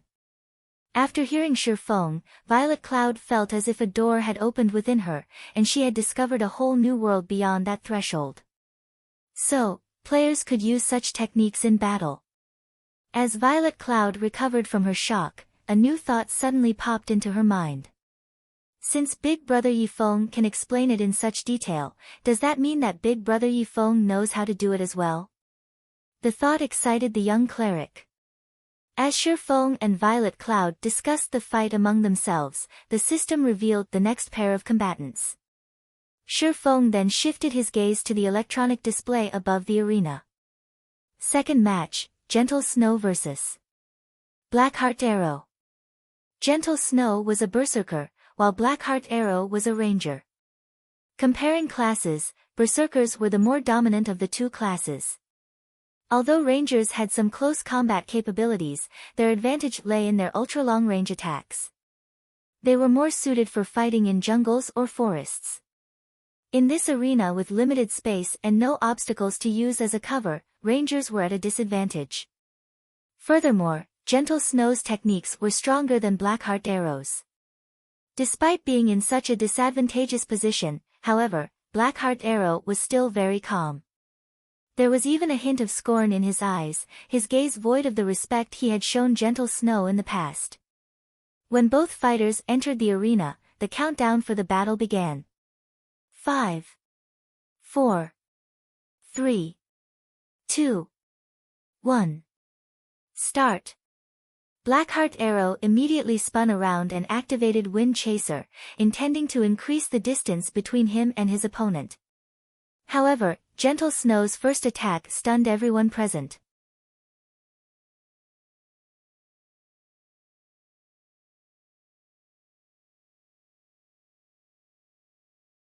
Chapter 402, The Terrifying War Goddess.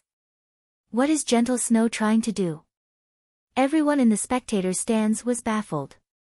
Even Zhao Yueru, who was very familiar with Gentle Snow, was dumbfounded by her friend's actions. Gentle Snow had thrown her blue greatsword the moment the battle started. Any player who lost their main weapons was tantamount to a beast without its claws and fangs. Yet, Gentle Snow took the initiative to discard her main weapon in order to attack her enemy. Berserkers were not ranged fighters.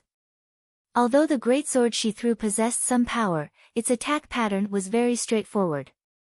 The greatsword was not very fast, so players could easily dodge it. Meanwhile, if Gentle Snow lost her main weapon, she could not attack or defend. If she relied solely on a berserker's mobility and dodging capabilities, an expert ranger like Blackheart Arrow could defeat her effortlessly. Zhao Yueru's loss had already forced Gentle Snow to the edge of the cliff, and she could not afford carelessness in the second match. If Gentle Snow lost her match as well, their hopes of victory would be dashed. It seems that Zhao Yueru's loss was quite a blow to Gentle Snow. Why is she acting so impulsively? Many of the elders who silently supported Gentle Snow lamented at this sight.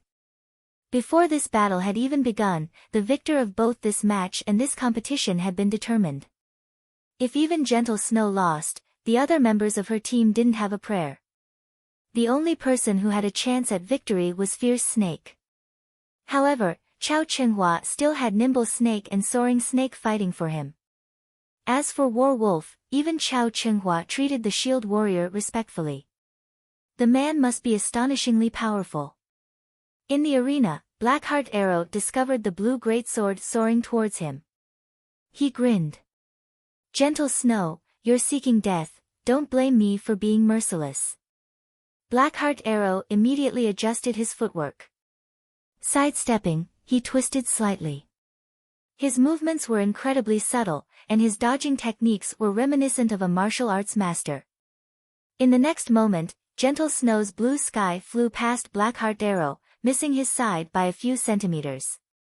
At this moment, Blackheart Arrow revealed a savage expression. Whenever he had fought Gentle Snow in the past, the latter would always beat him into a pulp. Even today, he was not absolutely confident that he could triumph over the snow goddess. However, she had foolishly thrown her greatsword, assuming that he couldn't dodge it.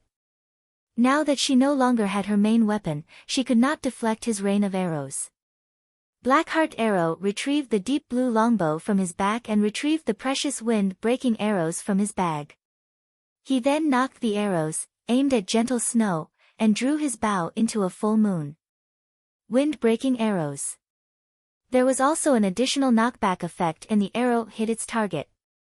Furthermore, the bow Blackheart Arrow used, Blue Wings, had an effect that increased an arrow's speed by an additional 15%. Compiling both of these effects, even an agility-focused assassin would struggle to dodge his attacks. At most, they could use their weapons to deflect the arrows. Previously, Blackheart Arrow had tested the wind-breaking arrows with Nimble Snake. Within 20 yards, even with Nimble Snake's skills and extremely fast reaction speed, he could only use his daggers to defend himself against the arrows. Hence, there was no way a low agility and unarmed berserker could protect herself from them. This was one of the reasons why Blackheart Arrow was confident that he would defeat Gentle Snow. Just as Blackheart Arrow was about to fire 3 wind-breaking arrows at Gentle Snow, the snow goddess suddenly revealed a faint smile. "Watch how I'll get rid of." Ah!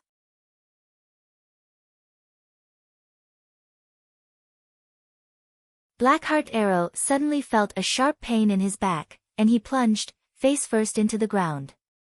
A damage of -1342 appeared above his head, his HP decreasing by almost half. Blackheart Arrow's mind was blank as his body fell to the ground. What happened? Hadn't he been the one attacking? How had he fallen? There was even an additional heavily injured debuff on him now. His movement speed and attack speed had decreased by 20% for 6 seconds.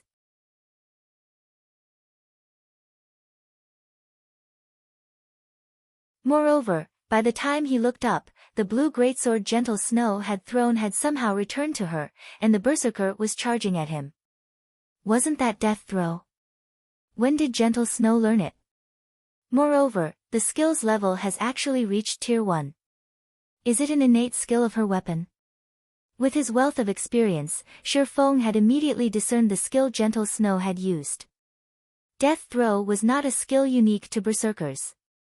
Rather, it was a special skill with a 2-staged attack.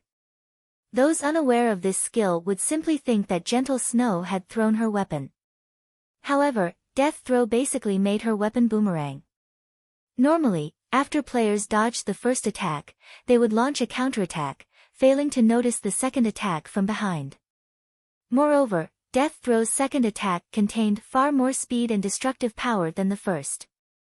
At Tier 0, Death Throw would inflict a heavily injured debuff upon hitting the target. It was even more powerful at Tier 1. This 2-staged attack fooled many players, and as a result, they would lose their lives.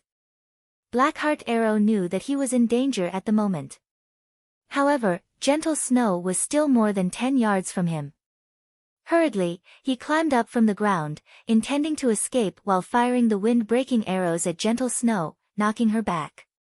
However, the moment Blackheart Arrow stood, he suddenly discovered Gentle Snow slashing down her blue greatsword despite the distance between them. In the next moment, over a dozen blue wind blades flew towards him. With both his movement speed and attack speed reduced, Blackheart Arrow would have a difficult time blocking or dodging. The ranger immediately released an angry bellow, intending to activate a life-saving skill, Backward Jump. However, why can't I use any of my skills? Blackheart Arrow discovered that he could not use Backward Jump. He then looked at the blue wind blades that were suddenly before him, crying out in confusion. Schwa! Schwa! Schwa! The dozen or so wind blades shredded Blackheart Arrow's body and damages over -300 appeared above his head, one after another. In the end, his HP fell to 0. As the ranger's body transformed into particles of light, a deep blue longbow had been left behind in his place. Victor of the second match, Gentle Snow. Chao Qinghua, his teammates, as well as the elders of Ouroboros standing at the spectator stands, were dumbfounded. Gentle Snow had only used 2 moves to defeat Blackheart Arrow, Ouroboros' third branch leader. It was simply unbelievable. Is this her true strength? Chao Qinghua watched Gentle Snow's figure as she departed from the arena with a grim expression. Fortunately, Gentle Snow's opponent had been Blackheart Arrow, the weakest of the 5 on Chao Qinghua's team. If she had fought anyone else this round, Gentle Snow might have had a chance of becoming the victor of this competition and the guild leader of Ouroboros. Big brother Yifeng, Big sis Snow is so amazing. She took out an expert with just 2 moves. Violet Cloud exclaimed with awe. Indeed. Shifeng nodded, smiling faintly. Blackheart Arrow did not know that, if struck by the Tier 1 death throw, players would also suffer a silence effect, which prevented them from using any skills for a short time. This was why the skill was known as the death throw. Gentle Snow's brilliant victory had undeniably increased the morale of her team. They now only needed to win 2 of the 3 remaining matches. Moreover, Gentle Snow's intense domination had given the opposition some pause. Just as Zhao Yueru and Fierce Snake celebrated Gentle Snow's victory, the next combatants were announced.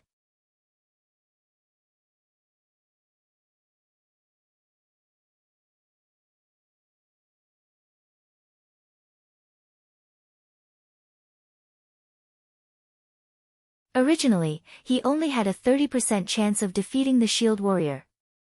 Now that he had obtained Boiling Fury, he had a 70% certainty of coming out victorious. Following which, Fierce Snake also entered the arena. Snow, you're simply too amazing.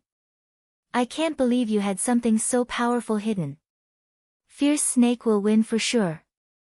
Zhao Yueru hugged Gentle Snow excitedly, her previous depressed mood scattering to the winds.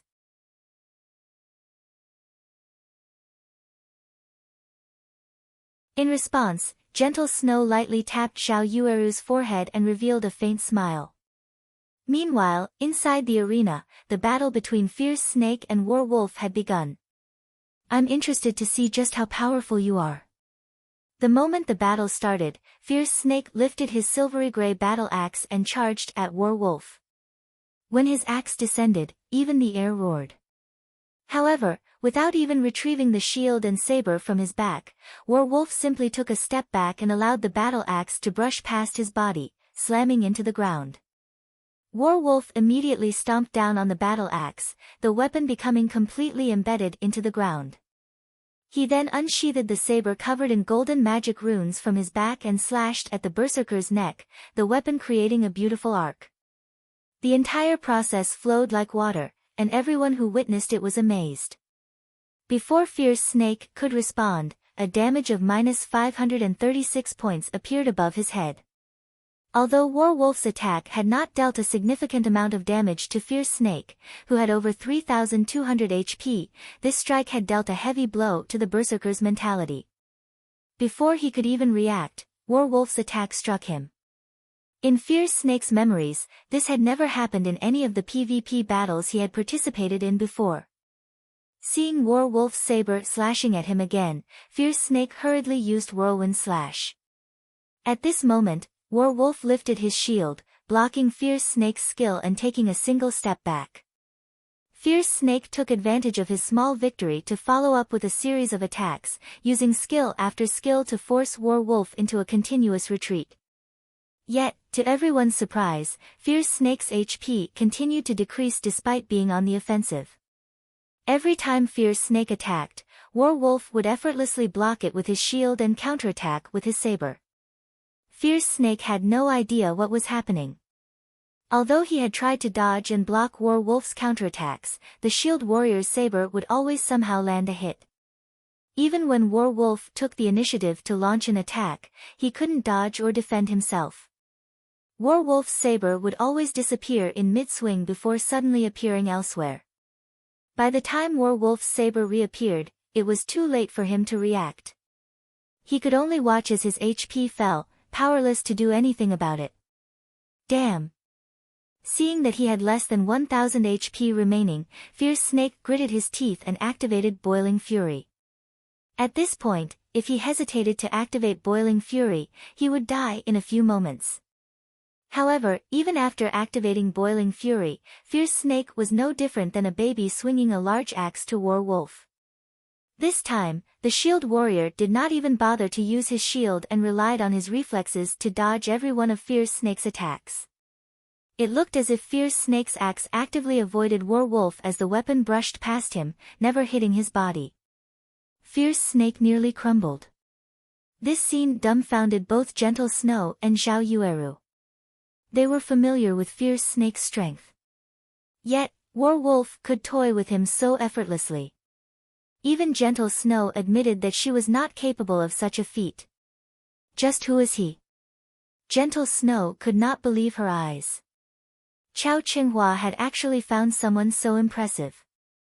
Most likely, only Zero Wings Guild leader, One-Hit Azura Black Flame, could contend with such a powerful expert. Inside the arena, War Wolf walked up to Fierce Snake, utterly relaxed. After swinging his saber twice, Fierce Snake's body fell to the ground, reluctance and frustration filling his face. Their strengths were on different levels entirely. Gentle Snow has definitely lost. The difference between our external player and hers is like heaven and earth. However, this is fate. Not everyone has the chance to connect with such an expert.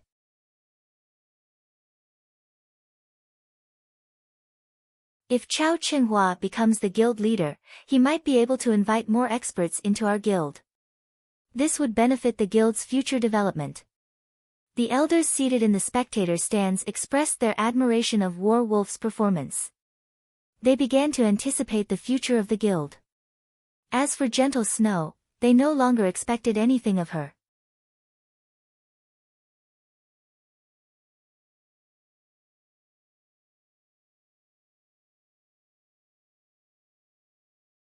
Chapter 404, The Difference Between Outsiders. Gentle Snow, you should now see the difference between us, right? Chao Qinghua said, laughing as he grinned at Gentle Snow. From the very beginning, you never had any chance of winning this competition. There is only one ending for you all today, defeat. Gentle Snow, stoic and beautiful, refused to respond to Chao Qinghua's taunts. It was true that she had never expected Chao Qinghua to invite such an expert. Suddenly, this competition was no longer within her control. Originally, she had hoped for Fierce Snake's victory. Then, as long as Yi Feng secured another win, she would dominate this competition. Yet, now, there were still 2 matches left. Even if Yi Feng won his match, they would end with a tie. However, they didn't have any experts for the final match. Big brother Yi Feng, what is going on? Violet Cloud's eyes widened in shock when she witnessed War Wolf's demonic attacks. Why does he know it, too? Seeing as War Wolf can use Omnivision and second acceleration to such a refined standard, Chao Qinghua must have learned those techniques from him, Shi Feng calmly explained. Realization immediately dawned on Violet Cloud. However, Shi Feng's words had undeniably given Gentle Snow and the others a shock, each one of them falling silent. If Nimble Snake and Soaring Snake had also learned such mystifying techniques. Ha ha ha. That's right. Both Nimble Snake and Soaring Snake have also learned those techniques. Moreover, they are more proficient than I am. Chao Qinghua could not help but laugh when he saw Gentle Snow and the others' expressions. Gentle Snow, you understand now, right? You have no chance of winning this competition. On top of that, the 2 outsiders you've brought are merely 2 level 22 players. How could they possibly compete with the empowered Nimble Snake and Soaring Snake? Gentle Snow, just admit your loss right now. If you do, you won't have to suffer a humiliating defeat. At this time, both Nimble Snake and Soaring Snake shifted their gaze to Shi Feng and Violet Cloud, disdain filling their eyes. How boring. They are the last opponents. With this, I can't test out my new techniques, Soaring Snake sighed with disappointment. If I fought Gentle Snow, I might have been able to display some of my strength. I heard that Yi Feng is quite strong. He was previously the first player to enter White River City and had even defeated hundreds of players by himself during the initial stages of God's domain. He should provide some challenge and serve as a warm-up for the both of you, Chao Chenhua casually explained as he smirked at Shi Feng. At this moment, Warwolf opened his mouth and said, "That's right. You should not underestimate Yi Feng. I have seen his battle videos. Even though everyone's levels were very low at the time, based on the way Yi Feng moved and took action, I guarantee that he possesses a significant foundation in martial arts. Although he has yet to grasp Omnivision, you two should still be careful when fighting him." After Warwolf had agreed to aid Chao Chenhua, other than speaking while he trained them, he was usually silent. Warwolf's sudden and casual comment drew everyone's attention. Him. Nimble Snake looked at Shi Feng, unable to feel any power or pressure from the ordinary-looking man. The corners of his mouth twitched slightly as he laughed and said, "Big brother Warwolf, you worry too much. You taught both of us personally. Against such an amateur martial artist, I can easily take care of him alone." Before Nimble Snake had joined Chao Chenhua, he had never known that he could apply so many martial arts techniques to playing a game like God's Domain. When Chao Chenhua had first approached him, Nimble Snake did not even humor the thought of defecting. At that time, he felt that Gentle Snow's combat techniques were the epitome of what it meant to be an expert.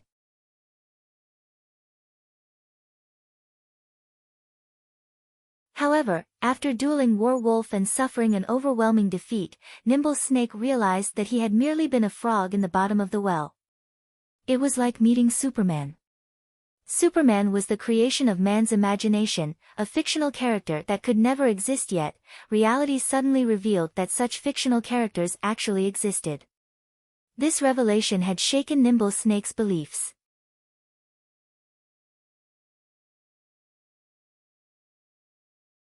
Hence, Nimble Snake had joined Chao Chenhua's side without hesitation and received special training from Warwolf. After spending a lot of time and effort, he finally grasped the technique called Omnivision. After grasping Omnivision, Nimble Snake finally realized how huge of a gap there was between him and Warwolf. If Gentle Snow was the peak of mortals, then after grasping Omnivision, Nimble Snake had exceeded mortal standards. The two were on entirely different levels. Top-tier experts. Great experts. They were just jokes in Nimble Snake's eyes. Nimble Snake, stop speaking nonsense. Brother Warwolf definitely has his reasons for what he said. No matter who faces Yi Feng, you must go all out against him, understand? Chao Chenhua reproached Nimble Snake, glaring at the assassin.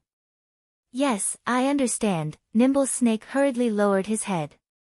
At this moment, the fourth combatants had been revealed. Fourth match, Yi Feng vs Soaring Snake. Ha ha ha. Perfect. Since Big Brother Warwolf said to be careful of Yi Feng, then I'll use him to test my new skills and see just how much I have improved. Soaring Snake walked into the arena excitedly.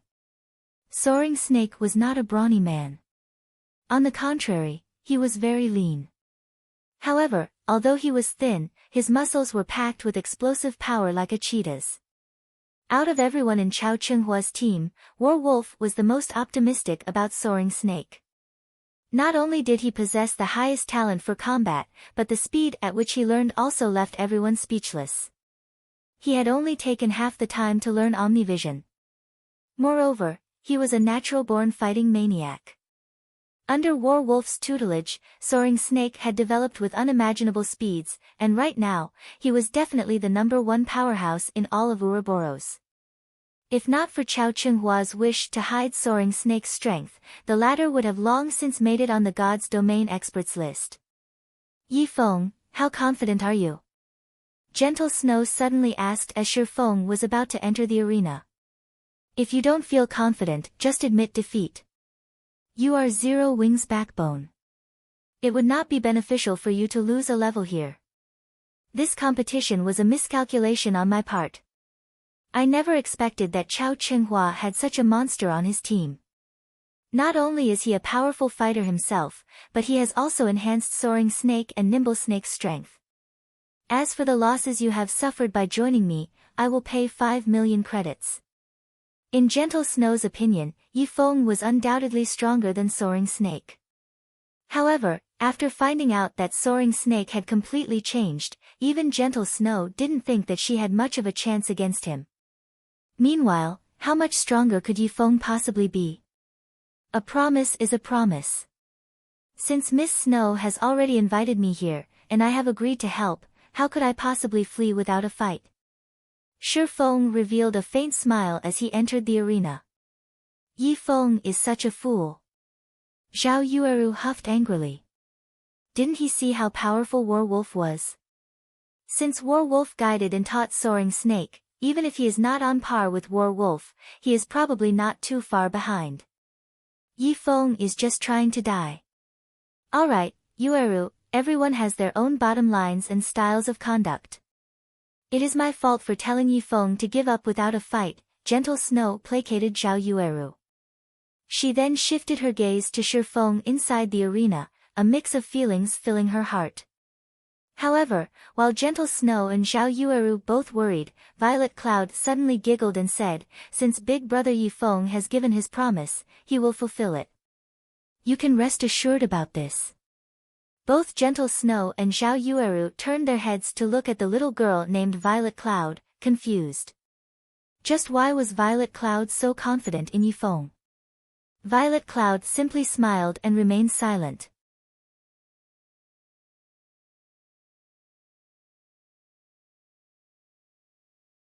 Only she realized that their opponents should be the ones worrying. Soaring Snake was about to fight none other than Star Moon Kingdom's #1 powerhouse, One Hit Azura. You're tuning in to the Blissful Bookshelf YouTube channel. We're so grateful for your support, and don't forget to subscribe to join us on this incredible journey through captivating stories. Your generosity through donations truly makes a world of difference, as it's the primary source of revenue that allows me to expand and enhance this channel for you. Thank you from the bottom of my heart for being a part of this adventure.